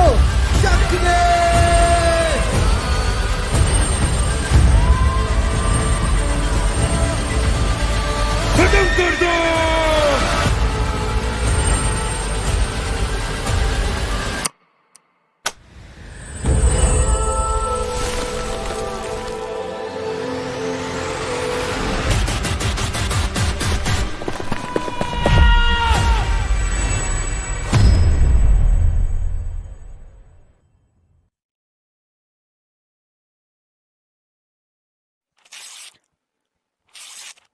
Welcome back after the break, ladies and gentlemen, to BGIS, the grind, and only one game now remains before we have the list divided into two parts. We will have the final division as to who are the names that will be a part of the top 32 and which names will be there in the bottom, moving towards that round 3 and round 2 of BGIS. But before we move on with the conversation of the previous match and of the last game, did you guys check out that trailer in the beginning about Road to Valor? I mean, the introduction of the new Guardians. It looks pretty epic, and there are a lot of epic things waiting for you if you just move on to Road to Valor's social handle and do check out the contest that they have going on over there, with which you can win crates up to 2,500 gems and also quite a lot of epic goodies for yourself. But now bringing the conversation back about BGIS, the grind. Arka, that last game was very intense. I would say that it was more tactical, and the team was able to, the IGL was able to call out perfectly, would have been the team which will be winning. But I would say, XNOR Esports, they were one of the strongest when it comes to this game, because the way they were able to restrict the side of Team Soul every single time they were trying to make it inside the circle, and in the final circles also. As the highlights will be coming on our screens, it will become much more easier for us to explain further as to how the games went through. Exactly. I mean, visuals are always better for understanding. And as you were talking about XNOR Esports, I completely agree with you. I mean, they were absolutely phenomenal in their run in this game and this map of Miramar. But the silent killers in the end, I mean, as I always say, silent yet deadly. I mean, still living up to those expectations. And I'm quite happy watching this new team perform so well. They were consistent yesterday, and it seems like they haven't slowed down. One other team which is also performing this similarly well has to be the side of Team Mayavi as well. I know that now we are comparing two different teams, but Team Mayavi's lineup is also apparently new. So they're equivalent to our UntitledGods, and that's why I'm comparing them. The way they were able to perform and take down the complete squad of Team Rebel, try to play with their games was also phenomenal. But when it comes to Team Soul, they were the aggressors. Suddenly out of nowhere, they chose violence, and they were doing absolutely amazing until the final moments of the game, where TF5, Team Soul, and XNOR Esports, all these three were exchanging blows after blows, and I was waiting to see who will be coming out on the top. Yeah, Team Soul, I think they were just put under a lot of pressure by the players of TF5-7 Hills, and because of that, they were delayed and stuck in that spot for so long, allowing the other teams to actually create the opening. But as we're talking about Team Mayavi, I want to bring it that to back to that conversation, because yeah, Team Miami, they have been quite impressive, but also let's not forget they are backed by a man who, at this point, I'm just gonna go ahead and say it, he's the greatest coach in this country at this point. I mean, he has led 3 different lineups to success. This is the 3rd team, and these new players are always doing well, and the story has always been the same. It's going to be faces you have never seen before, players you have not even heard about. He's going to bring them to this competitive circuit where it is extremely brutal to even survive for a full minute, and then the mentalities, the mindsets of these team and these players, these young athletes just develop. Watching that happen is so incredible. And the team is actually living up to the hype that we had because of the name that they're playing under. But this particular game, look at this situation. And at this point, I have to say, it looks like, if you count the numbers, it feels like Hub and Kemin might be one of those 2 teams walking away with the win. But we know, the silent killers. There's a silent there in the middle for a reason. I would still say Kemin Esports, the way they were able to push off the side of Team Hub to come closer, and Team Hub, the divided attention is something which helped, which did not work out for them. Hub Esports, look at that, they come into the other side of the map as well. Kemin Esports on the verge of getting extinguished, and they put down Avatar, the last man standing. In case he was with the teammates, that could have been the end for the side of Kemin Esports, but he chose to take the fight against the side of TSK, but he couldn't be successful as well. And on the other side, when Kemin Esports were playing so well, and this was the moment where Avatar was eventually getting taken down, Sora played it so well. Look at the crosses placement. He predicted that the person is going to be coming in behind that bonnet, and eventually when he put him down. And Sora on the other side, from the moment he had that gun in his hand, he knew how to execute it. And Spy OP, the last man standing with no healings for himself, look at how much damage he'll be able to do. See, Sora did not have any HP left out. One more bullet and a little bit more jiggle, the story would have been very, very different, because a full HP and almost like 10 to 12 HP person fighting it out and making sure that the other guys goes down to 0 HP, for me, that guy's the winner.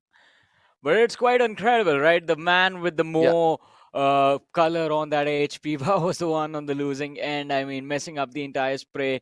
Sometimes you just like panic and your crosshair just goes a little bit off the hitbox that you actually want to connect on. It happens to everyone, especially in the heat of the moment. And with Kemin Esports, I think it makes a little bit more sense what went down in that last 1v1, just because of this concept that is known as overheating. If you are running into fights again and again, if you are taking pressurable situations again and again, there is only so much of teams, of individuals that you can deal with, and everyone has a breaking point. Kemin Esports, they had an incredible run, so I believe even the second position is not going to matter to them. They're going to move up on points.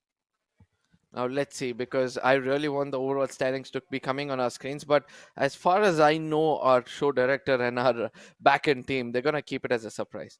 And they're going to be like, you know what, even for you guys, we're not going to reveal anything, but rather we're going to just give you a glimmer of what has happened previously by revealing who are the MVP.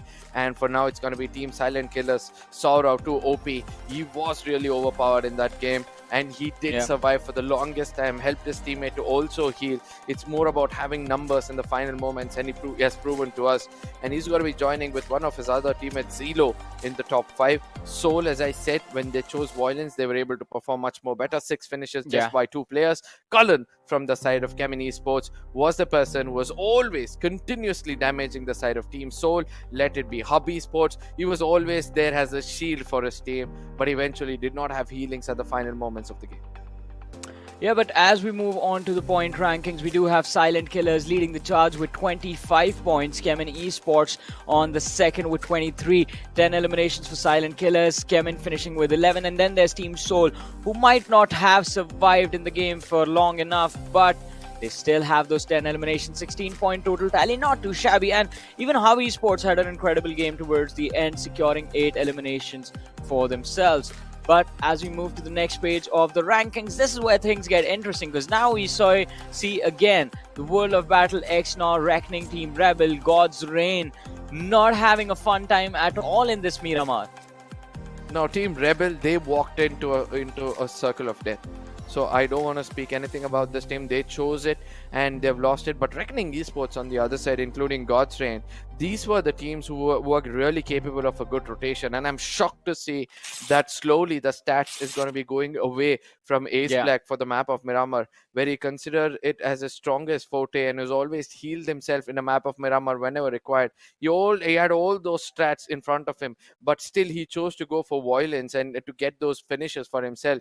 And eventually he couldn't do anything much. But the last match of the day, ladies and gentlemen, in the grind itself, and this is going to be the most crucial match, as I would like to tell you, because most of the teams still their selection into the group 3 is on the line, and they want to make sure that they are there having a cushion for themselves. And look at the teams which are going to be playing this, the last match from Group 2. Soul is still here, Silent Killers are still here, Godsreign, Team Rebel, 4 Aggressive Men, 7 Habit will be taking on the other side Godlike, Velocity, GE Phoenix, Big Brother Esports, Mavericks, Metal, Spider, and Team Psych. I would still feel that, for the final moments of this game, having Team Godlike and Team Soul, just imagine this, the final match of the grind, and we have two biggest, bulls locking horns. And I hope that they both come into the final circle and pull off a very, very good winner chicken dinner. Just by speaking this, I'm having goosebumps. How are you feeling?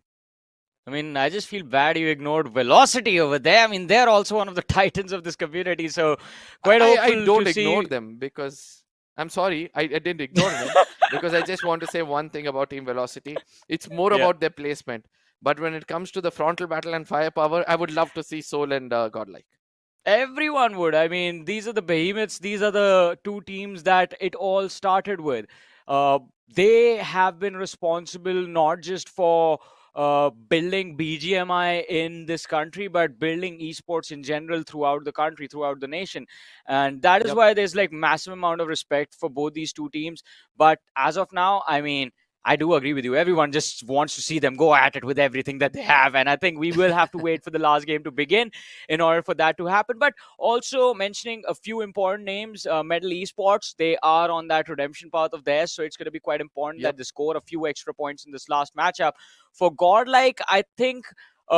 when we started the day off, they were extremely low in the rankings. And even in the previous Vikendi that I witnessed from them, they weren't really able to score enough points. I think there was like 9 eliminations on Jonathan and Neo. And apart from that, I'm losing a track of how many placement points they had in that previous game. But doesn't matter. I mean, best case scenario for them, they would be on the second last page of the rankings. But still, I mean, moving to the top 32, it is going to be a challenge, and I think a chicken dinner with like 10 or 15 eliminations, it is possible for a team like Godlike and Soul, both of them. If either of them can pull it off, it will be a brilliant, phenomenal way to bring an end to the BGIS, the grind, before the teams move to BGIS eventually. I'm hoping to see something phenomenal happen in the final map. But ladies and gentlemen, I hope you all are ready, because very soon we'll be stepping into the game. A small window for you guys to share it among your friends so that you don't be selfish in watching this final game alone, because bring them all together. The entertainment is going to be packed into one single game. And with all of this said and done, Johnny, which is that one team you would want to see win the final map over here? Just name me one team. Big Brothers.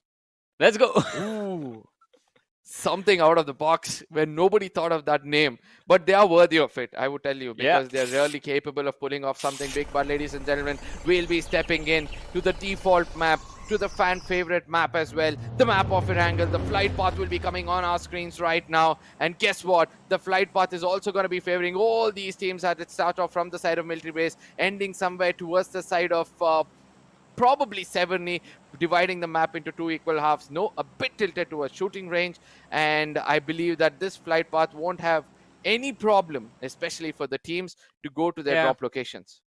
I do completely agree with you. I mean, even though towards the northern side, the flight path is leaning towards the western half of the map. Towards shooting range, there are a lot of vehicle spawn points, especially on that road that connects Zarki to Severny. So that will be an option for teams looking to head towards the northeastern side, Stalber, Kameshki. We know Kameshki is one of the drop spots preferred by Velocity Gaming. And I'm actually looking forward to... I'm waiting for Team Godlike to actually drop. Where are they going to go? I think at this position, the Georgia pole position might really be the more viable option, since it is quite close to the flight path. But let's see. In the early stages, though, Metal, they are going to be quite comfortable heading towards Novorepnoy. There's no other team apart from them in that entire military island.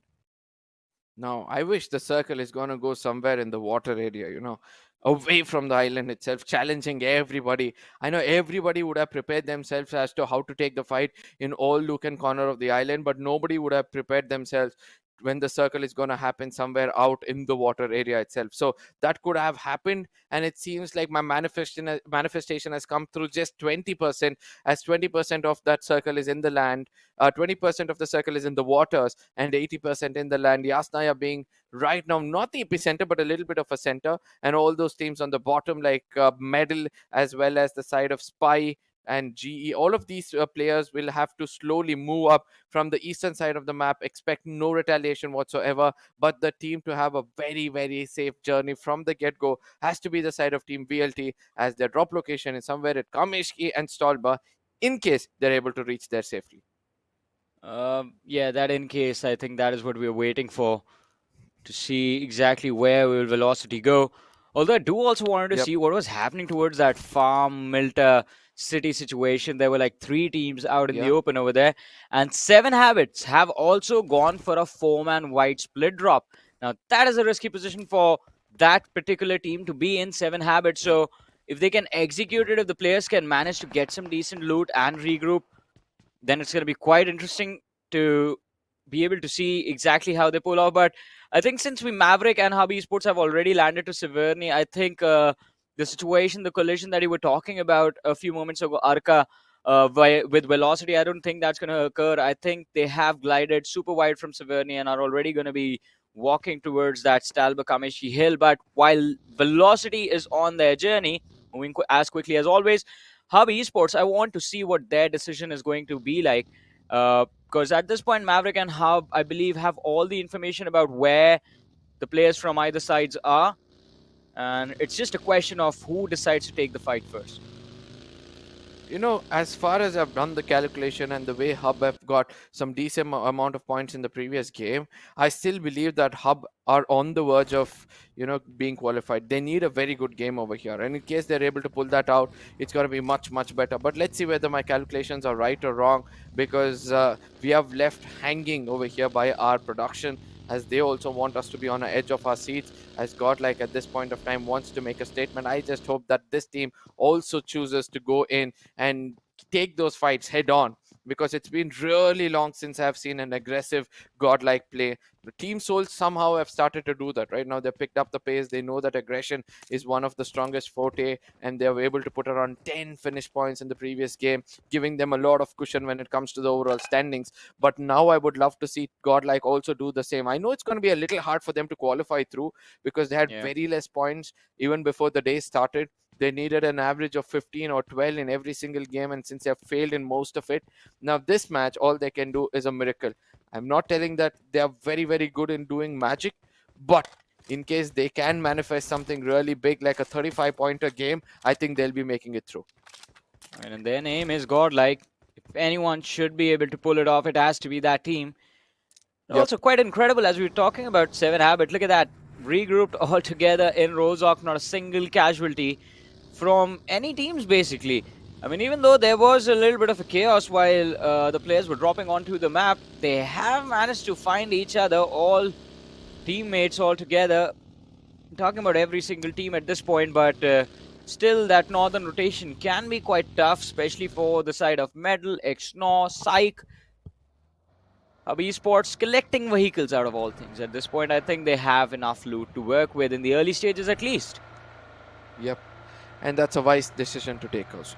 You need to have those vehicles, at least 3 to 4 of them with a circle like this, because I'm expecting the circle to shift a little south towards 70, or a little more south away from 70, between Rozhok and 70. In case it happens in that open grounds, even though there are a little bit of high grounds, you need to make sure that you have some hard covers to work around with no stones, no trees, nothing whatsoever. I would still feel that is also one of a very good place for a match to end like this. As Team Soul, the rotation have already started. They're picking up as many vehicles as possible. Hector probably will have to regroup with this team, as most of them will be prioritizing the very center of Severny, or probably somewhere near Rozhok. They would like to station themselves and see what's going to happen next. Ruins is also not a bad place for the side of Team Soul. I mean, yeah, I do agree with that. I mean, Ruins can be an option for this team, but I think the only form of challenge they might face in Ruins is if Seven Habits do not move out of Rozok a little too quick, and Godlike decides to have the same call, as in they also want to take control of Ruins, because that is actually quite a decent position as of now in this game, and it will be quite interesting to see actually where the first contestation of map control is going to happen. But we switch focus. We head over to the players of Godsreign, who are on our screen right now. We have Jackson, Blaze, Aquinox, and Robin present in this matchup, and we all know their home ground is the city of Yasnaya Poliana, still holding control of this amazing position that they have. The western side, eastern side of the map, not a lot of teams have the potential to actually take on God's Reign and force them to move out of Yasnaya, especially this early in the game. I think they already have that mindset wherein they expect late game collision, late game slam-ins on their compounds, and they are going to be prepped for those. But look at this, GE Phoenix quite close for comfort, and maybe God's Reign can see them moving through the windows as well. A good call.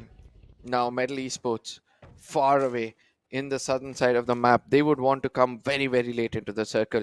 They do not want to come in right now, because I've seen that when there is no early skirmishes and everybody wants to survive until the final moments of the game, that is when things become a little hard for casters like you and me, because we are not rappers, right? And the finish feed is seriously going to go crazy, and we're going to be looking at each other thinking like, what is happening right now?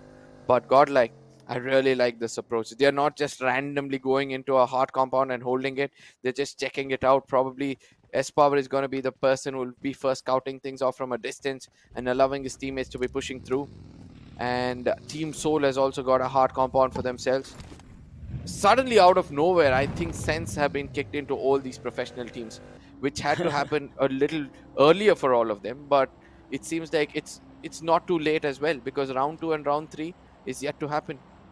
Yeah, and I think it's more of the fact that just by making it into the top 64 of BGIS The Grind, these veterans, they knew that the hardest part of the journey was over, and since they were already qualified, maybe it might have been just them taking things a little too lightly.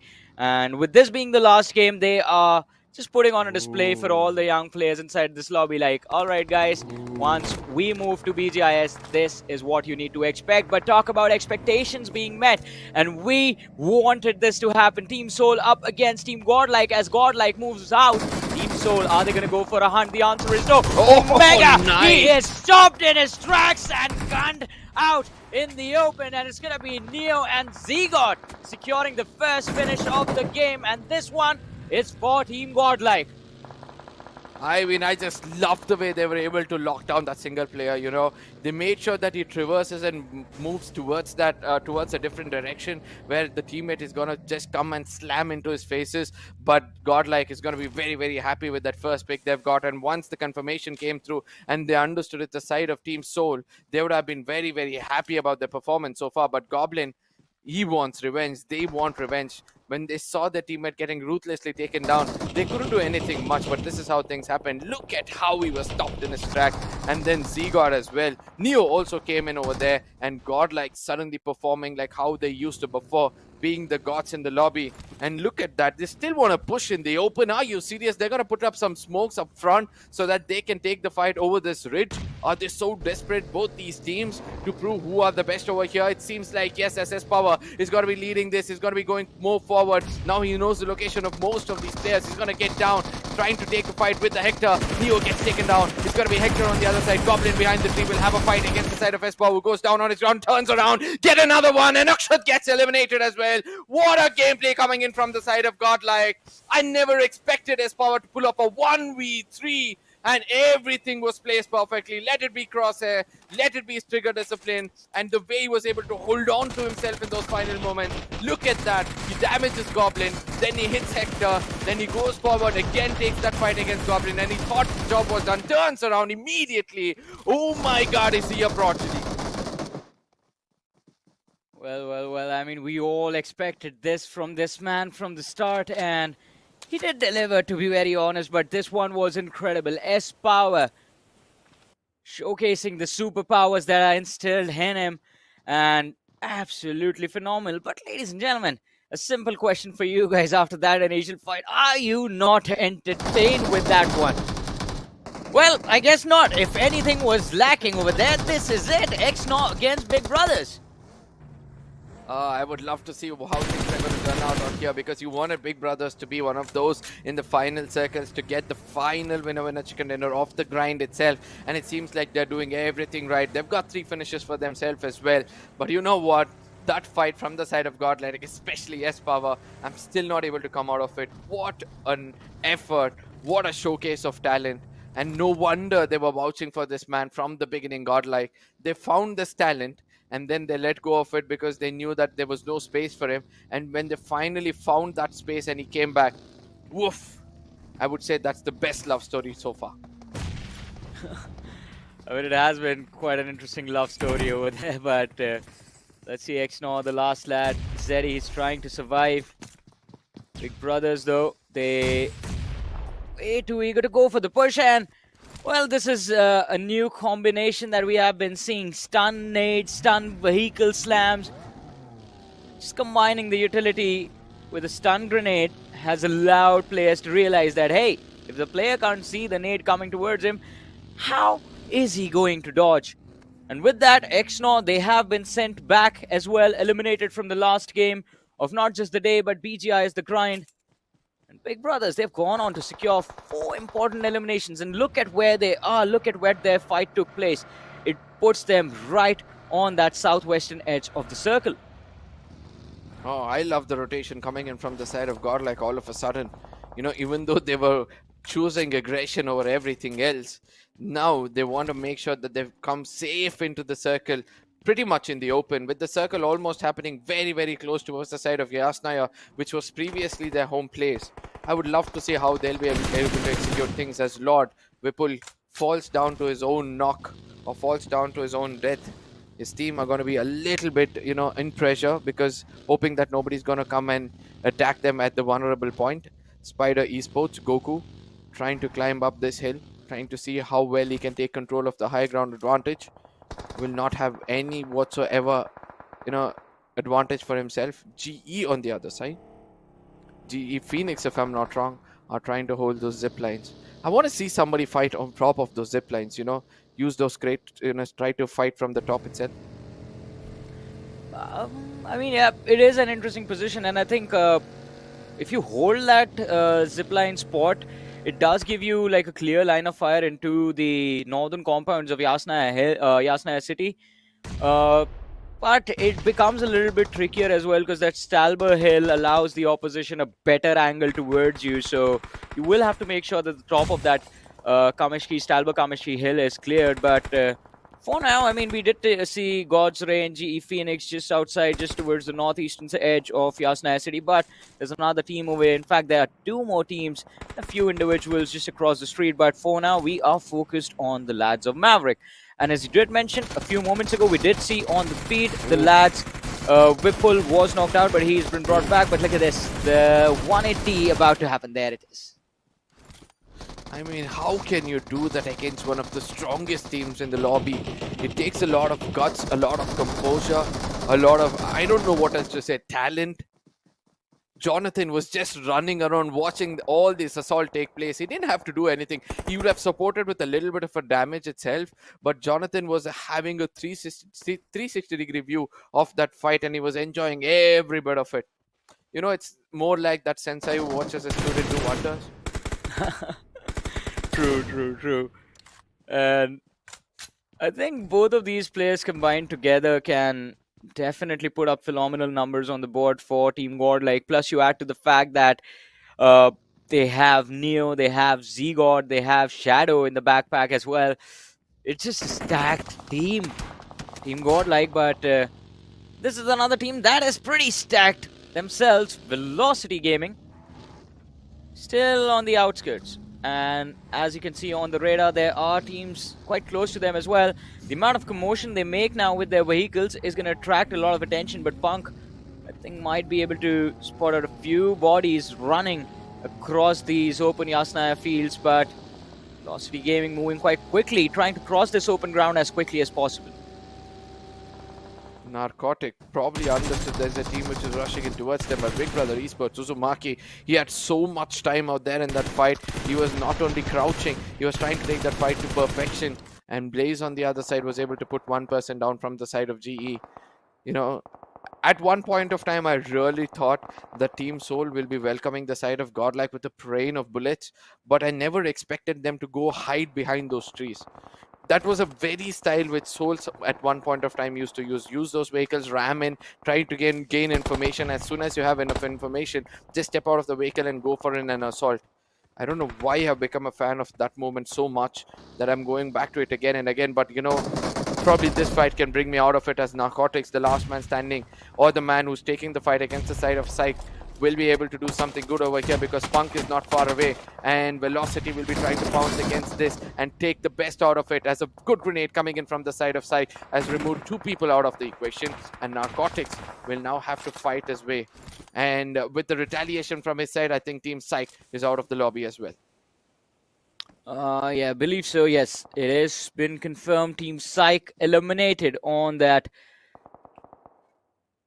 14th position, but now Hub Esports a little too exposed to be feeling comfortable in a spot like this, and we do see Avatar on our screens. Utility lobbed out in the open, trying to create a little bit of a breathing room for himself. His teammates are there in the back lines, and TSK pinned out in the open. This is not looking good for them. Hub Esports, though, as Avatar makes a run for it, ignores the fact that from across the distance, Metal Esports can also take him down.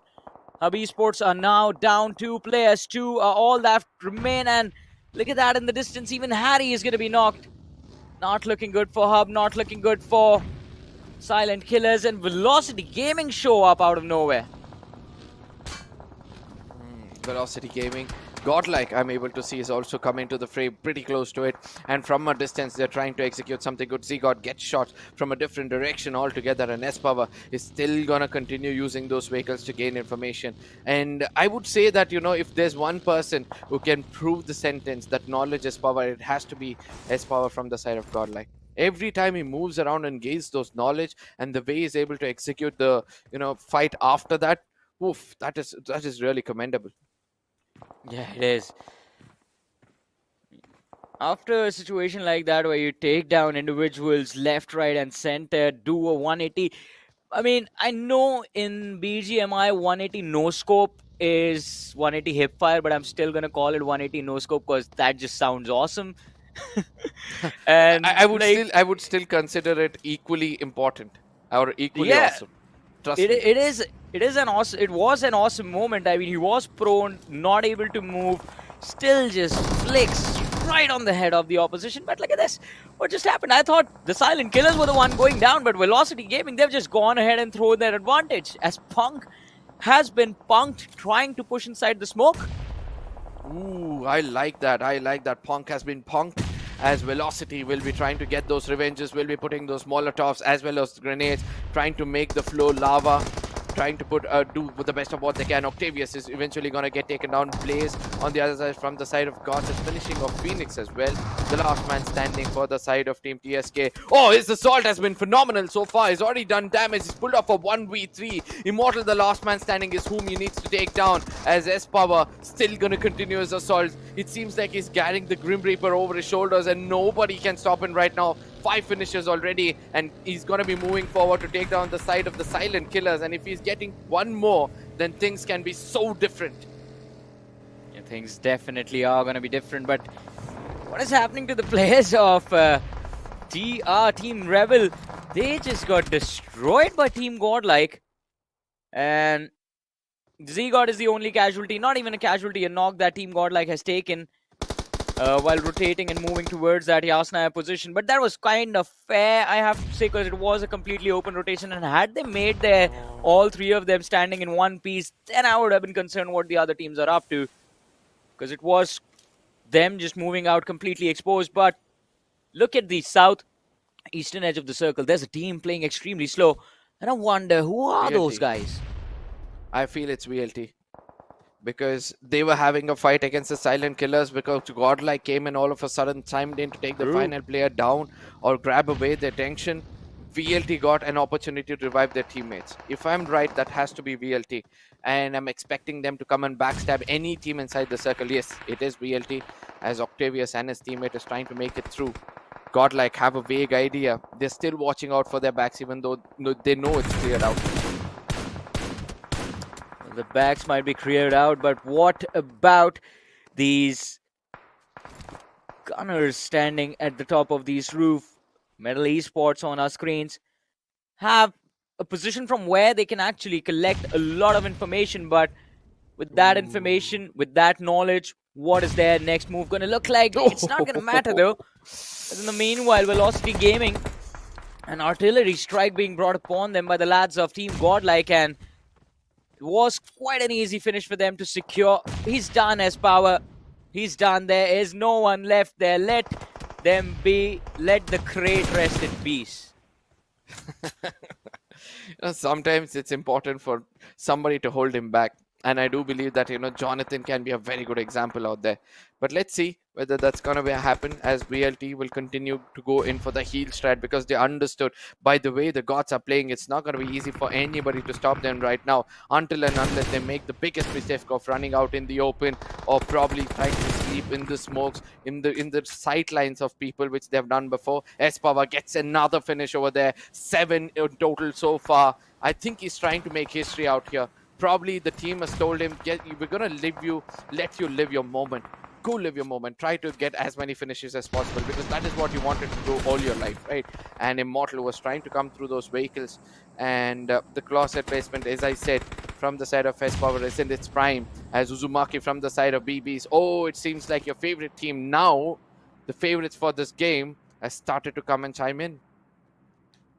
Well, the final few moments that we will get to witness as all chaos is gonna take over this entire matchup, and it feels like Metal right now holding the prime spot of this game. And look at the amount of pressure they're building upon the players of Godsreign. Nade after nade being paraded upon that team. 3 players knocked out, 1 finished off. And it's just that last man, IGL Robin, standing indoors waiting for his teammates to fall back so that he can bring them back on their feet. But Metal, are they going to allow this? I don't think so. Jackson he just bleeds out, faces his demise, and Robin is just still waiting for an opportunity to do something at least. Exactly, and what he's doing right now is trying to get those loot as much as possible. K9 gets taken down. The 2 other players of MAV in the ground floor, as 4 aggressive men want to live up to their name, be as aggressive as possible. As Jadu gets one for himself, he's just been stopped by his teammate in his path.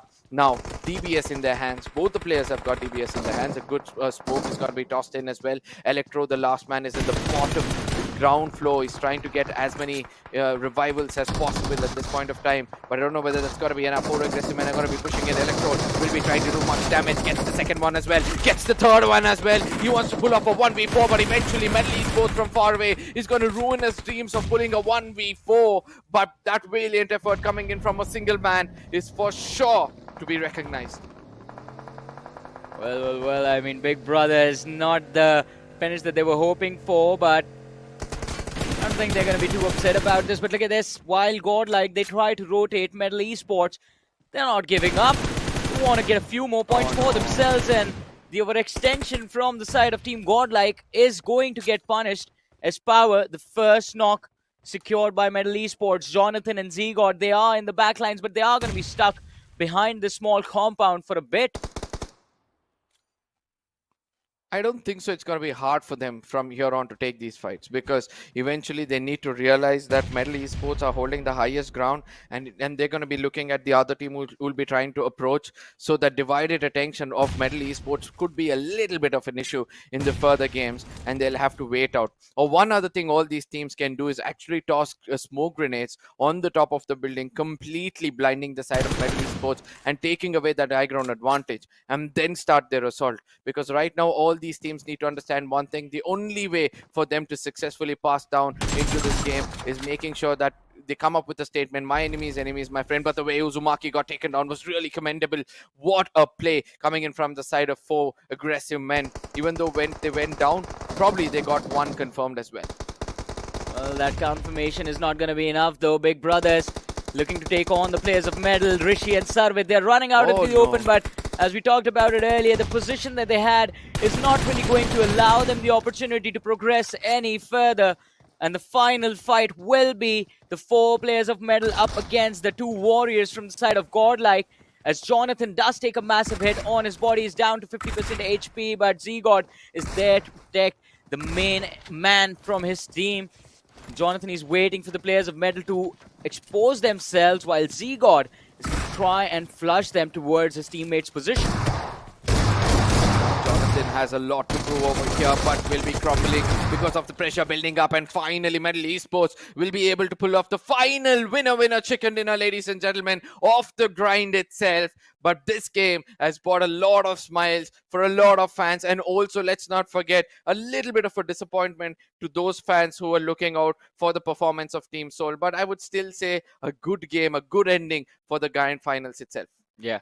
It was an incredible ending for the grand finals, and not really the grand finals, but the final game of BGIS, the grind, in fact, ladies and gentlemen. As I mean, the BGIS is what we are all hoping for, to see these teams in their true form, and it was an incredible game nonetheless, especially Medal Esports. And special props to them, because let's remember, they start from no rip Noy, getting access to Yasnaya.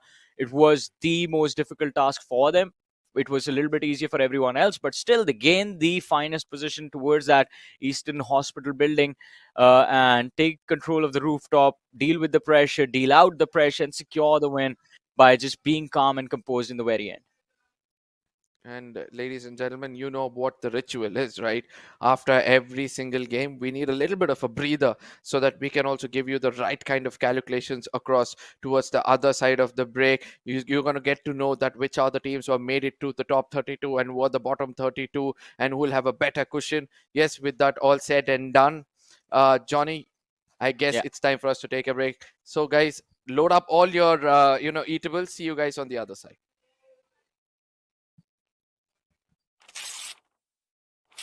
Map की जरूरत तो अनजान गलियों में पड़ती है, पर Erangel की गलियां तो हमारे दिल में छपी है। What's up, team? Hey, guys, rich पे बंदा है, रिच पे। अरे यार अभी हम स्मोक कर रहे हैं, साइड मार किया मैंने। लाइफ में हर जीत है important. Thank you. Nice one, perfect. लेकिन जीत का असली मजा सिर्फ अपने स्क्वाड के साथ ही आता है। ये बैटल ग्राउंड ऐसा कंफर्ट जोन है जो कभी भी रेड जोन बन सकता है मेरे भाई। भाई प्लीज रिवाइव कर दे। अबे यार नू। युद्ध के मैदान में बड़े बड़े MVP भी कर जाते हैं भूल। Noodle soup. पर चैंपियन बनने की मंजिल में क्या नूब क्या pro. Come on guys, compound hold। कोई नहीं है सामने। Centre slam. स्मोक कर कवर ले। 1 HP है भाई।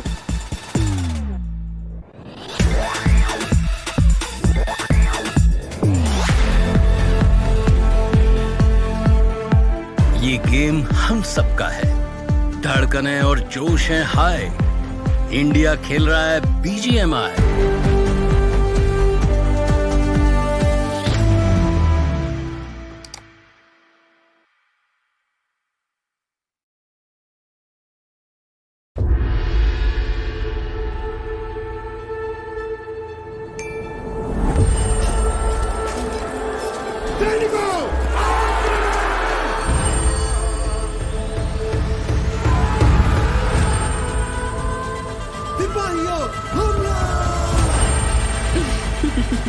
अब तुम्हारी बारी।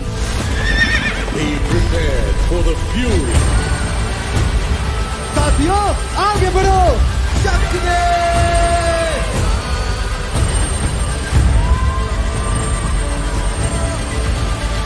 खत्म कर दो।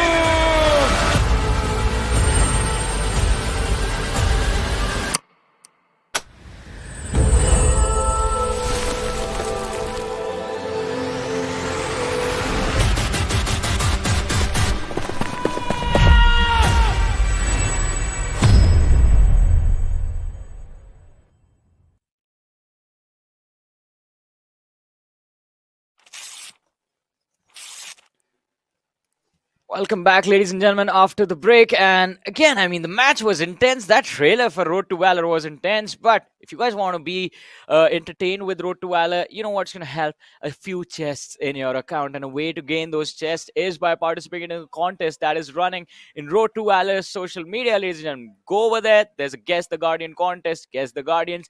Mention your IDs. Make sure you're mentioning your IDs. Otherwise, even if you have the correct answer, we won't really know where the chests are supposed to go. And you might be receiving a lot of epic items in those particular chests, which are worth up to 2,500 gems. But I think the points in this game were worth a lot more to the teams that were competing in the last match of BGIS The Grind. And Arka, what are your thoughts on this? Like, Godlike did, in fact, pull off a brilliant game. I believe there were like 12 eliminations in total. Big Brothers was part of the top 3, so both of us have a reason to be happy. Yeah, yeah, very much. And I was expecting the same godlike team soul in the final circles, but it's fine, right? At least it did happen. The probability of it as happening was less than 20%, but it did take place.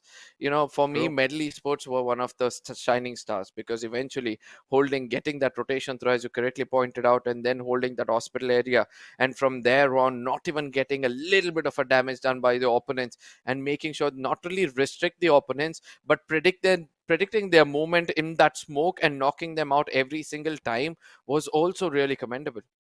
True. I mean, it was quite incredible with how Medal was able to control their position, and especially, I mean, the way they were able to take down the players of Godsreign. I believe that was impressive. But we were talking about impressive moment, and this one fight is what kept coming. Kept coming back to Godlike against Team Soul. First casualty Omega, and then it was just S Power showing, as I said, his superpowers to the entirety of Team Soul. I mean, the Scarl mag was all he needed. And that's what I'm not understanding. See, shifted to Scarl here. He took down Goblin. He took down everybody. Then he turned around and he took down Akshat as well. With the same very mag. Just imagine how precise you need to be to pull that off. Yeah. I mean, that was something else entirely. And as you were saying during the cast as well, like, Jonathan was just standing there observing what was going on. He and Z-God just show up. Z-God gets knocked out. Jonathan is trying to run behind the smoke, but S-Power is like, don't worry guys, I got this, and I got this as well, as he takes down the players of Team Rebel. And Team Rebel, this was extremely awkward to actually watch. Yeah.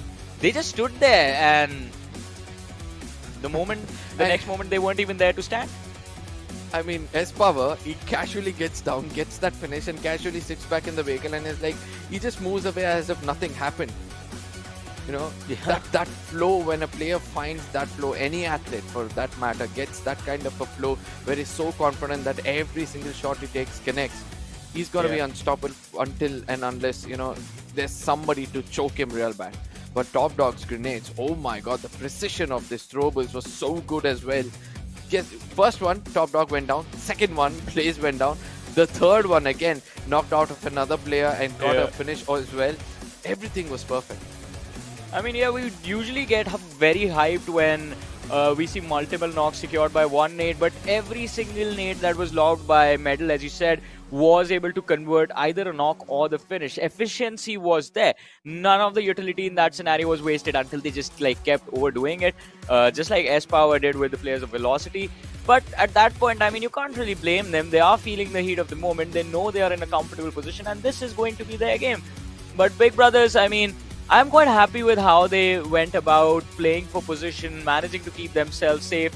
Towards the end, this approach of crossing the road could have been a little bit better, with one lad just holding the top floor and providing some sort of assistance to the other two lads crossing. But I think at that point they had already made it into the top 3, so Big Brothers couldn't do much. Godlike was down in numbers. Medal's game was pretty much secured. There was absolutely no way they were losing this game. And there was one more clutch which was pulled off, right? By a 1v3 by one of the players of the Undergods. I forgot his name, but I'll just for sure go back to the stream and try to see how he was able to pull that off. Electro. was the person, and he was hiding in a small shack in the 3-story building, and every time he was aiming that DBS, he was getting knock after knocks. If Metal Esports hadn't shot at them, I believe that 1v4 he could have pulled that off and placed himself even more better points, or got himself even more better points by the end of the game. But I'm going to keep my fingers crossed, hoping that all those teams who did the hard work will be going through as well, because many of them did all the hard work from the first week, so they're going to have an ease. They know that they've made it through. But for those teams in the middle fray who did put up a lot of fight out here, let's see how many hearts are going to be breaking, and let's see how many of them will be making through. Exactly. I mean, we are about to witness the overall rankings, but before that, I believe we are going to have to go through all the stats of this particular match as well. But as you so correctly mentioned, I think only one thing is important at this point: to see the division, to see the top 32 and the bottom 32. Yeah. Who goes where can be a massive, massive game changer for any of these teams. As we have been talking about it since day one of this round 3, being in the top 32 means the competition that you will have to face is going to be cut down in half already for you, and that means a little bit easier journey ahead. Being in the bottom 32, it's not just an extra stage of competition that you will have to go through, but extra variables in form of the sheer number of teams that will be joining you and you will have to compete against. Just thinking about that makes my head spin. I mean, I started off the stream today by saying that, in the Arena of Champions, 64 dreams are going to converge, and only 32 of them is going to be manifested, right? So I'm not feeling bad for the other 32, but I would still say that since this is an Arena of Champion, most of them have proved themselves already. These undergods, how many times do they get a chance like this? And BGMI has done an amazing job bringing up the grind, the grassroots level. For the first time, I'm able to see that they were able to dig down to the deepest mine and find those diamonds hidden somewhere out there. But the job is still not done. The main event is yet to start. If you have qualified through the online qualifiers, we are waiting on the other side over here to see your talent, to praise your talent as you guys will be coming forward. Johnny, which is that one team you would want to see selected into the top 32, and you would be disappointed a little bit if they're not there? I mean, I'm already disappointed because my pick, as I said from day one, was XNOR, but they have been letting me down since day one, game 1 of round 3, man. I don't know what's happened to XNOR, but the other team that I actually wanted to do well has done well, and that is Asla Esports. Asla have been absolutely consistent, incredible. I think no amount of adjectives I use to describe their performance in this round 3 is going to do them justice, because Asla was bombing in their games from round 1 to round 2. They were not having a fun time, barely making it through. But now it seems like the break that was there between round 2 and round 3, just a couple of days, it was like 3 days. They did utilize those 3 days to their advantage. They worked on their game plans, they readjusted themselves, and the results are quite clear. The improvement has been quite massive. Yep. And also, I do remember that Error Esports were one of those teams who did so well in the previous rounds and made themselves known. And all of a sudden, even they have not able to perform well. I don't know whether they are there in the top 32. And it's not that I will be disappointed, but I'll for sure feel a little bit sad that I couldn't see them, even though they did so much of hard work. But, all these things said and done, I'm still waiting for the overall standings to come on our screens. I know a lot of heartbeat would have risen right now. Hope you guys have stationed yourself in a good position so that you don't fall down with happiness or probably with sadness itself. But let me tell you this, for all these 64 teams, you have already proved yourself, and that is why you have got that second chance already prepared in the form of round 2. So don't break your head too much. Round 3. Don't break your head too much. Wait for the other 500 more to come in. Since you've already proved yourself so far, I don't think so it's going to be hard for you to, prove up from the upcoming underdogs. I wouldn't call them underdogs right away, because they still have a lot to prove. I mean, they still have a lot to prove, but as you mentioned, I mean, I don't think no one's going to be, any of the fans or the teams are going to be too upset, even if they finish extremely low in the rankings at this point. Reason is quite simple, because you already are moving to BGIS. And even for the bigger names like Team Godlike, as we talk about them, even if they make it to round 2, it is going to be possible for them to actually push forward because of the performance that we witnessed. But let's have a look at the teams moving to round 2 of the BGIS first, ladies and gentlemen. And here are the 32 names that will move forward to round 2, starting off with Genesis Esports, Revenant, Core Aggressive, Man ruling since 80s, DF57 Hill Esports, Liquid, Revenge, and Team Mayhem as the first set of 8 names that we have on our screen. All these teams will have to do a little bit of more hard work than how much they have done so far. Godlike is still going to be over here from round 2. OR Esports, Maverick, Team Tamila, 7 Habit, Warmania Esports, Reckoning Esports, as well as Velocity Gaming as well. Well, moving on to the third set of teams. And well, it is going to be quite interesting to see who all are there. Team Psych, Spy, Raw, Galactic Gamers, Intrepid Esports, G Phoenix, Spider Esports, RVNC Esports. And now we move on to the last page, ladies and gentlemen, the last set of 8 names. Oh, the last set of 8 names. This is where everything is going to come down. Oh, Orangutan. We knew that, right? XNOR as well. One of those disappointments. Error Esports as well, a disappointment. Team Rebel, Team Tribal Esports, Skulltz Esports, and Do or Die. These were the very bottom, I believe, in the overall standings. But guess what? You still have a small breathing space. Now go back to your textbooks. Try to do your basics right. Make sure that you practice really, really well. Because as far as what I have heard, the new teams coming up are going to be more stronger than how they were previously. You met them in the open qualifiers.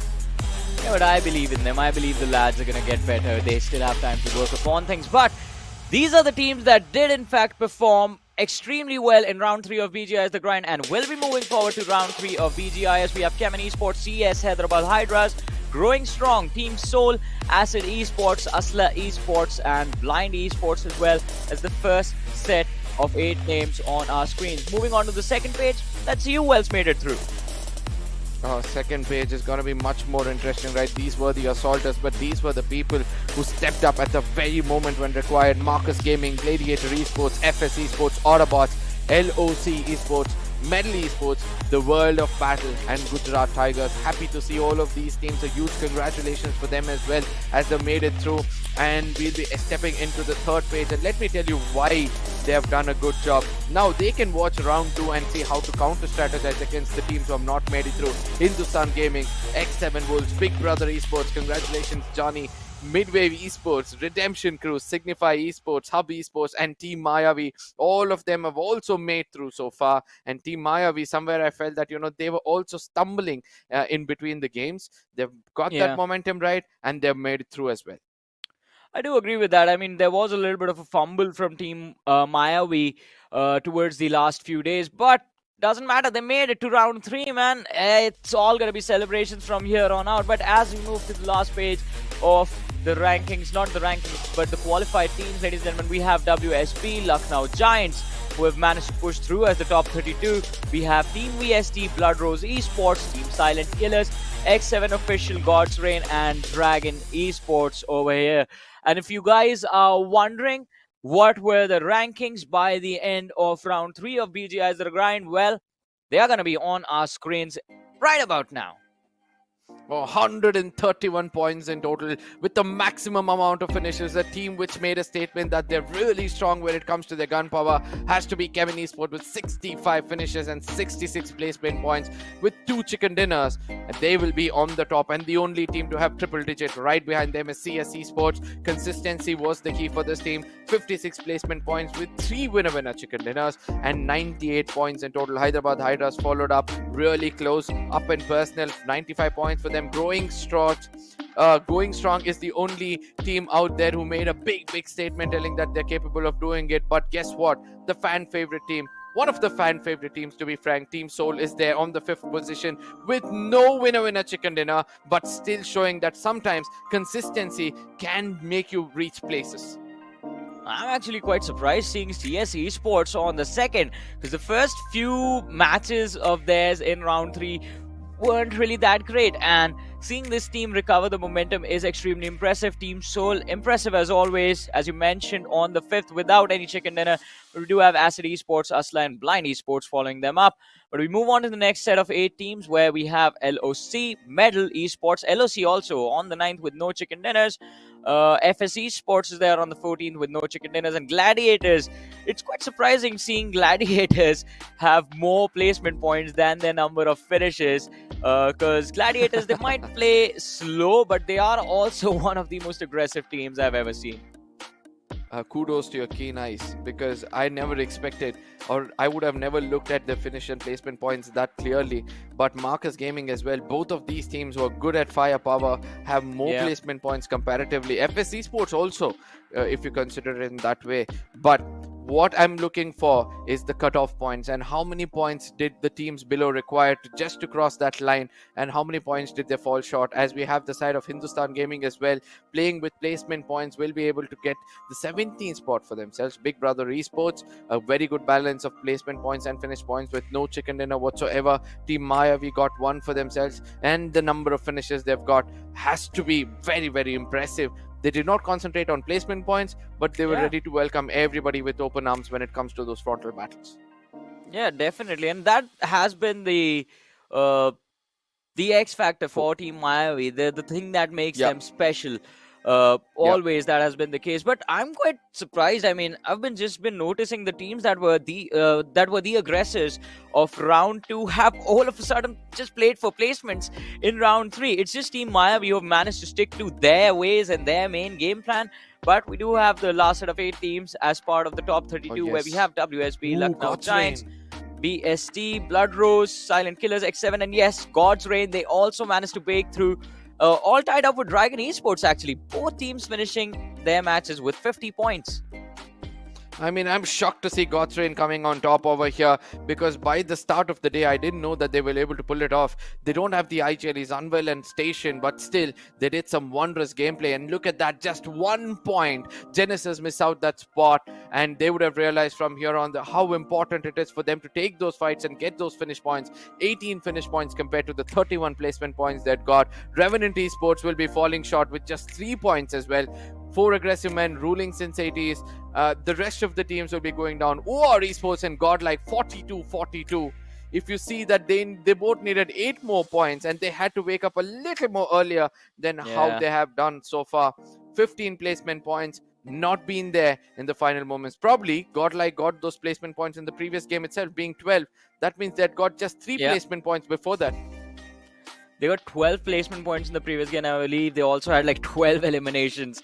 So majority of the points that they have acquired are from the last match itself. Before this, I believe they were like extremely low in the rankings. 18? But doesn't matter. Doesn't matter. They have built up momentum for themselves. Moving forward though, I think on to the next page of the rankings, that is where I want to see who else remains, like which of the big names are left behind. Because quite a lot of them have been covered up over here. We have Reckoning Velocity on this page, OR Godlike was there.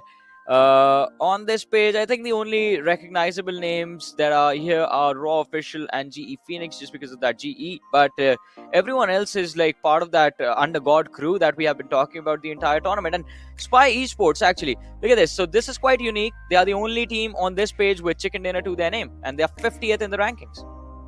It seems that they choked, and they choked so hard that they were unable to breathe the rest of the tournament itself.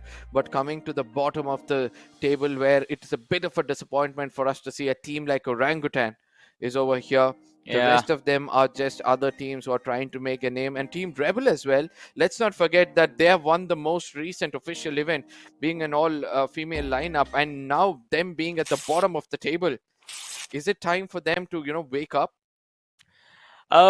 I think they are pretty awake. I think Team Rebel's playstyle was to play for placement. It did not succeed in this particular round of BGIS The Grind. But again, I mean, it is a team with a lot of experience, and it is a team with very skilled players. So maybe as we move to BGIS, we're going to see them pop off, and we're going to see them back in their old colors. But with this, I guess this is the conclusion of BGIS The Grind. And after this, only one thing remains: to begin the BGIS. Exactly. The grind did go to the grassroots level, gave an opportunity for all those who are craving for it. And now the open tournament is going to be officially starting out. So let me see how many of you guys out there who have registered, who have got a very, very good average, who have played really well, keeping your fingers crossed, praying for you guys as well, because we expect the undergods to be performing out here, because the teams on the top have already made a name for themselves. But BGIS round 1 will be taking off, ladies and gentlemen. Remember that once you go into play out there, get a very, very good average. And if you have already got that average, you will be invited into the main event itself. And it is going to be starting soon. BGIS round 1, ladies and gentlemen. 31st of August, I believe, is the date. And you guys make sure that you're following Crafton India official on their social handles. You're following them everywhere, Twitter, Instagram, Facebook, so that if there is any update regarding anything Crafton, you guys know it first. But with that being said, I guess that does bring us to the end of our day as well. Arka, did you enjoy the action of the last day? I mean, I couldn't have asked for anything better than this, because whatever I manifested for has come out true. I don't want to be even more selfish. You know what? From here on, I'm going to manifest more for the undergods and for the underdogs as well. But ladies and gentlemen, you know what time it is. It's time for us to say goodbye. We'll be meeting you soon. Till then, take care, adios, and bye-bye.